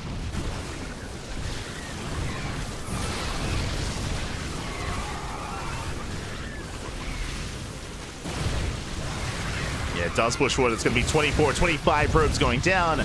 Creator, he does warp into the main. Yeah, the Prism comes in from behind. The double warp Prism micro. Send it. Keep going. And Creator, it's just all or nothing. All or nothing for Creator. Losing everything back at home. Does waddle forward. Breaks the expansion. Hatchery's going to go down. Files, they do graze the army, but SHIN, he's having a hard time keeping up. And again, he cannot engage, not into 5 Immortals. Again, it's 5 Immortals, 9 Archons, the Death Ball, it's moving forward. Takes down the 3rd, takes down the tech. Well, the army in the main base is a little bit more exposed. But Creator is going in for the kill. Here's a good amount of Roach Ravager, takes out 1 Archon. 1 Archon falls. Reinforcements have arrived. SHIN, he's supply blocked, he can't actually make anything. Uh-oh. Yeah, it is supply blocked. Ooh. Queens, they do focus on the Prism. Prism goes down. But it looks like Creator, he may just have enough. Yeah, he has enough. He's pushing through. 1 Immortal goes down to the piles. But reinforcements, they come in from the main. They do come in. The boys are being pulled into Archons. Not like this. Roach 1 goes down. No more Roaches. No more reinforcements. And SHIN is just being cornered. There's no escape. There's no escaping the army. I get a crazy build out of Creator going for double Archon drop harass. It was insane. And it led into this. It led into a massive amount of Archons, massive amount of Immortals. The mutas, they do race back home, but they can't push into these Archons. Not like this. Oh my god. Yeah, there are just so many Archons. Oh, it's gonna be close, but GG gets called. The mutas, they do nothing, and Creator, he does snowball out of control. He takes a lead in the series. GG. GG, well played. It does take a lead in the series, and we'll see if Creator can just close it out. Can he close it? One more game is all Creator needs. And again, I would say a build that I haven't really seen before. Just very Archon heavy, very drop heavy as well.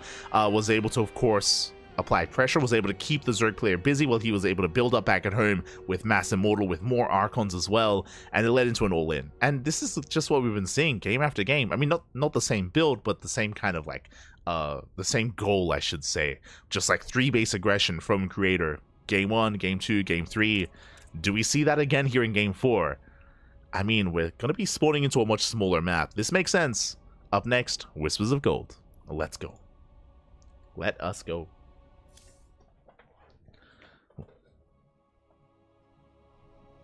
As this is one of the more smaller maps in the map pool. Much more smaller, much more aggressive as well. We'll see where our players take us. As spawning in the bottom right hand corner of Whispers of Gold, we have the South Korean Protoss player. We have the blue Protoss representing himself, leading the series 2-1 though. Unomas, one more game is all he needs to advance on to the grand finals. It is Creator. And spawning in the top left-hand corner, we have his opponents. We have the red Zerg player. We have the red Zerg representing Kaiman Gladiators. It is SHIN.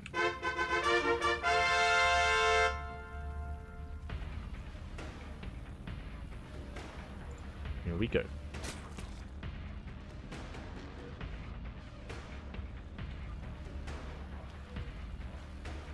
Here we go.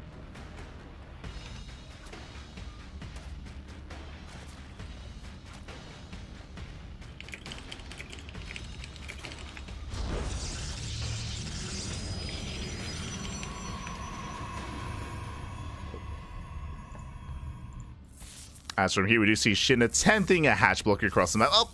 Oh my god. So far, the Creator, he denies the hatch block. Oh my god. So far, he does deny it. Oh, but the hatchery is not thrown down.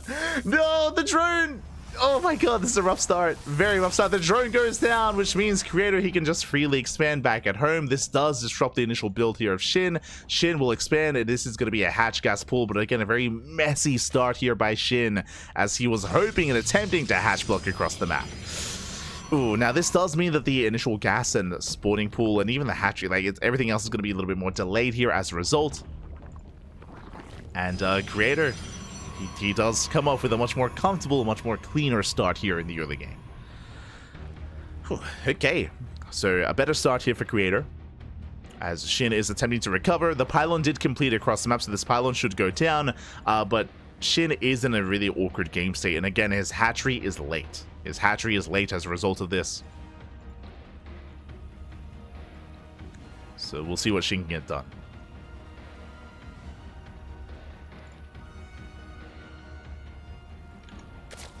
We go. As from here, we're going to be settling in. We do have a handful of links on the way, but that should just be to deal with the pylon so that SHIN can eventually expand. Eventually. He'll get there. Likewise, Creator soon going for his tech of choice. Based on the pylon placement, I would imagine this is going to be a Stargate opener.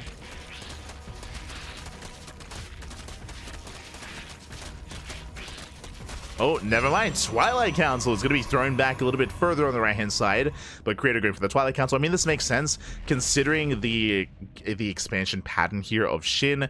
The idea of going for something like Glaive at Eps, I mean, it could work. We'll see if he pulls out. We'll see if he does pull out. As so far, keeping 3 and 3. It looks like... never mind. I'm getting some mixed signals here. He is now pulling out. Somewhat. Just the one. Show us what you got. So do we go for Glaives or do we go for the Dark Shrine? There it is. Glaives are on the way. Still keeping one in that first gas geyser. There we go. I was a little bit confused. I was like, what's the plan here? What's the extra gas for? There we go. It does pull out. So it's going to be a 4 gig Glaive Adepts. And again, considering the kind of shaky start of Shin, there is potential for Creator to just snowball out of control. There is potential.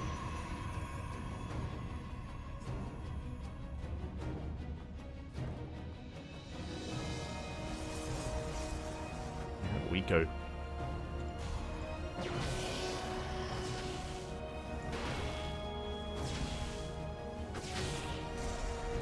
As we have the Overlord diving into the main.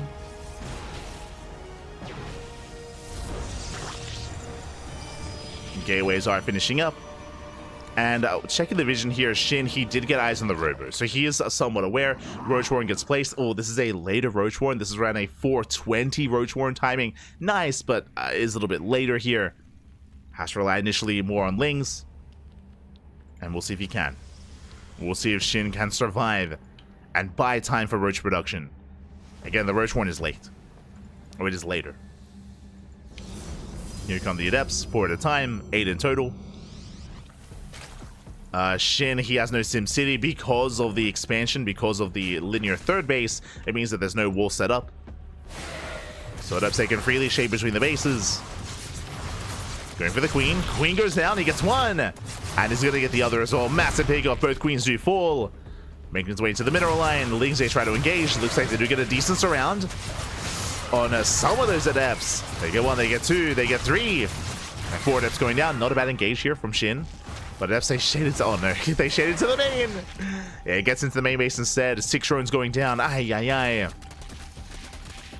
Adepts they fall back. Once again, shading towards the third. Adepts they do get surrounded, but not whole pick up here. It does say 4 of them. And Creator's just going to focus on as many drones as he can. Gets 4. Sorry, gets 10. Gets 11. Up to 13. 13 worker kills, and that's his brutal damage. Shin, he's down to 29 workers. Creator, he's on 45. Third base is on the way. And does Shin have any counterattack potential here? Sure, he has Lings, but does he have any Roaches? He has 1. He has 2 Roaches. Soon to be 1 Ravager.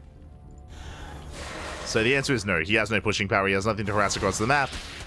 Adepts, they get into the main. They are going to be cleaned up. Not a bad engage here by Shin. Cleaning up the Adepts. And Creator, he's going to be following this up with Immortals, with a Dark Shrine, and with Charge Ult as well. Now, his third base is exposed, and you could maybe see a world where Shin can bring down the third, but I don't see Shin breaking the natural. Not with this many Immortals, but we'll see. As Shin is making some Roaches, he has to make a tough decision. He has to make a really tough choice. Does he go for it all in, or does he try to macro out of this? I say a tough choice. I think the only answer has to be the all in. He is droning for now. He's taking gases. He's stuck on hatch tech. No lair. Which means no roach speed. Archon dropping on the Lings. Oh god. Oh no. Yeah, nice control. Again, I don't think Shin was really expecting this. Remember, there are barely any roaches, only 2, so the Archon pops off. Okay, there we go. The rest of the roaches do arrive. Zoning back the army. That was 10 Lings going down in 1 drone. For nothing. And his third base is getting up and running. Creator, he has his third at 60 probes.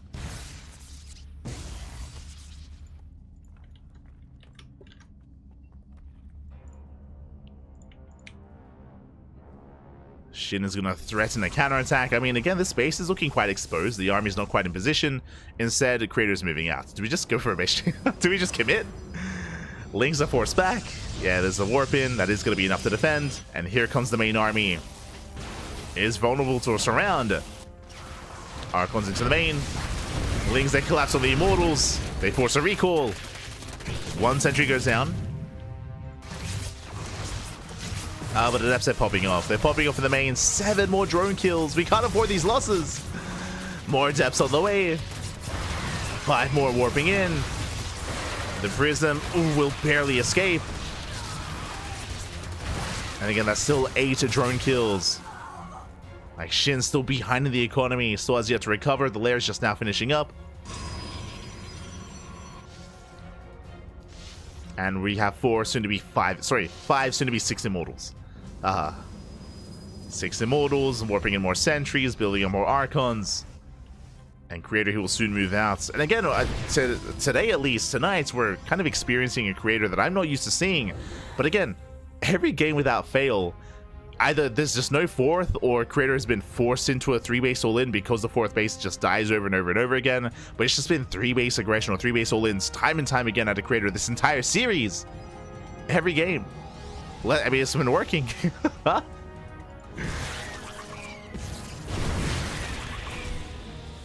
It's been working quite well for him. Yep, there we go. 3 more gates. No 4th. Basically, Creator, he made a choice. He could either throw down the extra gateways or expand. And he does go for the extra gateways. Probe is getting in position to expand, but I feel like the 4th base is going to be mainly for show. Creator, he can just commit. He can just commit.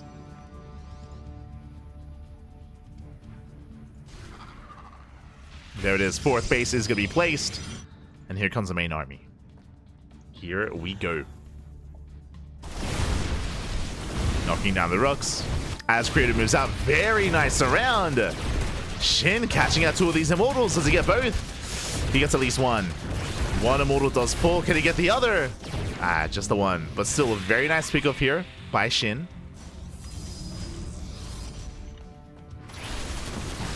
As there's now 1 less Immortal. And also one of the reinforcing Immortals is almost dead as well. Almost did go down. But it's still a terrifying army. And here we go. Creator pushing forward. Trying to get on top of those roaches. So far the Lings do a great job at buffering. They buy time. So have more roaches in production. SHIN, he's at under 3-base saturation.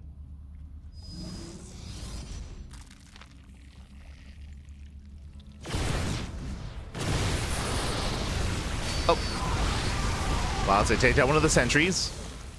But from here, Creator, he should be able to just break on through. And again, a big reason why Creator is snowballing out of control with this move out is the economic damage. How many drones did he kill so far? 27! 27 drones went down. That was the Adept harass. The Adept and the Archon harass. It just snowballs out of control. It's just too much damage. SHIN falling too far behind. And here comes the move out. Here comes the push. And SHIN was not able to recover. I mean, it all started with a failed proxy hatch, or the failed hatch block, and GG gets called. Creator, he takes down SHIN 3-1, advancing on to the grand finals. GG. GG, well played again. Just a really awkward start for SHIN. As a reminder, SHIN, he was trying to go for the hatch block. He was denied it like 3 or 4 times. Because of that, SHIN, his his natural was very delayed. Very delayed natural, delayed spawning pool, delayed gas geyser as well. Just a really awkward start for SHIN. And Creator, after recognizing that, he responded with Glaive Adepts. I think that was just a really smart response out of Creator, recognizing how awkward, how difficult it would be for SHIN to defend. And we saw what that led into. 27 drone kills in total. It happened over the course of the game, of course, but the Adepts, they were wreaking havoc in the early game, getting 10 plus worker kills. I think it was 12 initially, 12 drones and 2 queens. And it just kept going, just kept racking up from there. And with that, Creator, he did snowball out of control, and that leads us into our next series. Oh boy, we have our first finalist. We have our first finalist here. Creator, he's going to be in the grand finals. He is waiting for his next opponent, and he's waiting for the winner of the lower semis of Trigger and Oliveira. Let's go. Let us go. Up next is going to be the lower semifinals. Trigger, he has been popping off. He's been looking so damn good recently, but specifically he's been looking so damn good in the PvP matchup. Oliveira, a lot of his accolades have been kind of off stream. We've been going over them on a weekly basis during the podcast, but if you maybe have been missing the podcast yourself, maybe you'd be unaware, but Oliveira, he's been playing in a lot of show matches. He's been, like, on a weekly basis, the Chinese scene has been hosting show matches, pinning Oliveira against herO, against Dark, against Beyond, against Trap, against SHIN, against everyone. And for the most part, Oliveira, he pops off in those best of 5s and best of 7s. Like, Oliveira, he's been looking very much so in form. Again, I do feel like a lot of people, maybe they underrate Oliveira currently, but a big reason for that is because it's been, well, he wasn't a part of Home Story Cup. Right, he wasn't a part of Home Story Cup, and Oliveira, he isn't really the most active player in a lot of these online tournaments. Thankfully, though, he is active in OlimoLeague. As a result, he's made it here to the OlimoLeague monthly finals. And we should be seeing more of Oliveira in Master Coliseum as well. So I do look forward to that. As Master Coliseum is actually going to be later tonight as well. Are we casting Oliveira's group tonight? I actually haven't checked. Tonight is Maru, herO, Gumiho, and Lancer. Okay. So Oliveira's group is next week. But regardless, again, we'll be seeing more of him in that major event in the coming weeks. Until then, though, we're going to be getting into our next semifinals. Here we go. Game 1, once again, ley lines. Let's go. Alright, getting into ley lines. The forbidden tech. True. I think that was in reference to the double War Prism double Archon drop. Mate, that was a crazy game on King's Cove. Like that was insane. Like I don't really expect Creator to be that creative. Fun fact. Like that's funnily enough. Like he's not really that kind of player, but sure. Okay. Regardless, we're now getting into our next semifinals, and spawning in the bottom left-hand corner of ley lines, we have the Canadian Protoss player, the blue Protoss representing Basilisk. It is Trigger. Is he going for a proxy?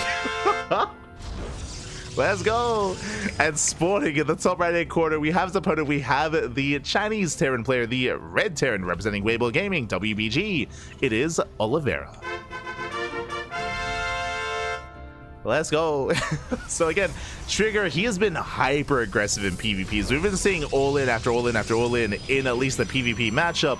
Trigger here, there's no gateway back at home. He's going for the initial gateway. We should be seeing, I believe, 2, maybe even 3 gateways here from Trigger. Meanwhile, Oliveira opening up 2-Rax Reaper. Ooh, interesting. So Oliveira doesn't SCV scout. Oliveira doesn't know what's going on. He is blindly going 2-Rax Reaper. Meanwhile, Trigger, I believe, is committing to extra gateways to a very, very committed start. Now, who do we favor here? It's going to be a little bit awkward. So we will have extra Reapers, of course, from the side of Oliveira. So he's going to have a little micro potential. A lot of micro potential.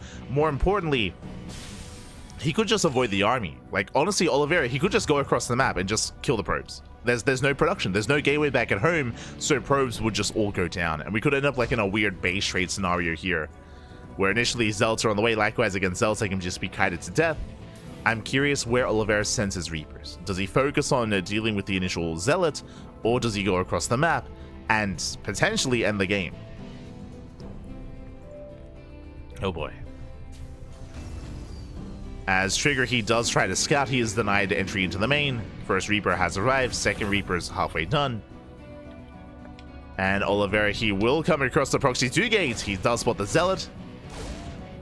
Did spot it for a moment, and what's the answer here? What is the decision? For now, chasing down the Zealot. Will save his CC. Command Center is going to be saved. Stalkers are being chronoed as we speak. And the goal here for Trigger is to deny the expansion and to snowball from there. Pylon's under fire, but the Stalkers, they do pop out. Oliveira, he has to kite back. Bunker is halfway done. Oliveira, he has to buy time for the bunker. Boys are being pulled. So far, good control. Kites back the weakened Reapers. Up. Does kite back, takes an extra shot, but so far not a single Reaper goes down. The bunker does finish up just in time, and Oliveira holds. Oliveira, he does hold. He will lose 2 SCVs, but the bunker does complete, and the Stalkers cannot push in. They cannot push in. Oliveira from here can expand. Back at home, we do see Trigger. He's establishing his natural, but ideally, Trigger did want more damage. Ideally, with his opener, bearing in mind his production is very exposed and should be depowered eventually, but he did want to do more economic damage, and he wasn't able to. Was not able to.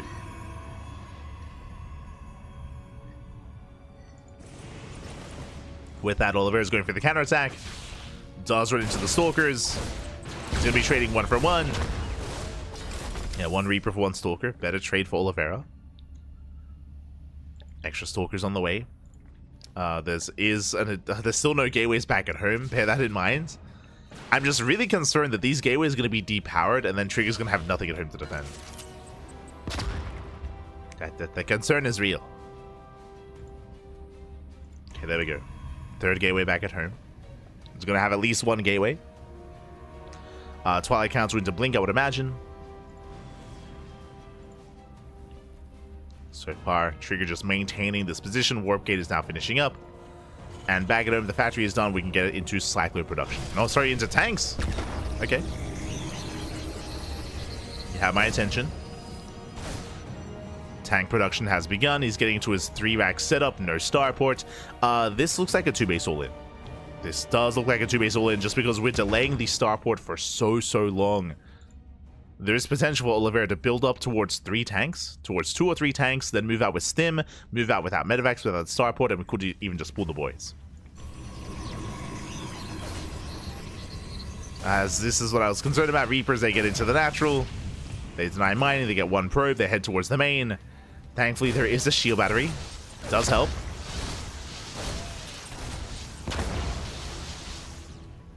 As Reapers, they do get out. Oh! 1 Reaper is not going to go down. Oliveira does pull away in time. Rotating back into the natural, getting another probe. And another. So 3 is going to be 4 probe kills in total. Very nice. Trigger poking in, but the tank gun is slowly building up. Okay, starport. That is the sign here that this is not going to be a 2-base all-in. Starport is on the way, so he is teching. He's teching up into medevac production, which means Oliveira most likely will not move out without medevacs. Most likely. So that was kind of like the key structure we were waiting for. So Oliveira is going to be more defensive here. Meanwhile, Trigger, he does maintain map control. Blink is going to finish, and we could even see Trigger try to poke in. Could try to poke into the natural, even behind the mineral line into the gas geyser. Could try to dive into the main. So far, Oliveira is well split up, getting a safety turret in case it was a DT follow-up. I mean, based on the opener, I don't blame him. It's just crazy. It's been wild. As Trigger does take his 3rd. So despite the chaotic start, we're building up. We're getting into the mid-game.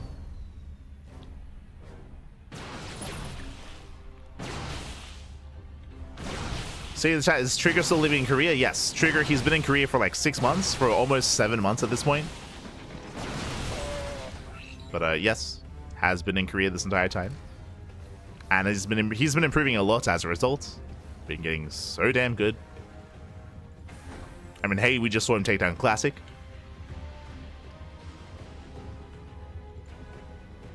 And it wasn't too long ago that we saw him take down herO. I mean, that was yesterday, actually. Yesterday he took down herO as well. Now Oliveira rotating around. Takes down one of the gates. And one of the gateways is going to fall. The second gateway as well.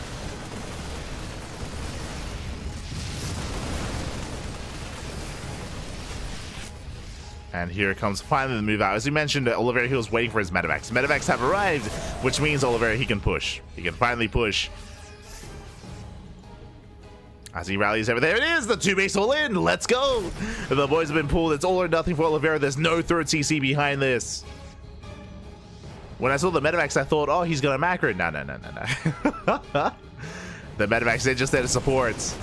It is still the 2-base all-in at the end of the day. The boys have arrived. No splash damage. Charge just started. Charge is so heavily delayed. And this army is going to melt. Zealots go down. The Stalkers, they try to fight back. They're forced to retreat. And there's no saving this 3rd. There's no saving the 3rd expansion. No saving the Zealots. There's no saving Trigger here. Again, just a really chaotic start. A GG gets called and Oliveira snowballs out of control. He takes game number 1. GG. GG, well played. Oliveira does take a lead in the series, but again, this was just a really weird game. Like, like it was proxy 2-gate against a 2x Reaper opener. Like, it was just a really odd start and did favor Oliveira. Oliveira, he defended, he was able to counterattack across the map and just embrace his 2-base all-in. And it was just a really awkward follow-up out of Trigger, or just a really awkward to try to macro out of that kind of game state and try to stabilize on 2 and 3 bases. Trigger, unfortunately, needed more time to get into charge, get into some kind of splash damage. Also unfortunate that Trigger did not scout the all-in. He did not confirm the follow-up move out, so as a result, lack of shield batteries, lack of stack defense, lack of preparation there from Trigger. And with that, GG. GG, well played. We're now getting into game number 2. This is going to be Trigger's map of choice. We're going to be loading into Whispers of Gold. Very small map. Oh boy. Oh, okay, let's go. And spawning in the bottom right hand corner of Whispers of Gold, we have the Chinese Terran player, the Red Terran, representing Weibo Gaming, WBG, leading the series 1-0. It is Oliveira. And spawning in the top left hand corner, we have his opponent. We have the blue Protoss player, the blue Protoss representing Basilisk. From Atlantic Canada, it is Trigger. Here we go.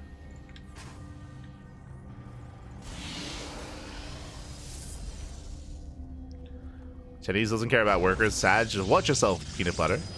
With what it is you're trying to say. What I will say, mate, Oliveira really, he cares about his boys. They want to be a part of the fight. They want to be a part of the engagements. They wanted to be one with the Marines back. So far, so good. As we are going to be settling in.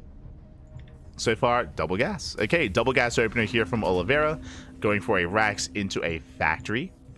So delayed TC this time. I mean, there was a delayed TC last game as well. As a reminder, last game we did have a 2 Rax Reaper opener out of Oliveira.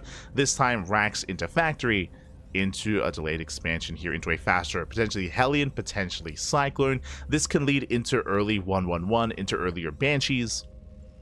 In general, Tank Banshee has been very trendy amongst the Korean Terran players, and Oliveira is typically one to follow the trend of the Korean meta, so we'll see if that's the case here. Again, there's a lot of potential. Like, this could lead into, like, Mine Drop, fast Cyclones, fast Tank, fast Banshee. We'll see. We'll see where Oliveira takes us.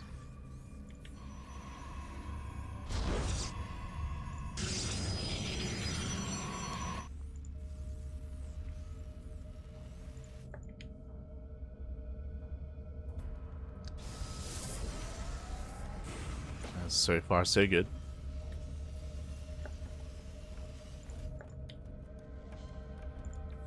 There's that CC on the way. Again, Oliveira, he is not going for a 1-base all-in.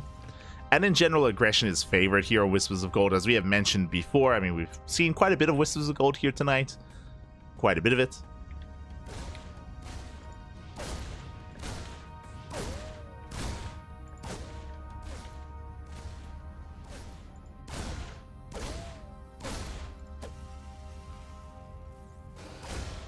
And we'll see where this leads.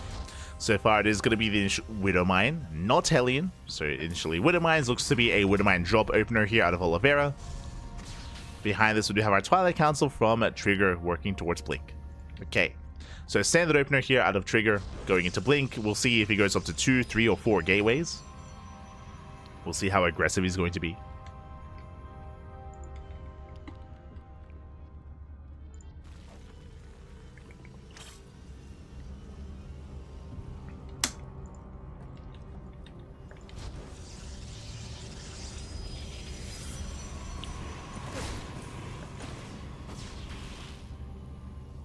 As Oliveira does pull away.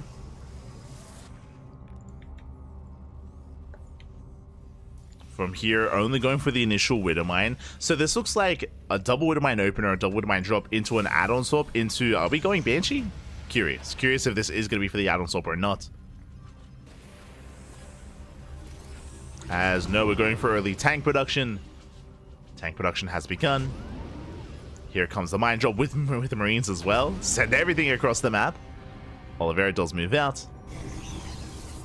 And we'll see if Trigger can keep up. We'll see if he can keep up here. No tech lab yet here on that starport. Just early tank production. Oliveira moving out. Making his way towards the natural. Liberator behind this. No tech lab. But there is a shield battery, thankfully. Trigger, he's holding on. Getting up to 3 gateways. Getting up to 3 gates. Likewise, baits out the mine shot as well. Very nicely done. As Trigger, he does defend. Does hold. Getting into Blink. Yo, we got the Trigger emotes in the chat. Let's go.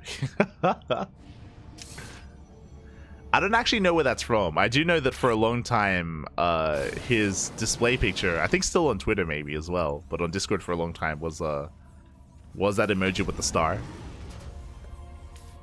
I don't know, maybe it has something to do with Osu or something. I don't know. Esther trigger.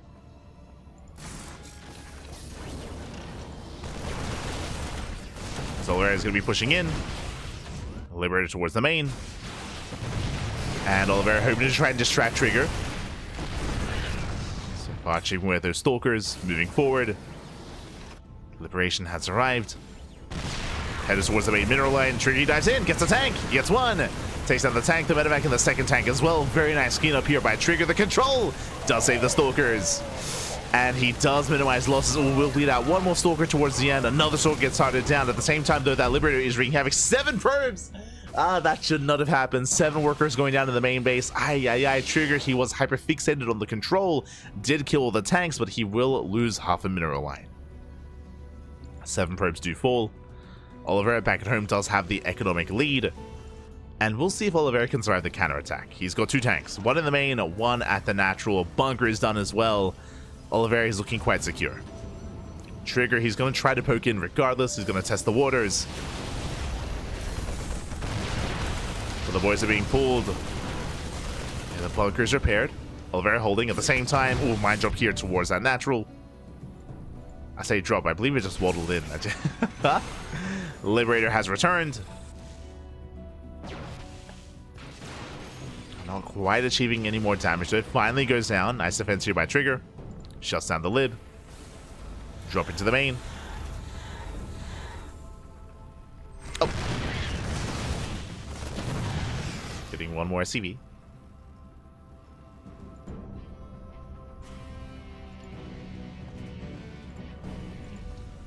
And with that, the game is going to calm down.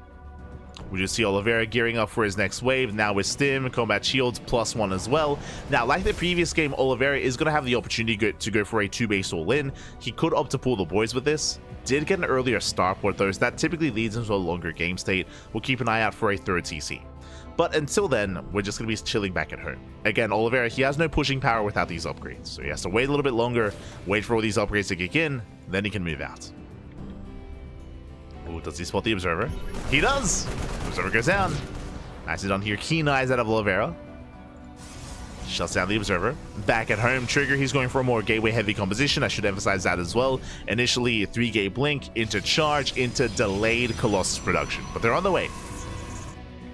Just needs a little bit more time for those Colossi. But I believe these upgrades will finish first. Upgrades do finish first. Oliveira, he will be moving out. And again, does he opt to pull the boys with this? That's 4 tanks. That's a hefty tank count here for Oliveira. Stalker's going down. Up! He does it! Let's go! Hard Moto, is that you? Oh, nice scout though from Trigger. Unfortunately, nothing to kill. Does unload the Zealots and he realizes, hold up, something's wrong. Where's the probes? where are the boys, Pappy? Where are the boys? The boys, they're across the map. It's all or nothing for Oliveira once again. Trigger, he has no splash damage. Disruptor production has begun, but he needs more time. As back at home, Oliveira, he's defending with his reinforcements, cleans up the Zealots. And across the map, ooh, takes down the Immortal, goes straight down mid, straight for the natural. Robo's under fire! And the Disruptor is not going to pop out. So there's no splash damage, no Disruptor. Zealots are coming in from behind, trying to get on top of the tanks. The surround! He gets one. He gets 1 tank so far. He's going to get the 2nd tank as well. But the Zealots, they melt. They get 2 tanks, sure, but there's nothing left. The Stalkers, they get annihilated. Zealots go down as well. And Oliveira, he's snowballing out of control, pushing into the natural once again. Trigger, he can try to get onto that last tank. He's trying to catch reinforcements, actually. But the natural has been broken. And Oliveira is pushing up into the main. And unfortunately, Trigger, he just wasn't able to slow this down. He wasn't able to be active on the map. Didn't spot the army as it pushed. GG gets called, and Oliveira takes a 2-0 lead. Whew. GG. Now, the question becomes, do we go for another 2-base all-in in Game 3? Do we? Let's go. Let's go. As Oliveira does take a 2-0 lead, and now that leads us into Game 3. It's going to be, once again, a Trigger's map of choice. Ooh, interesting. Is going for a much larger map here. Is going to be going for Frostline. Curious. I'm curious as to what the strategy of choice is going to be here from Trigger as we're getting into Game 3. Catching in the chat, that's why Stim is important. If you're referring to, I think you're referring to the first move out. The first move out is designed to be without Stim. It is an earlier tank push and was designed to try to drag Trigger out of position, and it worked. If you remember, that's how Oliveira was able to get a lead economically, as he was able to get 7 probe kills in the main thanks to the Liberator. If you do recall, but here we go, we're getting into game number 3, potentially the final game of the series. The pressure is now on our Canadian Protoss player. As spawning in the top right hand corner, we have the Canadian Protoss representing Basilisk. He has to fight back here and now to make a series out of this. It is a Trigger. And spawning in the bottom left-hand corner, we have his opponent. We have the Chinese Terran player, the red Terran representing Weibo Gaming, WBG. It is Oliveira. Here we go. And again, it wasn't just the fact that Oliveira was able to move out across the map and hit his strong timing, but remember in the lead up to it, he was able to cripple the economy, able to get 7 probe kills with that 1 lib. Not just that, but if you remember, he was also able to move out undetected. He was able to snipe the observer in the main base, and typically you would want the Protoss player to be active with their stalkers outside of the natural to spot the move out and to slow it down. But last Trigger, he went back home. He had to defend against the Liberator. He was defending against the drop play. Remember, there was a Liberator that hit the natural. There was a Widow Mine that walled into the natural as well, and Trigger was otherwise distracted.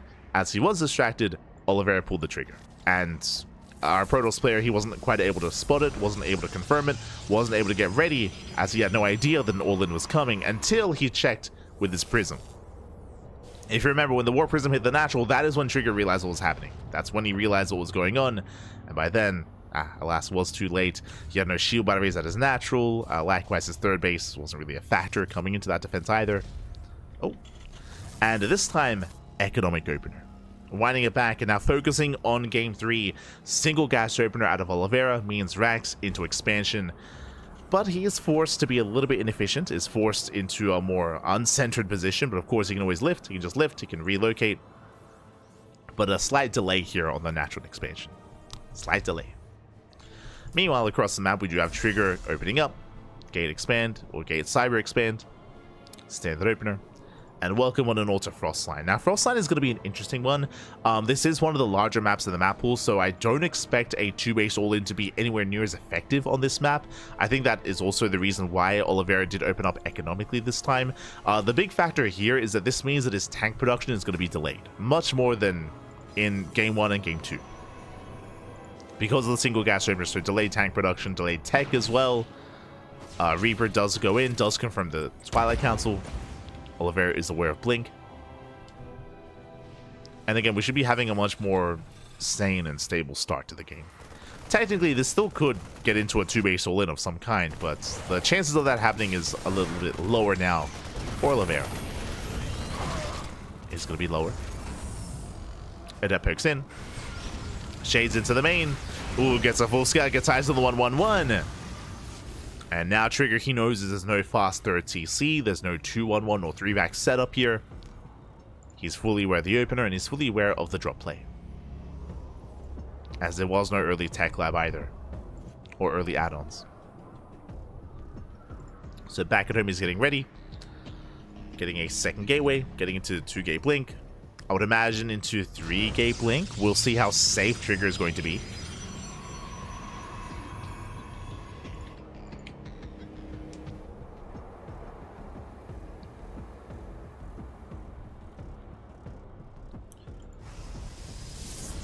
So far, he's on 2. There we go. 3 gateways. Never mind, getting up to 4. Okay, so 4-gate blink at a Trigger. Very aggressive. Much more aggressive this time from our Protoss. Oliveira back at home, getting into tank production. Second Rax. Widow Mine drops in. Scuttling in for the burrow. Oh! Doesn't quite get it. Oliveira picking up. Attempting to outposition Trigger. Speaking of Trigger, looking for that drop. Doesn't quite find it. Oliveira, he does pull away. And Trigger, he's soon going to move out. I should emphasize again, 4-gate Blink is not a 2-base all-in, but a very assertive and very aggressive start. This ideally and typically needs to get damaged. It needs to get damaged. We should be expanding as we get into the 4-gate Blink, but Trigger, he's soon going to move out across the map with a massive Stalker army. His goal is to either find damage in the main or in the natural. Back at home and checking in division here, Oliveira, he hasn't seen much. He saw a couple of gateways, he saw the opener, but he doesn't know how many gateways there are exactly. Back at home, he's got a nice tank and bunker set up here at the natural. Likewise, tank is soon on the way in the main. Just one tank though. Only one tank so far. So Oliveira is vulnerable specifically in the main base. Trigger reinforcing. The tank is about to pop out just in time. Trigger, he does go for the natural. Up, does dive in, gets a tank. One tank goes down, takes a mine shot to the face. Doesn't quite get the bunker. Oh, the Raven. Raven survives. Raven does live. And with this rotation, Oliveira should be able to hold on. Tank is repositioning. Not bad trades though from Trigger. That was 3 Stalkers for a tank, 3 SCVs, a Widowmine, and a Hellion. Warpins continue. Trigger rotating into the main. Tank is keeping up. So far, good rotation here by Oliveira. And tank volley's going up. Trigger, ideally, he would love to deny stim. Waiting at the tank shot. Doesn't quite have enough, though. Yeah, Oliveira's holding. Oliveira, he is holding on. Trigger threatening another dive. The boys are being pulled. Only 3 Stalkers. That's not going to be enough. The tank survives. The tank does live. Oliveira holds. Trigger pushing into the natural. Tank is in position. Oliveira holds once again. You can see back at home, Trigger is trying to tech into Colossus production. He needs a little bit more time, though. And so far, this Stalker aggression hasn't been ideal. He has gotten 1 tank, true. Has gotten 1 tank so far, but has cost him 4 Stalkers. Gets the bunker, okay. It's the bunker. Shaves off a couple of Marines. Still reinforcing. Baiting out a stim. Oliveira, he was trying to go for the Observer, didn't get it. There's a dive. Takes down a tank, can take down the Raven as well. Oh, Raven does survive. And Oliveira trying to figure out what's going on. Does scan the 3rd base, does see saturation. Finally, Oliveira, he breaks out. But alas, he lost most of his tanks. He's down to 1. 1 tank left. Has a decent bio army. But again, Trigger, he should be able to maintain this position and slow down any kind of move out. Oh. Takes a mine shot to the face. And he does spot the move out. Does respect it. He backs up. Behind this, I don't see it there. Let's go. We pull it. Let's go. We're pulling the boys once again. It's going to be a 2-base win by Oliveira. I mean, he saw the saturation. Trigger, he's getting a 4th expansion. Now is not the time. Once again, coming in with a drop into the main. And what do we need? No shield battery here at the 3rd base. No shield battery at the natural either. Again, Trigger, he doesn't know about the all-in until now. Now he sees it. Now he knows. No shield battery, no stack defense. Again, Trigger, he's investing into an expansion that's not going to come into play. And Oliveira, he commits, pushing right into the natural. Colossus getting a lot of swipes in. A lot of swipes going up. Zelts go down. The Colossus can it break through? The depower. Robo gets depowered. The same Colossus not arrive. And a massive dive here. Colossus goes down, and Oliveira snowballing out of control. He breaks through the defensive line. Boys are being pulled, but now there's only 4 Stalkers left. Down to 3, down to 2. So to be down to 0. Yeah, there's just barely an army standing here for Trigger. Again, depowering that robot was huge, trying to repower, desperately so. But the army falls. There's nothing left for the Protoss. And that pylon is not going to finish. Oh no. He wants it. It's not going to finish up. The boys are pulled once again. The Colossus will not arrive. Just barely not. Trigger, he was like, yo, if we play on Frostline, he's not going to 2-base all in me, right? No. It's Oliveira, papi. He commits. He's always there to commit. Let's go. He's always there for you. You think he's gonna abandon the 2-base all-in? Nah, Bobby, nah. Never. Always there, Bobby. As there we go, that's going to be 36 probe kills. Again, there's no further tech behind this. Is trying to, once again, Trigger trying to repower that Robo. Let's go. He wants that. The Colossus is going to pop out. But I'll be honest, against this many Marauders, I don't think the Colossus can even fight against this. GG gets called, and Oliveira, he will take the series 3-0. He will advance on to the grand finals. GG. GG, well played. Yo, Oliveira, was he like watching Creator and he was like, yo, Creator, because if you remember, if you were here for the upper semis, Creator, he did nothing but 3-base all-in against Shin. Just purely 3-base all-ins. Oliveira was like, yo, I can do one better. Like, Creator, you think you need 3-base? No, 2 bases, papi, 2 bases. That's all we need. Straight up 2 base all-ins non-stop here out of Oliveira, and time again, it was a factor in game 1, game 2, and in game 3 as well. Unfortunately, Trigger, he just wasn't aware. He was not aware of these all-ins. I mean, it was kind of on full display, especially here in the final game in game 3, where Trigger, he did miss the move out. He saw the initial bio army, but he didn't see the reinforcements moving out across the map. So Trigger, instead of throwing down shield batteries, he was throwing down a 4th base. So as you saw, 0 shield batteries at the natural, 0 at the 3rd. Instead, there was a 4th nexus on the way. Again, Trigger, he was thinking further ahead. He just didn't think there would be an all-in there, when really there was. So it's really unfortunate that Trigger did miss that, and as a result, he was caught with his pants down multiple times throughout this series. At a certain point, he's like, he's not crazy enough to all-in me like 3 games in a row. He is. He's crazy, Pop. He's crazy. GG, well played. GG, well played. And with that, Oliveira does advance on to the grand finals. Does advance on.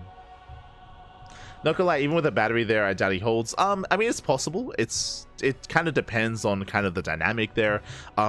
It's a couple different things. If he knew what was coming, it isn't just that you throw down shield batteries, but most likely Trigger, he would be more proactive when it comes to slowing down the push, when it comes to picking off Marines, picking off Medevacs, picking off Ravens as well, coming in from behind and trying to catch reinforcements. Like, in general, your entire approach to the game and your entire approach to your opponent does change when you realize there's an all-in coming. So there's a lot of factors that come into play, not just shield batteries. That's a part of it, 100%. But on top of that, slowing down the all-in and slowing down the army would be another part as well. On top of that, potentially like even a 2nd pylon here at the natural. I mean, bearing in mind, even if Shin, even if Trigger had bought a couple more seconds, like, imagine a world where he could build up towards 2 Colossus, right? His first Colossus went down early, but if he could buy time and save that first Colossus to get that 2nd Colossus out as well, the 2nd Colossus that technically did come into play, but it's at the very end of the game, so it wasn't really a factor. But like, again, there are these little changes, little things that can influence the game state as well. Regardless, GG, well played. Like, it was so sad to see that 2nd Colossus just never arrived. It just never popped out. So close. But like, that would have been another big factor as well, right? Like, all these little things, they add up. They add up over time.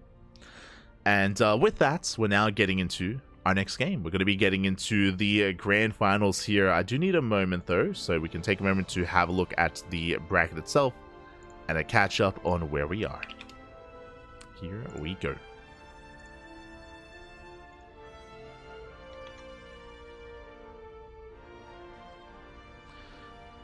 Here we go. We do have our bracket here, just catching up on the bracket itself, on all these matches.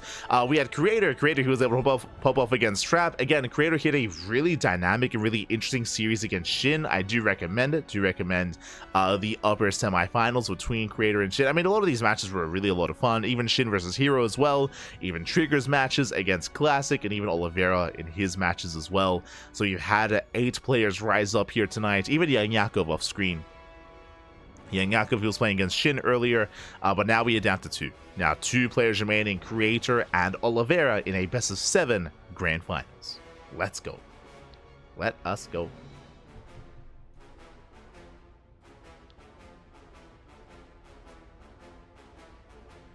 Just catching up. Catching up in the chat. Not the 3 times when you show you can't stop it. I mean, I'm pretty sure, especially when it came to game 3, I think that was just out of Trigger's mind, especially on Frostline. I think he just assumed, like, he just made the assumption that's like that. There's no, you're not gonna do it 3 times in a row. So he just assumed that he was in a safe position and getting into a longer game state. Assuming can kill you though, as we can see, as it clearly can get you killed. But I'm just pretty sure that was the thought process of Trigger. Regardless, we have our best of 7. We do need a moment to set up though, so we're going to be going on a short break. Going to be going on a short break here, so take this time to get some snacks, get some food, get some water, drain your disruptors, massage your marines, and hydrate all of your hydras. When we return, we will have that best of 7 ready for you. See you soon. See you soon, Patty. See you soon.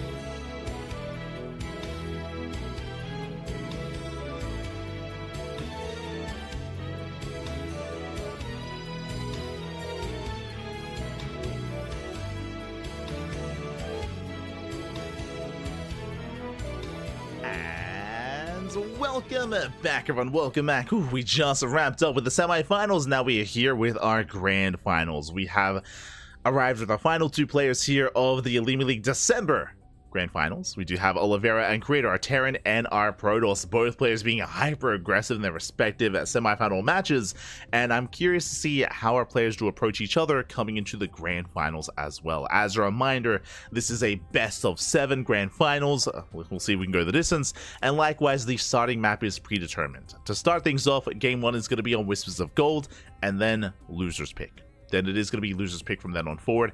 As a reminder as well, the map pool is very limited. Very limited map pool. Only 5 maps. As we mentioned before, there's a reason why we have not casted a single game on Abyssal Reef and on Neon Violet Square. Those maps are not a part of this map pool. Likewise, Amygdala is out as well. So no Amygdala, no Neon Violet Square, and likewise no Abyssal Reef either.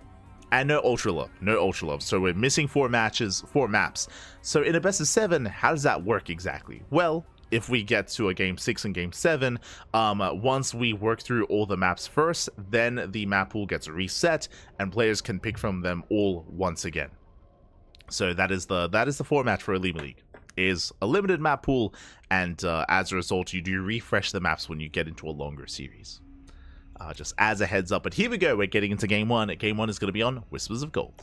Vámonos.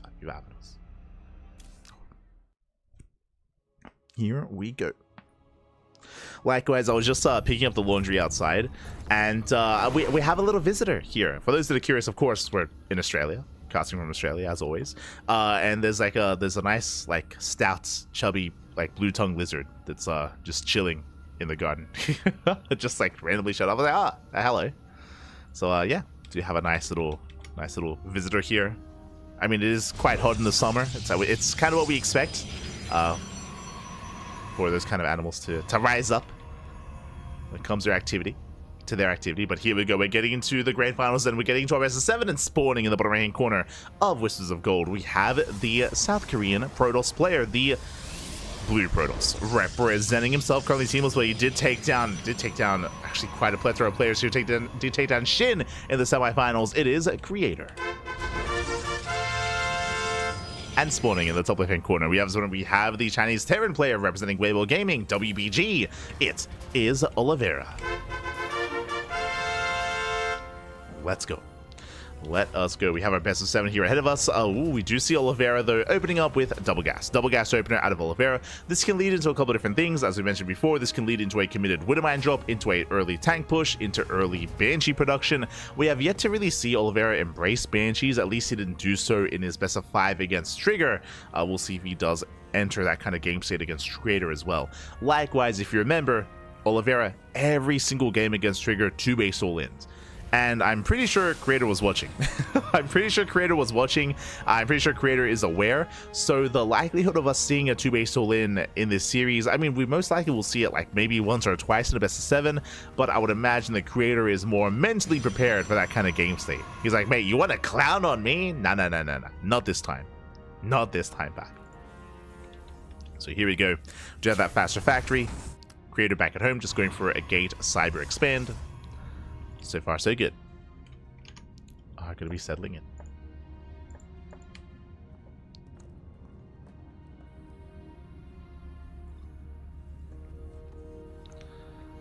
As Creator, he does move out, attempts to scout, allows a full wall here on top of the ramp. Interesting, Oliveira preserving his gas, opening up reactor into Marine. So very gas light here with the initial Rax units, preserving gas, I would imagine, for a faster starport from the side of Creator, maybe an earlier add-on.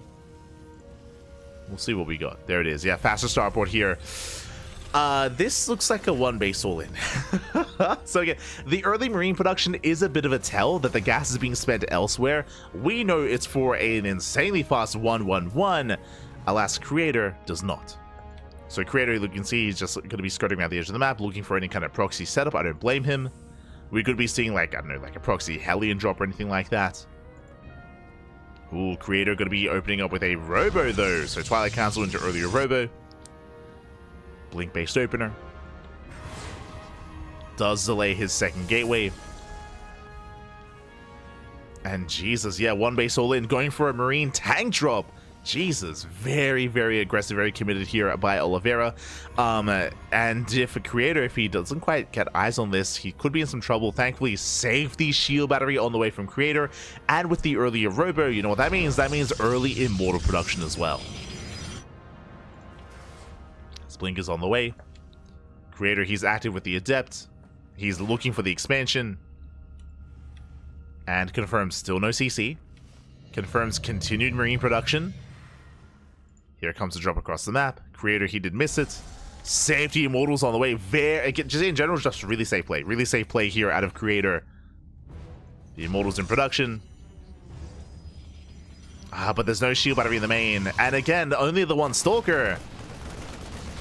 It does have another warp in, but probes are going to go down. Even going for the pylon! He's going for the pylon. Pylon's going to be shut down. The immortal, he needs more time. He needs more time for the immortal. He has to get a setup here on the low ground, but it's not going to matter. He was getting ready for a frontal assault, not a main base defense.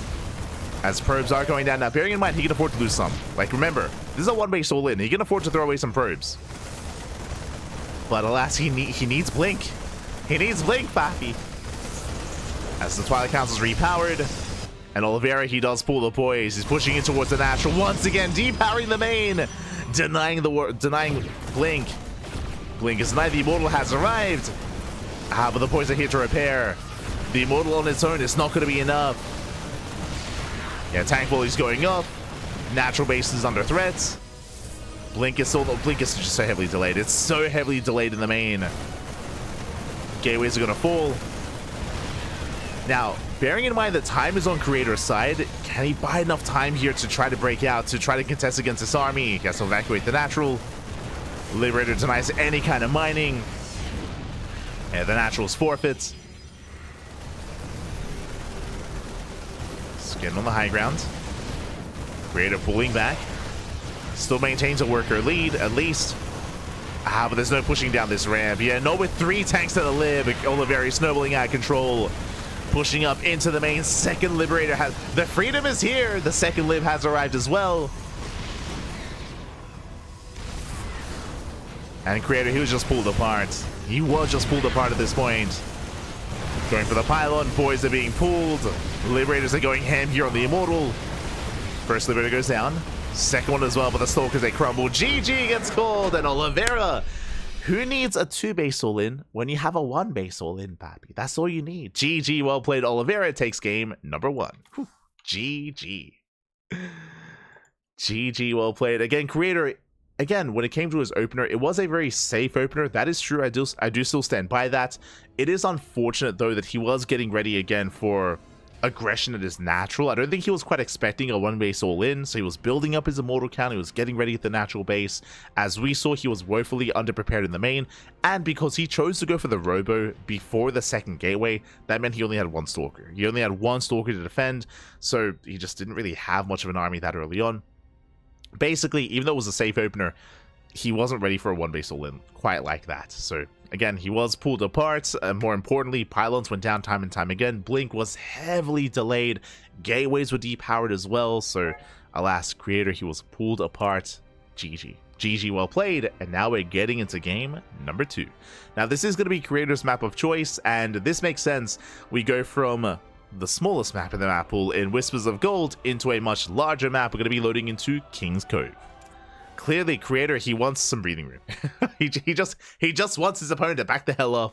Get some breathing room, Pappy. Let's go. He's like, let me macro. Let me get my natural up and running. As spawning in the top left-hand corner of King's Cove, we have the Chinese Terran player, the Red Terran representing Weibo Gaming, WBG, leading the series 1-0. It is Oliveira. And spawning in the bottom right-hand corner, we have the blue Protoss player himself from South Korea. Down in the series, we'll see if he can bounce back. It is a Creator. Oh! And do you know what I see? I see not just 1 SCV, 2 SCVs. Proxy 2 racks here on the way for Oliveira. Now, Creator, he does scout this ahead of time, does spot the initial SCV, and he is on top of this, and that means Oliveira, yeah, the proxy is denied. Big moment here for Creator. He does force back the second SCV. He denies the racks, and he forces Oliveira to throw down the racks back at home. Gas is delayed as a result, and Oliveira's opener is inefficient as a result. It is a shaky opener out of Oliveira, and Creator, he shuts down the proxy 2 racks before it gets going. So very nice scouting here by Creator. Very nicely done, and now we can settle in.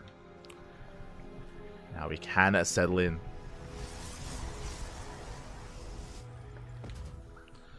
Almost like he didn't believe a one-base all was coming, even though there was evidence there was one. That is not true. He didn't have confirmation of the one-base all-in. He saw the wall-off at the ramp, but that is all he saw.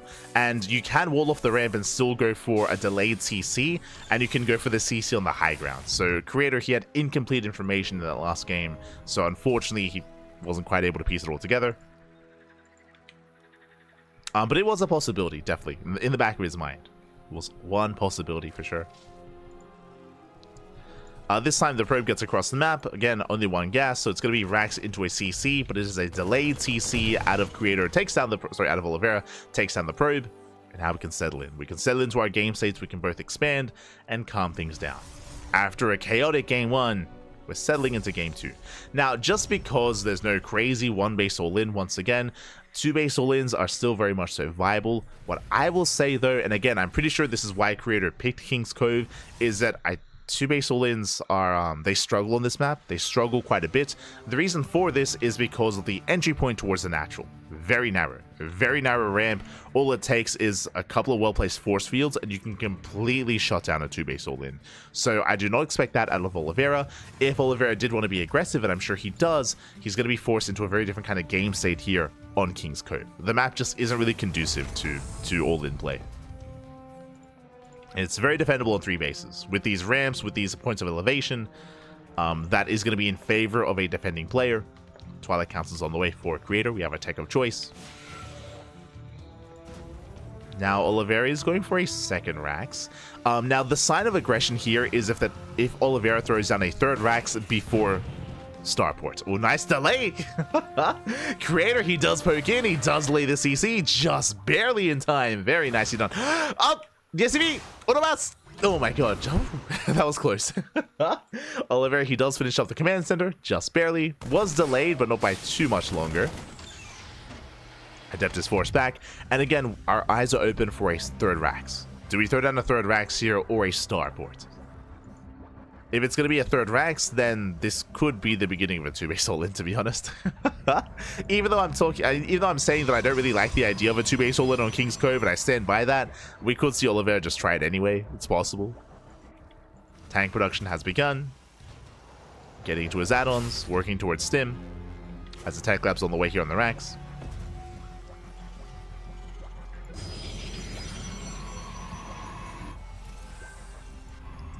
And a Creator, he is building up his gateway count. He's getting up to 3. So it's going to be 3-gate blink out of Creator, which means Creator is looking to expand and take a third base. I think that's perfectly fine here on King's Cove. 3-gate blink into a third. Meanwhile, that is a Starport before the third Rax. Okay, so this is a 2-1-1 setup. This is aggressive early on. It does allow you to go for a stim timing with some medevac support with drop play. That is true. But this isn't the most aggressive of builds, and we should be expanding behind this. We'll see, though. We'll see. Like, I don't know if I want to like confidently say that, oh, we're going to expand and get into the mid game here when Oliveira is involved, because Oliveira has not macroed at all today.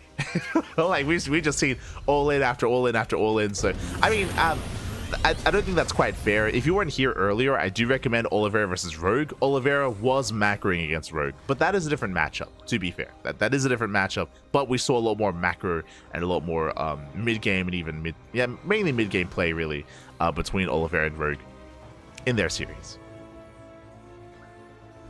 Is a different matchup, but, you know, applicable nonetheless.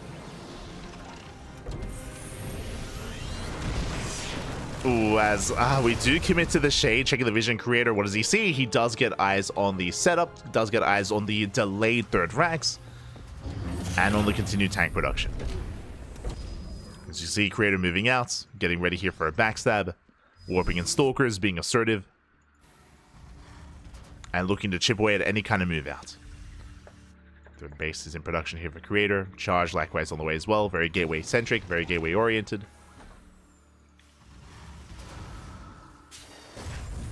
Does get eyes on the gate on the tank setup. The main base is large enough where honestly Creator, he can dive into the main, he can try and deny the upgrades. Stim is done, but what about combat shields? He wants it. He wants it and he will deny it. Yeah, combat shields goes down. Very nicely done. Slows down the push.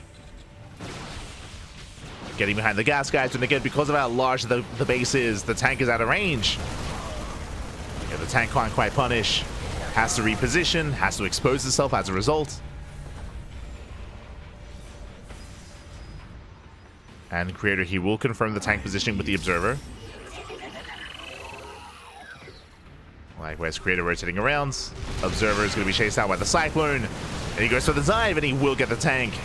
Tank falls, but the Marines, they punish. Oh my god, the punish is real. Stim is brutal here, and so many Stalkers go down. That was not worth it for Creator. That was about to be updated. There we go.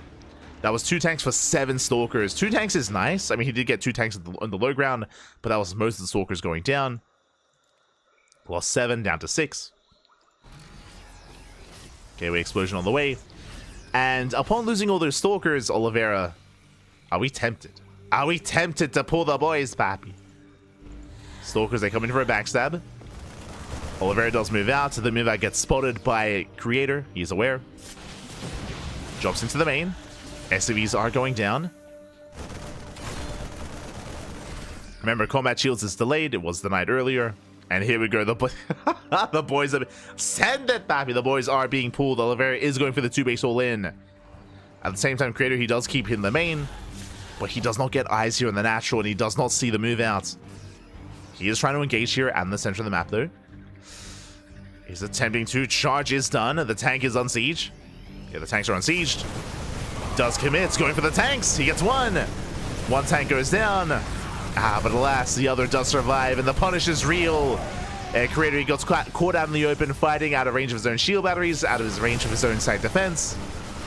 And Oliveira, he has done it. He's snowballing out of control. He breaks through the front lines. Stalkers are across the map. That is nice. They're getting damaged, but it doesn't matter. It doesn't matter. Not anymore. As Oliveira, he goes for the kill. Depowers the robo, and there's nothing left. There's nothing left here on the low ground. Again, the Creator caught out in the open like that. Not what he wanted. I mean, it is what Oliveira wanted. And with that, the natural, it's going to fall. It's going to fall. We can just push into the main from here. And again, there's just nothing left. There's just nothing remaining. There's a handful of Stalkers, a handful of Zealots. Does stim once again. The army is overstimmed, but he can afford to. He can afford to overstim, but he's fine.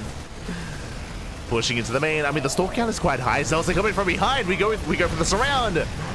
Can Creator pull this off?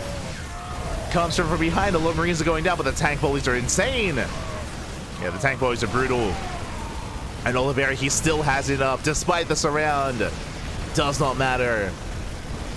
And Oliveira, he snowballs out of control. GG, well played. Oliveira takes a 2-0 lead in the series. GG. Creator, he had some very nice moves. He had some very nice moves when it came to delaying some of the upgrades, when it came to chipping away at the tank count. My biggest concern, if you remember, was when Creator, he threw away 7 Stalkers. That was a brutal moment for him. Basically, what happened there, because he lost so many Stalkers, because his Stalker count was cut in half, that meant that he could no longer be parked outside of the base. Typically, with a high Stalker count, you're outside of the natural and you're outside of the third, and you're able to slow down that push, typically. Because he lost 7 of them, though, he kind of lost map control, so he had to back off. Instead, he went for drop play into the main, which was killing some SCVs, but that's all it was really doing.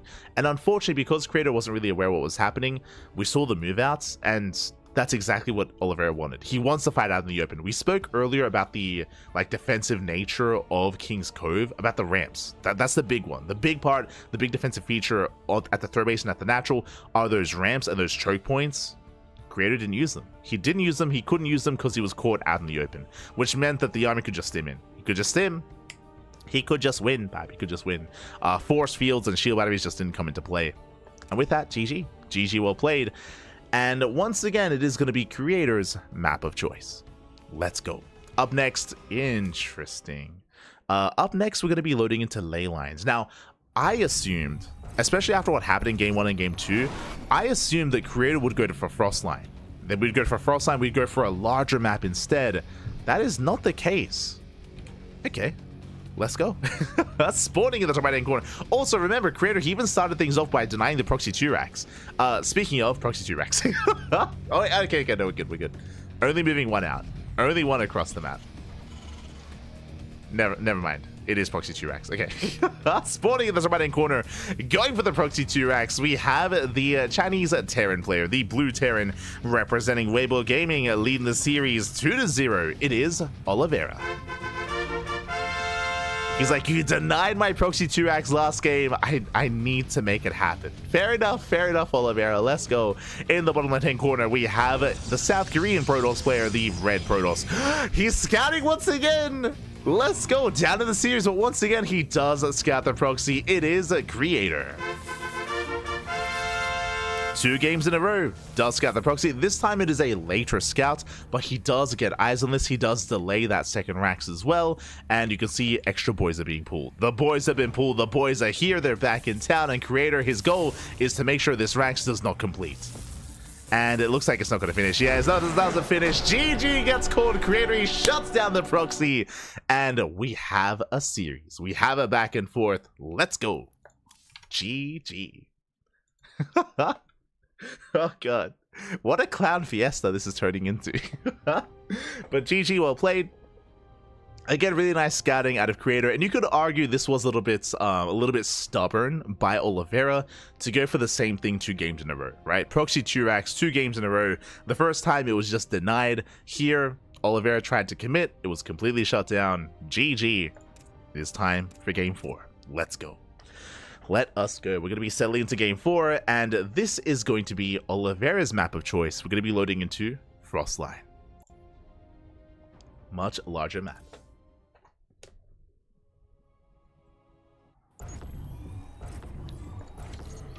You can't slow the push down with Stalkers when it's a tank push. You can, Pappy. Ideally, you want to pick away at the Marines. You want to force early sieges as well. Yeah, that's how you slow down the tank push with Stalkers. That's just, yeah. I don't know what to say. I mean, I'd watch more TVP, I guess. I don't know. That was a weird thing to say. That is not the case. We see it all the time. It's quite common, actually. It's quite common. For now, though, we're settling in. We're going to be settling into our next game.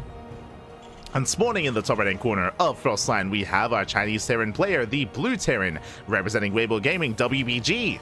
Still leading the series, but now forced into a series. We'll see if he can keep things going, though. It is Oliveira. And spawning in the bottom left-hand corner, we have his opponents. We have the red Protoss player from South Korea. Fighting back already. And once again, he's scouting. Once again, he's looking for the proxy. I don't blame him. I mean, hey, Oliveira did it 2 games in a row, so Creator, a little bit paranoid. It is Creator. So I do not blame him, but Creator, once again, he is scouting, he is looking for the proxy, confirms that there is none, at least not towards the north, and he commits to his probe scouts. Meanwhile, Oliveira is going to be switching gears entirely, 1 gas opener, which means racks into CC on the low ground. So economic build this time from Oliveira, and the Creator will confirm. And this might be too early, but I get the feeling that we might actually get into a game of StarCraft. Oh, no. I mean, it is an economic start, and we're on a large map, so I was thinking, oh, maybe we just chill, we just calm things down, and we just macro. If you remember, I was thinking the same thing in Game 3 of Oliveira versus Trigger. If you were here for it, Oliveira versus Trigger, at the time, Oliveira, he had gone for 2 base all-ins in a row, and then Game 3 was on Frostline. And if you remember, Trigger, he was not in a bad position. Like, he was harassing across the map, he was doing some damage, and I think Trigger also made that assumption, where it's like, oh, we're on a large map, you know, like, we have some more economic starts, you know, most likely Oliveira's just gonna macro, right? And then he just pulled the boys anyway. He just pulled the boys anyway and did overwhelm Trigger. It was still a close game, like we spoke about it before, right, where Trigger, he didn't see the move outs, and he had the Colossus almost popped out. Remember Trigger, who was getting a 4th at the time, like he was being too greedy, he just didn't know what was happening. And that did work against him in the end. So, yeah, we'll see. We'll see what happens here, as we're once again on Frostline, but we have a different opponent this time. I guess what I'm getting at, Oliveira, he's not afraid to all in on Frostline as well. He's just an animal. He has no fear. No fear. Meanwhile, for the first time tonight, Stargate opener out of Creator. Most likely Phoenixes, but he can open up Oracle instead. Really, the real question is, in a TVP today, is Oliveira at any point in this series, in this best of 7, is he ever going to take a third CC? Is he ever going to expand? That is the real question. I want to believe he will, but I don't know if that's what I really want, right? Like, part of me is okay with the idea of Oliveira just being an animal and just all-inning every single game. Just absolute animal. For now, Phoenixes. It's going to be a Stargate opener into Phoenixes. I am a little bit concerned. So, Phoenix-based openers, as the Adept does shade into the main, does confirm the 1-1-1. Wouldn't mind opener here. Wouldn't mind drop out of Oliveira. Phoenix openers and Phoenix play, they're really good in a standard PvT because they give you map control, they allow you to shut down drop play, and they allow you to get into a third base and into Colossus quite safely. The problem, though, is against all-ins. Like, against 2-base all-ins is where Stargate play can really struggle, just because, as you can imagine, Phoenixes are quite limited in their pickup potential. Sure, they can lift up tanks, but once the Phoenixes get focused down, or if they get zoned away by the Marines, then they're kind of dead supply, and they don't really help you as much as a Gateway Army supportively, or even earlier Immortal production as well. So, Phoenixes, they do leave you a little bit vulnerable in the early to mid-game, and against Oliveira, that's where I'm concerned. That's Meanwhile, okay, for the first time, we're settling into a 3-1-1 setup, but with fast tank and Banshee production. If you remember, I brought up this build in Oliveira's series against Trigger, I believe. If you remember, I was talking about how, like, Oliveira, he is often influenced by the Korean meta, and tank Banshee has been very trendy. But as I say that, ooh, it looks like Oliveira may have caught wind of what was going on, because he does cancel the Banshee, doesn't commit. So still early tank production, but he does cancel the Banshee. I do think that this is a wise choice considering it is a Stargate opener with Phoenixes. Banshees, they're less effective here against Stargate play. And he's prioritizing stim. Really early stim here by Oliveira. You don't often see it this early on. Meanwhile, Bay is on the way for Colossus production, third base as well. And Creator, he's going old school, going Phoenix Colossus. Now, there is a window in time where Creator, he is vulnerable to a move out, but if Creator, if he can keep the army pinned back at home, if he can buy time and get up to 2 Colossus, then he can be okay. He can stabilize, he can settle in, and embrace the mid-game. Nice pickup. Takes down the Winter Mine, gets into the Mineral Line as well. 2 SCVs going down. And Oliveira's on a bit of a timer, if he wants to be aggressive, right? He's on a timer. The first Colossus is already halfway done. There are sentries for force fields.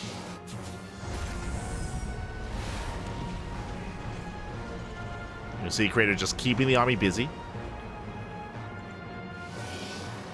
Running out more Phoenixes. The Observer does go down. And based on the earlier Viking production, based on all the bio, based on the earlier stim timing, I'm pretty sure Oliveira is going for a 2-base all-in. And the second Colossus is on the way. It's not ready yet. But here we go, Oliveira, he is committing. He is moving out. And here we go, the boys are being pulled. It's all or nothing for Oliveira. The move that gets spotted. The Adept does confirm everything. Creator's aware. You see him pulling back. Shield batteries on the way. He already has 1 of the natural prematurely, so already 1, soon to be 2. 2 shield batteries, 2 Colossus. He has force fields. And with this, he can. There we go. He does already force the siege. Does slow down the push. Baited out the move out, or baited the army. Slowing this down. Nice volley on the Colossus. Colossus taking a lot of hits. That's what the shield batteries are for. Turrets are on the way. Again, still a very tense situation here. As Oliveira, he's slowly gaining ground, pushing towards the wall. Meanwhile, third Colossus in production. Throwing down a wall of turrets as well. Forces them in. And he has to engage. Tank volleys here on the main army, on the Zealots. Phoenixes are going to be going down. Colossus under fire. The tanks are getting a lot done. But is it going to be enough? The turrets as well. Yeah, they shut down the The anti-air, they shut down the Phoenixes. One tank survives, but Creator's holding. Creator, he is holding on. I just don't know if there's really enough here to keep pushing. There's only one tank left. Only one tank remaining. And now there's two Colossi. And now there's two. There's only two Vikings. Takes down the shield battery. Pushing towards the Robo. More Phoenixes coming in. And once again, Creator collapsing on top of the army, does lift up one of the tanks. Nice target firing here on the Phoenixes. But yeah, he has enough. GG gets called. Creator, he holds, he defends against the all-in. This time, again, he saw it coming well ahead of time. And Creator ties up the series 2-2. We have a back and forth. We have a series. Let's go. GG, well played. Again, really nice handling of the situation there by Creator. It was really cool to see him fake out the first siege. If you remember, he moved out with his army. He baited out a siege. He pulled back. Again, it's all about buying time. It's all about buying time for more Colossi, for more Phoenixes. On top of that, it was also important that Creator didn't give Oliveira too much time. Oliveira, if you remember, he was throwing down a ring of turrets. If those missile turrets had finished, different kind of game. Those turrets, they add so much more DPS, not just to the Phoenixes, but against the Colossus as well. So we had a line of turrets on the way. That's when Creator pulled the trigger. That's when he collapsed in, and he was able to at least slow down the tank count enough to make sure that there just wasn't really a threatening army. Not anymore. GG. GG, well played. Oh my god. And with that, we're getting into our next game. We're getting into El Dorado. And hey, we're tied up 2-2. We are tied up 2-2 here, and we are here to find out who takes a lead in the series. Let's go. El Dorado, of course, one of the most vetoed maps in the map pool. This is a map that I'm not opposed to seeing more Stargate play. We'll see. We'll see. We'll see what we go for. At the same time, I can 100% see a 2-base all-in happening here as well. I mean, we'll get into it. We'll get into it. As spawning in the bottom left-hand corner of El Dorado, we have the the Chinese Terran player, the Red Terran, representing Weibo Gaming, being forced into a tied game score. And do we ever get to see a third base? A third CC, papi? We're here to find out. As we're settling in, we have, of course, our Red Terran, Oliveira. Hello, Mr. SCV. Meanwhile, spawning in the bottom right-hand corner, we have the South Korean Protoss player being proxied. We have the blue Protoss himself tying up the series 2-2. It is Creator. Now, on the one hand, there is a proxy, true, but only one SCV. Only one SCV, so not the most committed proxy here out of Oliveira. This looks like Proxy Reaper into a bunker behind the mineral line. Creator, he is scouting once again, looking for the proxy, but alas, he won't find it. He will not find it, not this time. Does barely miss the SCV, does barely miss the Rex. Double gas opener here out of Oliveira. I would imagine this is just going to be Proxy Reaper. We'll see if Oliveira commits into an add-on, into a tech lab, into Proxy Marauder. True, that is also a possibility here for Oliveira. But I would imagine just Reaper play into the bunker. We'll see. We'll keep an eye on Oliveira. Probe Scout confirms the Rax is missing. The Rax is missing. Double gas opener. And we have a safety Zealot on the way. Oh, wait, what? Proxy Marine? Yo, what is this? Factory? Are we going Proxy 1? What? Well, yeah, factory, yeah. Proxy 111. God damn it. Okay, Oliveira. Let him cook, papi. Let him cook. Okay. So my mind is racing at the moment. I would imagine... Oh, okay, it's going to be a reactor. I was thinking maybe a tech lab, but it's going to be a reactor here with the Rax into an add-on swap into potentially Hellion drop. Like, we could go add-on swap reactor to Hellion with a starport for a Hellion drop, right, for Proxy 111. That's what I'm leaning towards, but we'll see. We'll see. What do you have for us, Oliveira? What's going on? Show us what you got. Show us the add-on swap. Oh no, he scouts! Oh my, Creator!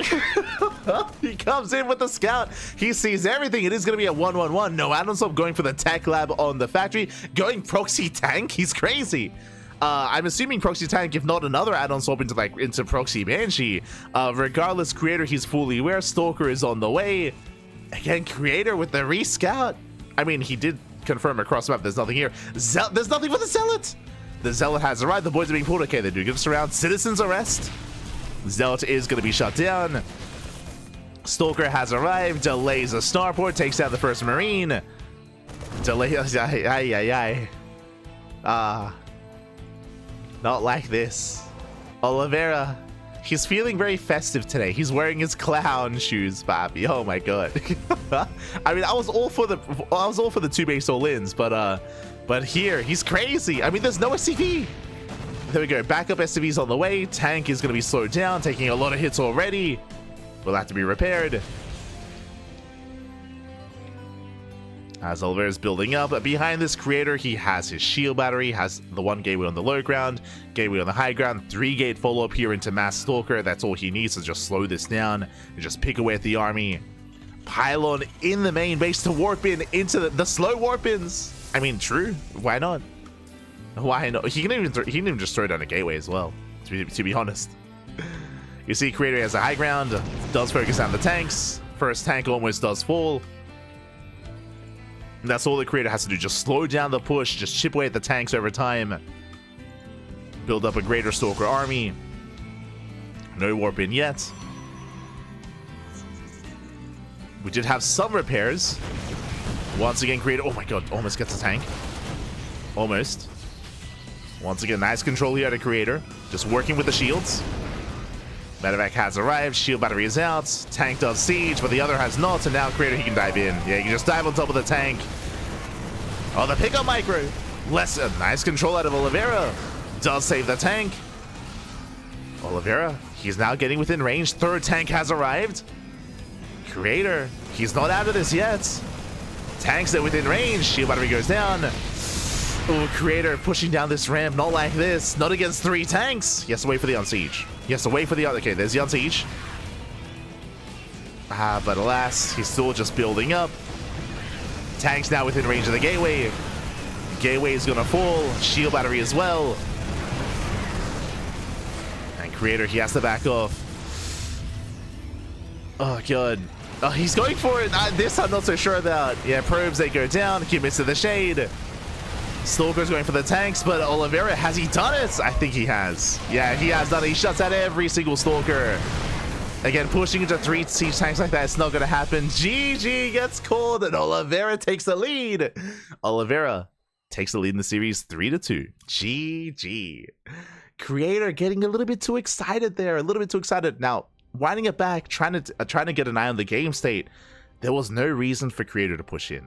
The reality there, 1 base versus 1 base, I mean, it would have been the case if Creator gave up on the natural, but Creator, he had a better economy. His main base production was untouched.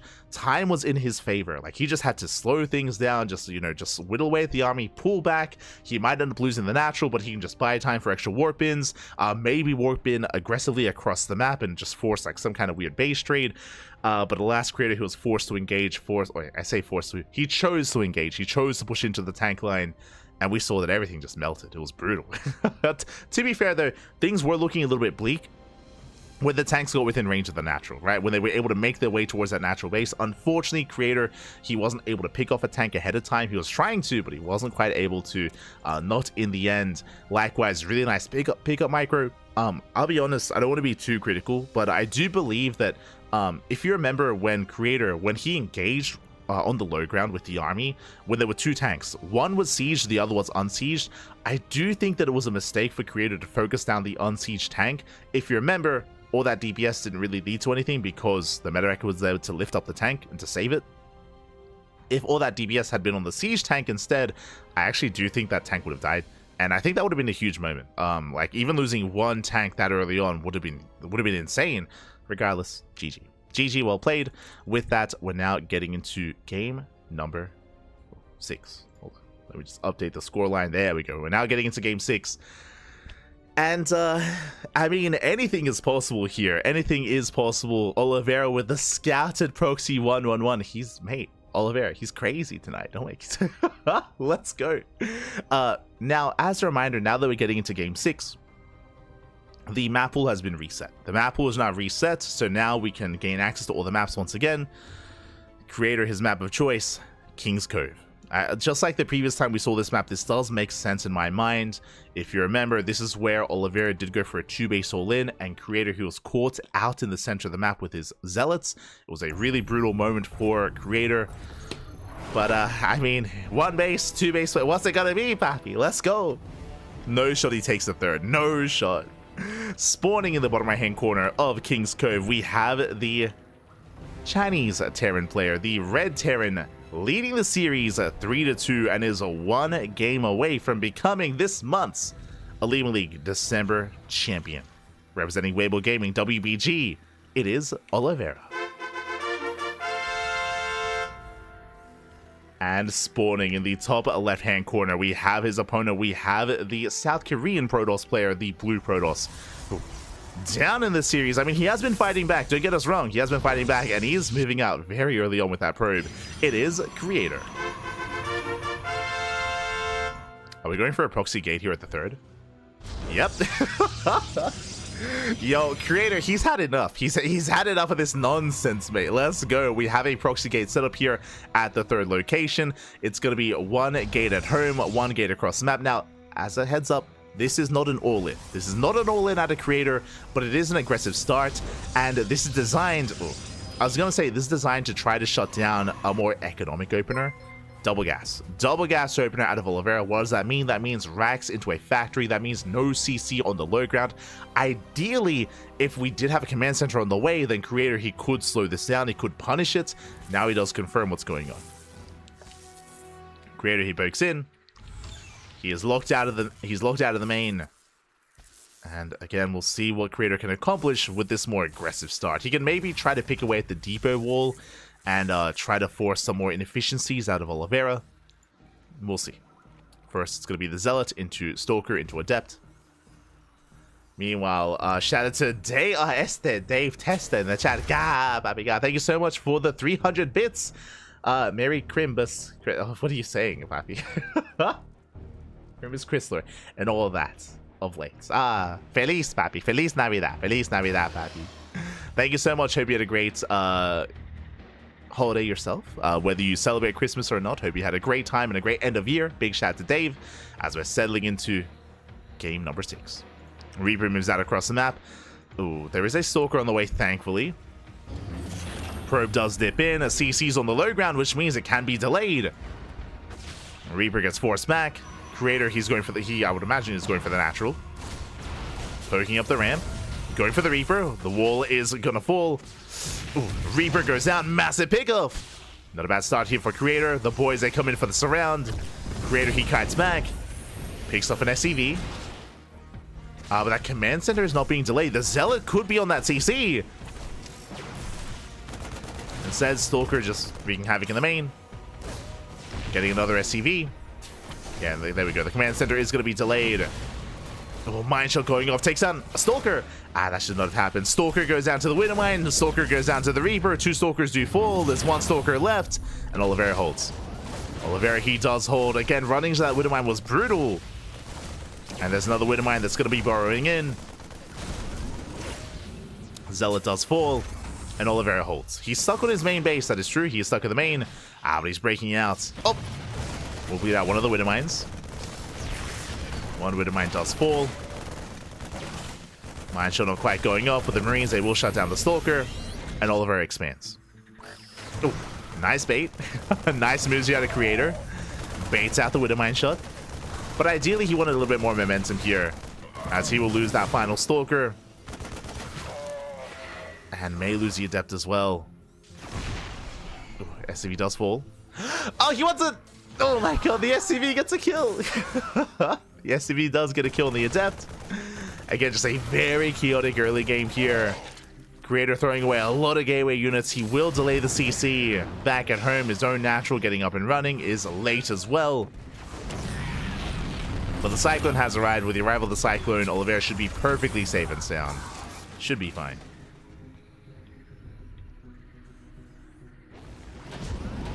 Rico.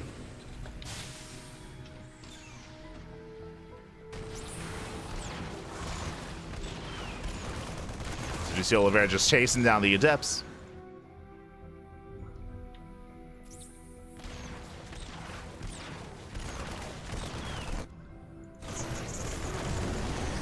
Down the Adept. It does catch the Gateway. The Gateway is going to be depowered.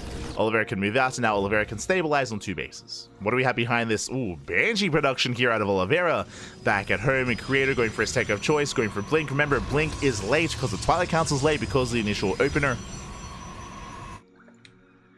So we're in a really awkward kind of game state here where both players had some rocky starts.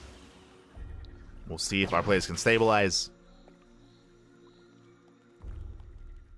And we'll see what kind of 2-base all-in we see this time. I feel like it's got to be a given, right? Like, especially considering Oliveira is ahead in this series. A 2-base all-in is going to be likely once again. Este Oliveira. Let's go. For now, he's going to be moving out with the early tank. As a reminder, there is no stim, there's no combat shields. The bio army is only there to support. Really, the backbone of this army is the tank and the Banshee. Couple of boys are pulled. Just the one, actually. Second tank has arrived. The move out, I believe, was spotted by the hallucination, and you can see Creator trying to get ready, trying to get in position. He has some force fields. Stalkers as well.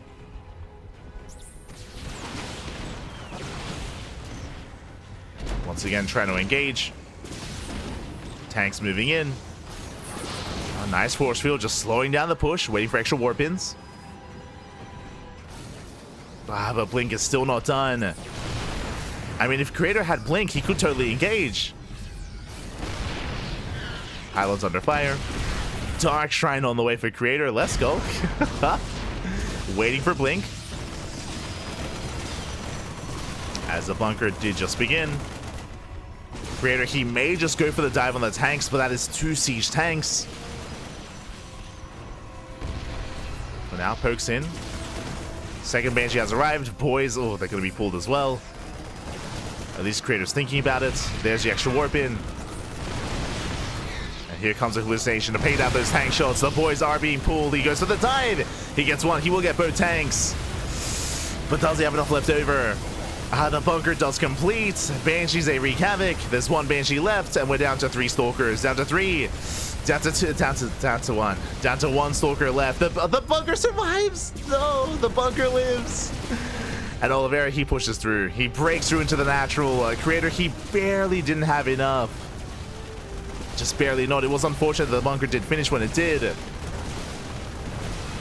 And Oliveira, he has done it. He has broken the natural.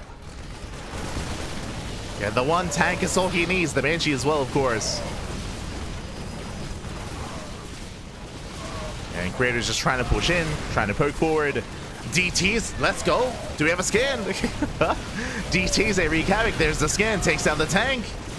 Not bad. Oh god, but the Banshees, they just snowball out of control. The scan is enough.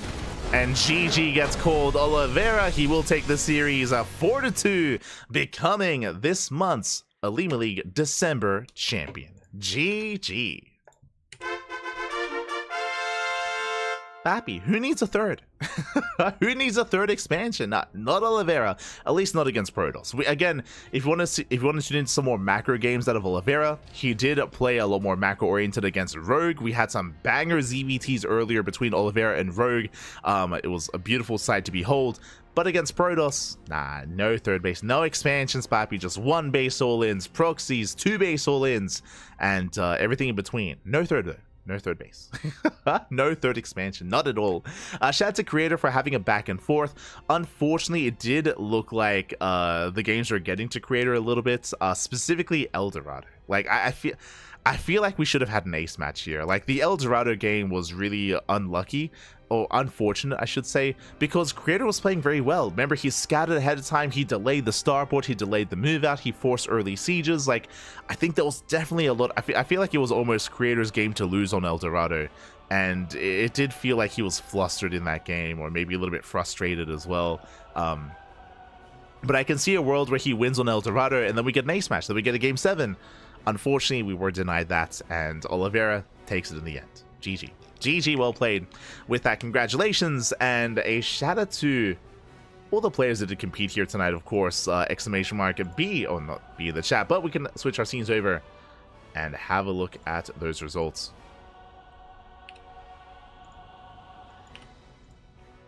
Just quickly settling in. And there it is. We had Oliveira going on a tear. Oliveira, he did drop maps, but not against Trigger or Rogue. He did drop maps to Creator here in those grand finals. And a shout to Creator, because Creator, he, I want to say, exceeded expectations. Considering SHIN 2-1'd herO, like SHIN had a very nice performance against herO. For Creator to take down SHIN was very impressive. If you remember, it was also an aggressive series. I do recommend the VODs. It was very fun, but Creator himself was also going for purely all-ins. If you remember, Creator, he never saturated a fourth base. He never saturated a fourth. It was purely 3-base all-in after 3-base all-in after 3-base all-in against SHIN, and Creator did overwhelm and overpower SHIN in that series. Then it was almost like the reverse of that here in the finals, where again Oliveira, he was watching Creator all in SHIN just every single game. He's like, you know what, I'll avenge you, SHIN.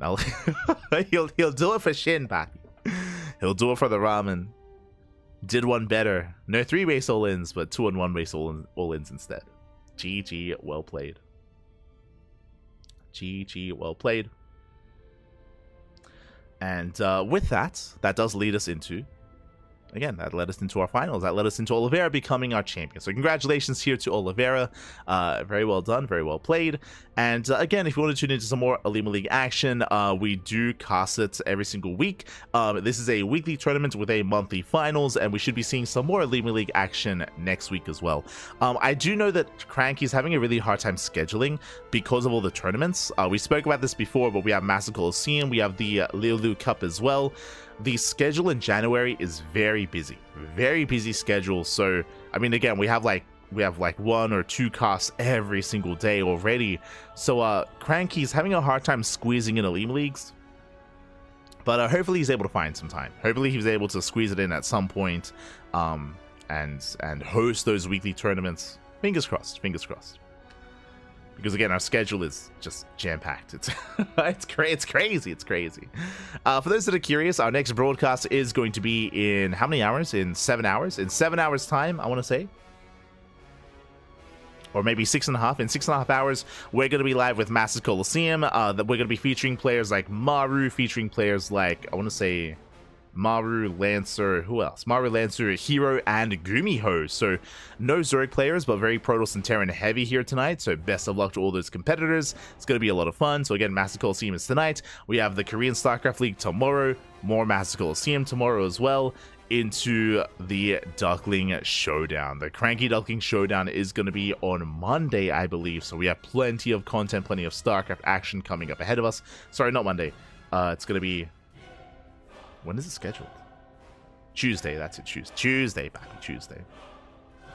So plenty of content, Master Coliseum, KSL, Liulu Cup. We basically have 2 casts a day every single day for almost the rest of the year. Monday is the one day that we only have 1 cast, thankfully. So Monday, we only have 1 cast that day. So that's a bit of a lighter broadcast day, but every other day, just non-stop StarCraft, non-stop back and forth action. Aye. We'll do our best. We'll do our best to keep up and maintain our sanity here on the CranKy Ducklings. Again, if you enjoyed the broadcast, do consider following us. Twitter, Facebook, Instagram, YouTube, and Discord, all things CranKy Ducklings. If you want to follow us, we do go live on a daily basis, or as I just mentioned, more often than not, multiple times a day with multiple broadcasts. I'm going to go get some food. I'm going to go get some food and most likely have a nap as well. As I just mentioned, our next cast is in 6 hours, so I have some time to rest, to recover, and to chill out before Master Coliseum. That's the plan, Poppy. That's the plan. Here we go. As with that, we're now getting into our next game. Or we're now going to be calming things down and wrapping up. We're going to be wrapping up. But again, you can follow us on Twitter, Facebook, Instagram, YouTube, and Discord. All things CranKy Ducklings. We do upload VODs on a daily basis over on YouTube. And we also stream over on YouTube as well. We actually stream everywhere. We stream on YouTube. We stream on Facebook. TikTok as well. Kick. All the platforms. All the platforms. We're all over the place. Crazy. My favorite live VIP phrase of all time. Pappy, calm down. I mean... Look, sometimes the players, they do need to calm down, okay? Aye. Sometimes.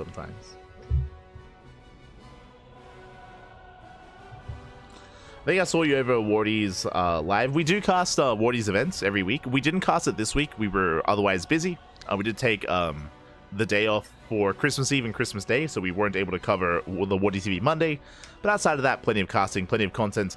Otherwise, thanks for watching. Thanks for watching. Thanks for the support. We'll see you guys in 6 hours for our next cast, or tomorrow for the KSL. One or the other. We'll see you then. Otherwise, stick around. Who's streaming at the moment? Who can we raid? Who can we send everyone over to? Let's have a look here. Let's see.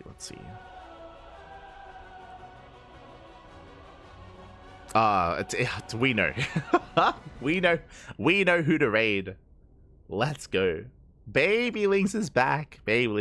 So give Baby Links some love, give her some support. Again, a long time supporter of the channel. Otherwise, we'll see you guys next time. Until then, hasta luego. Ciao, papi, ciao. Hasta luego. Time for bed.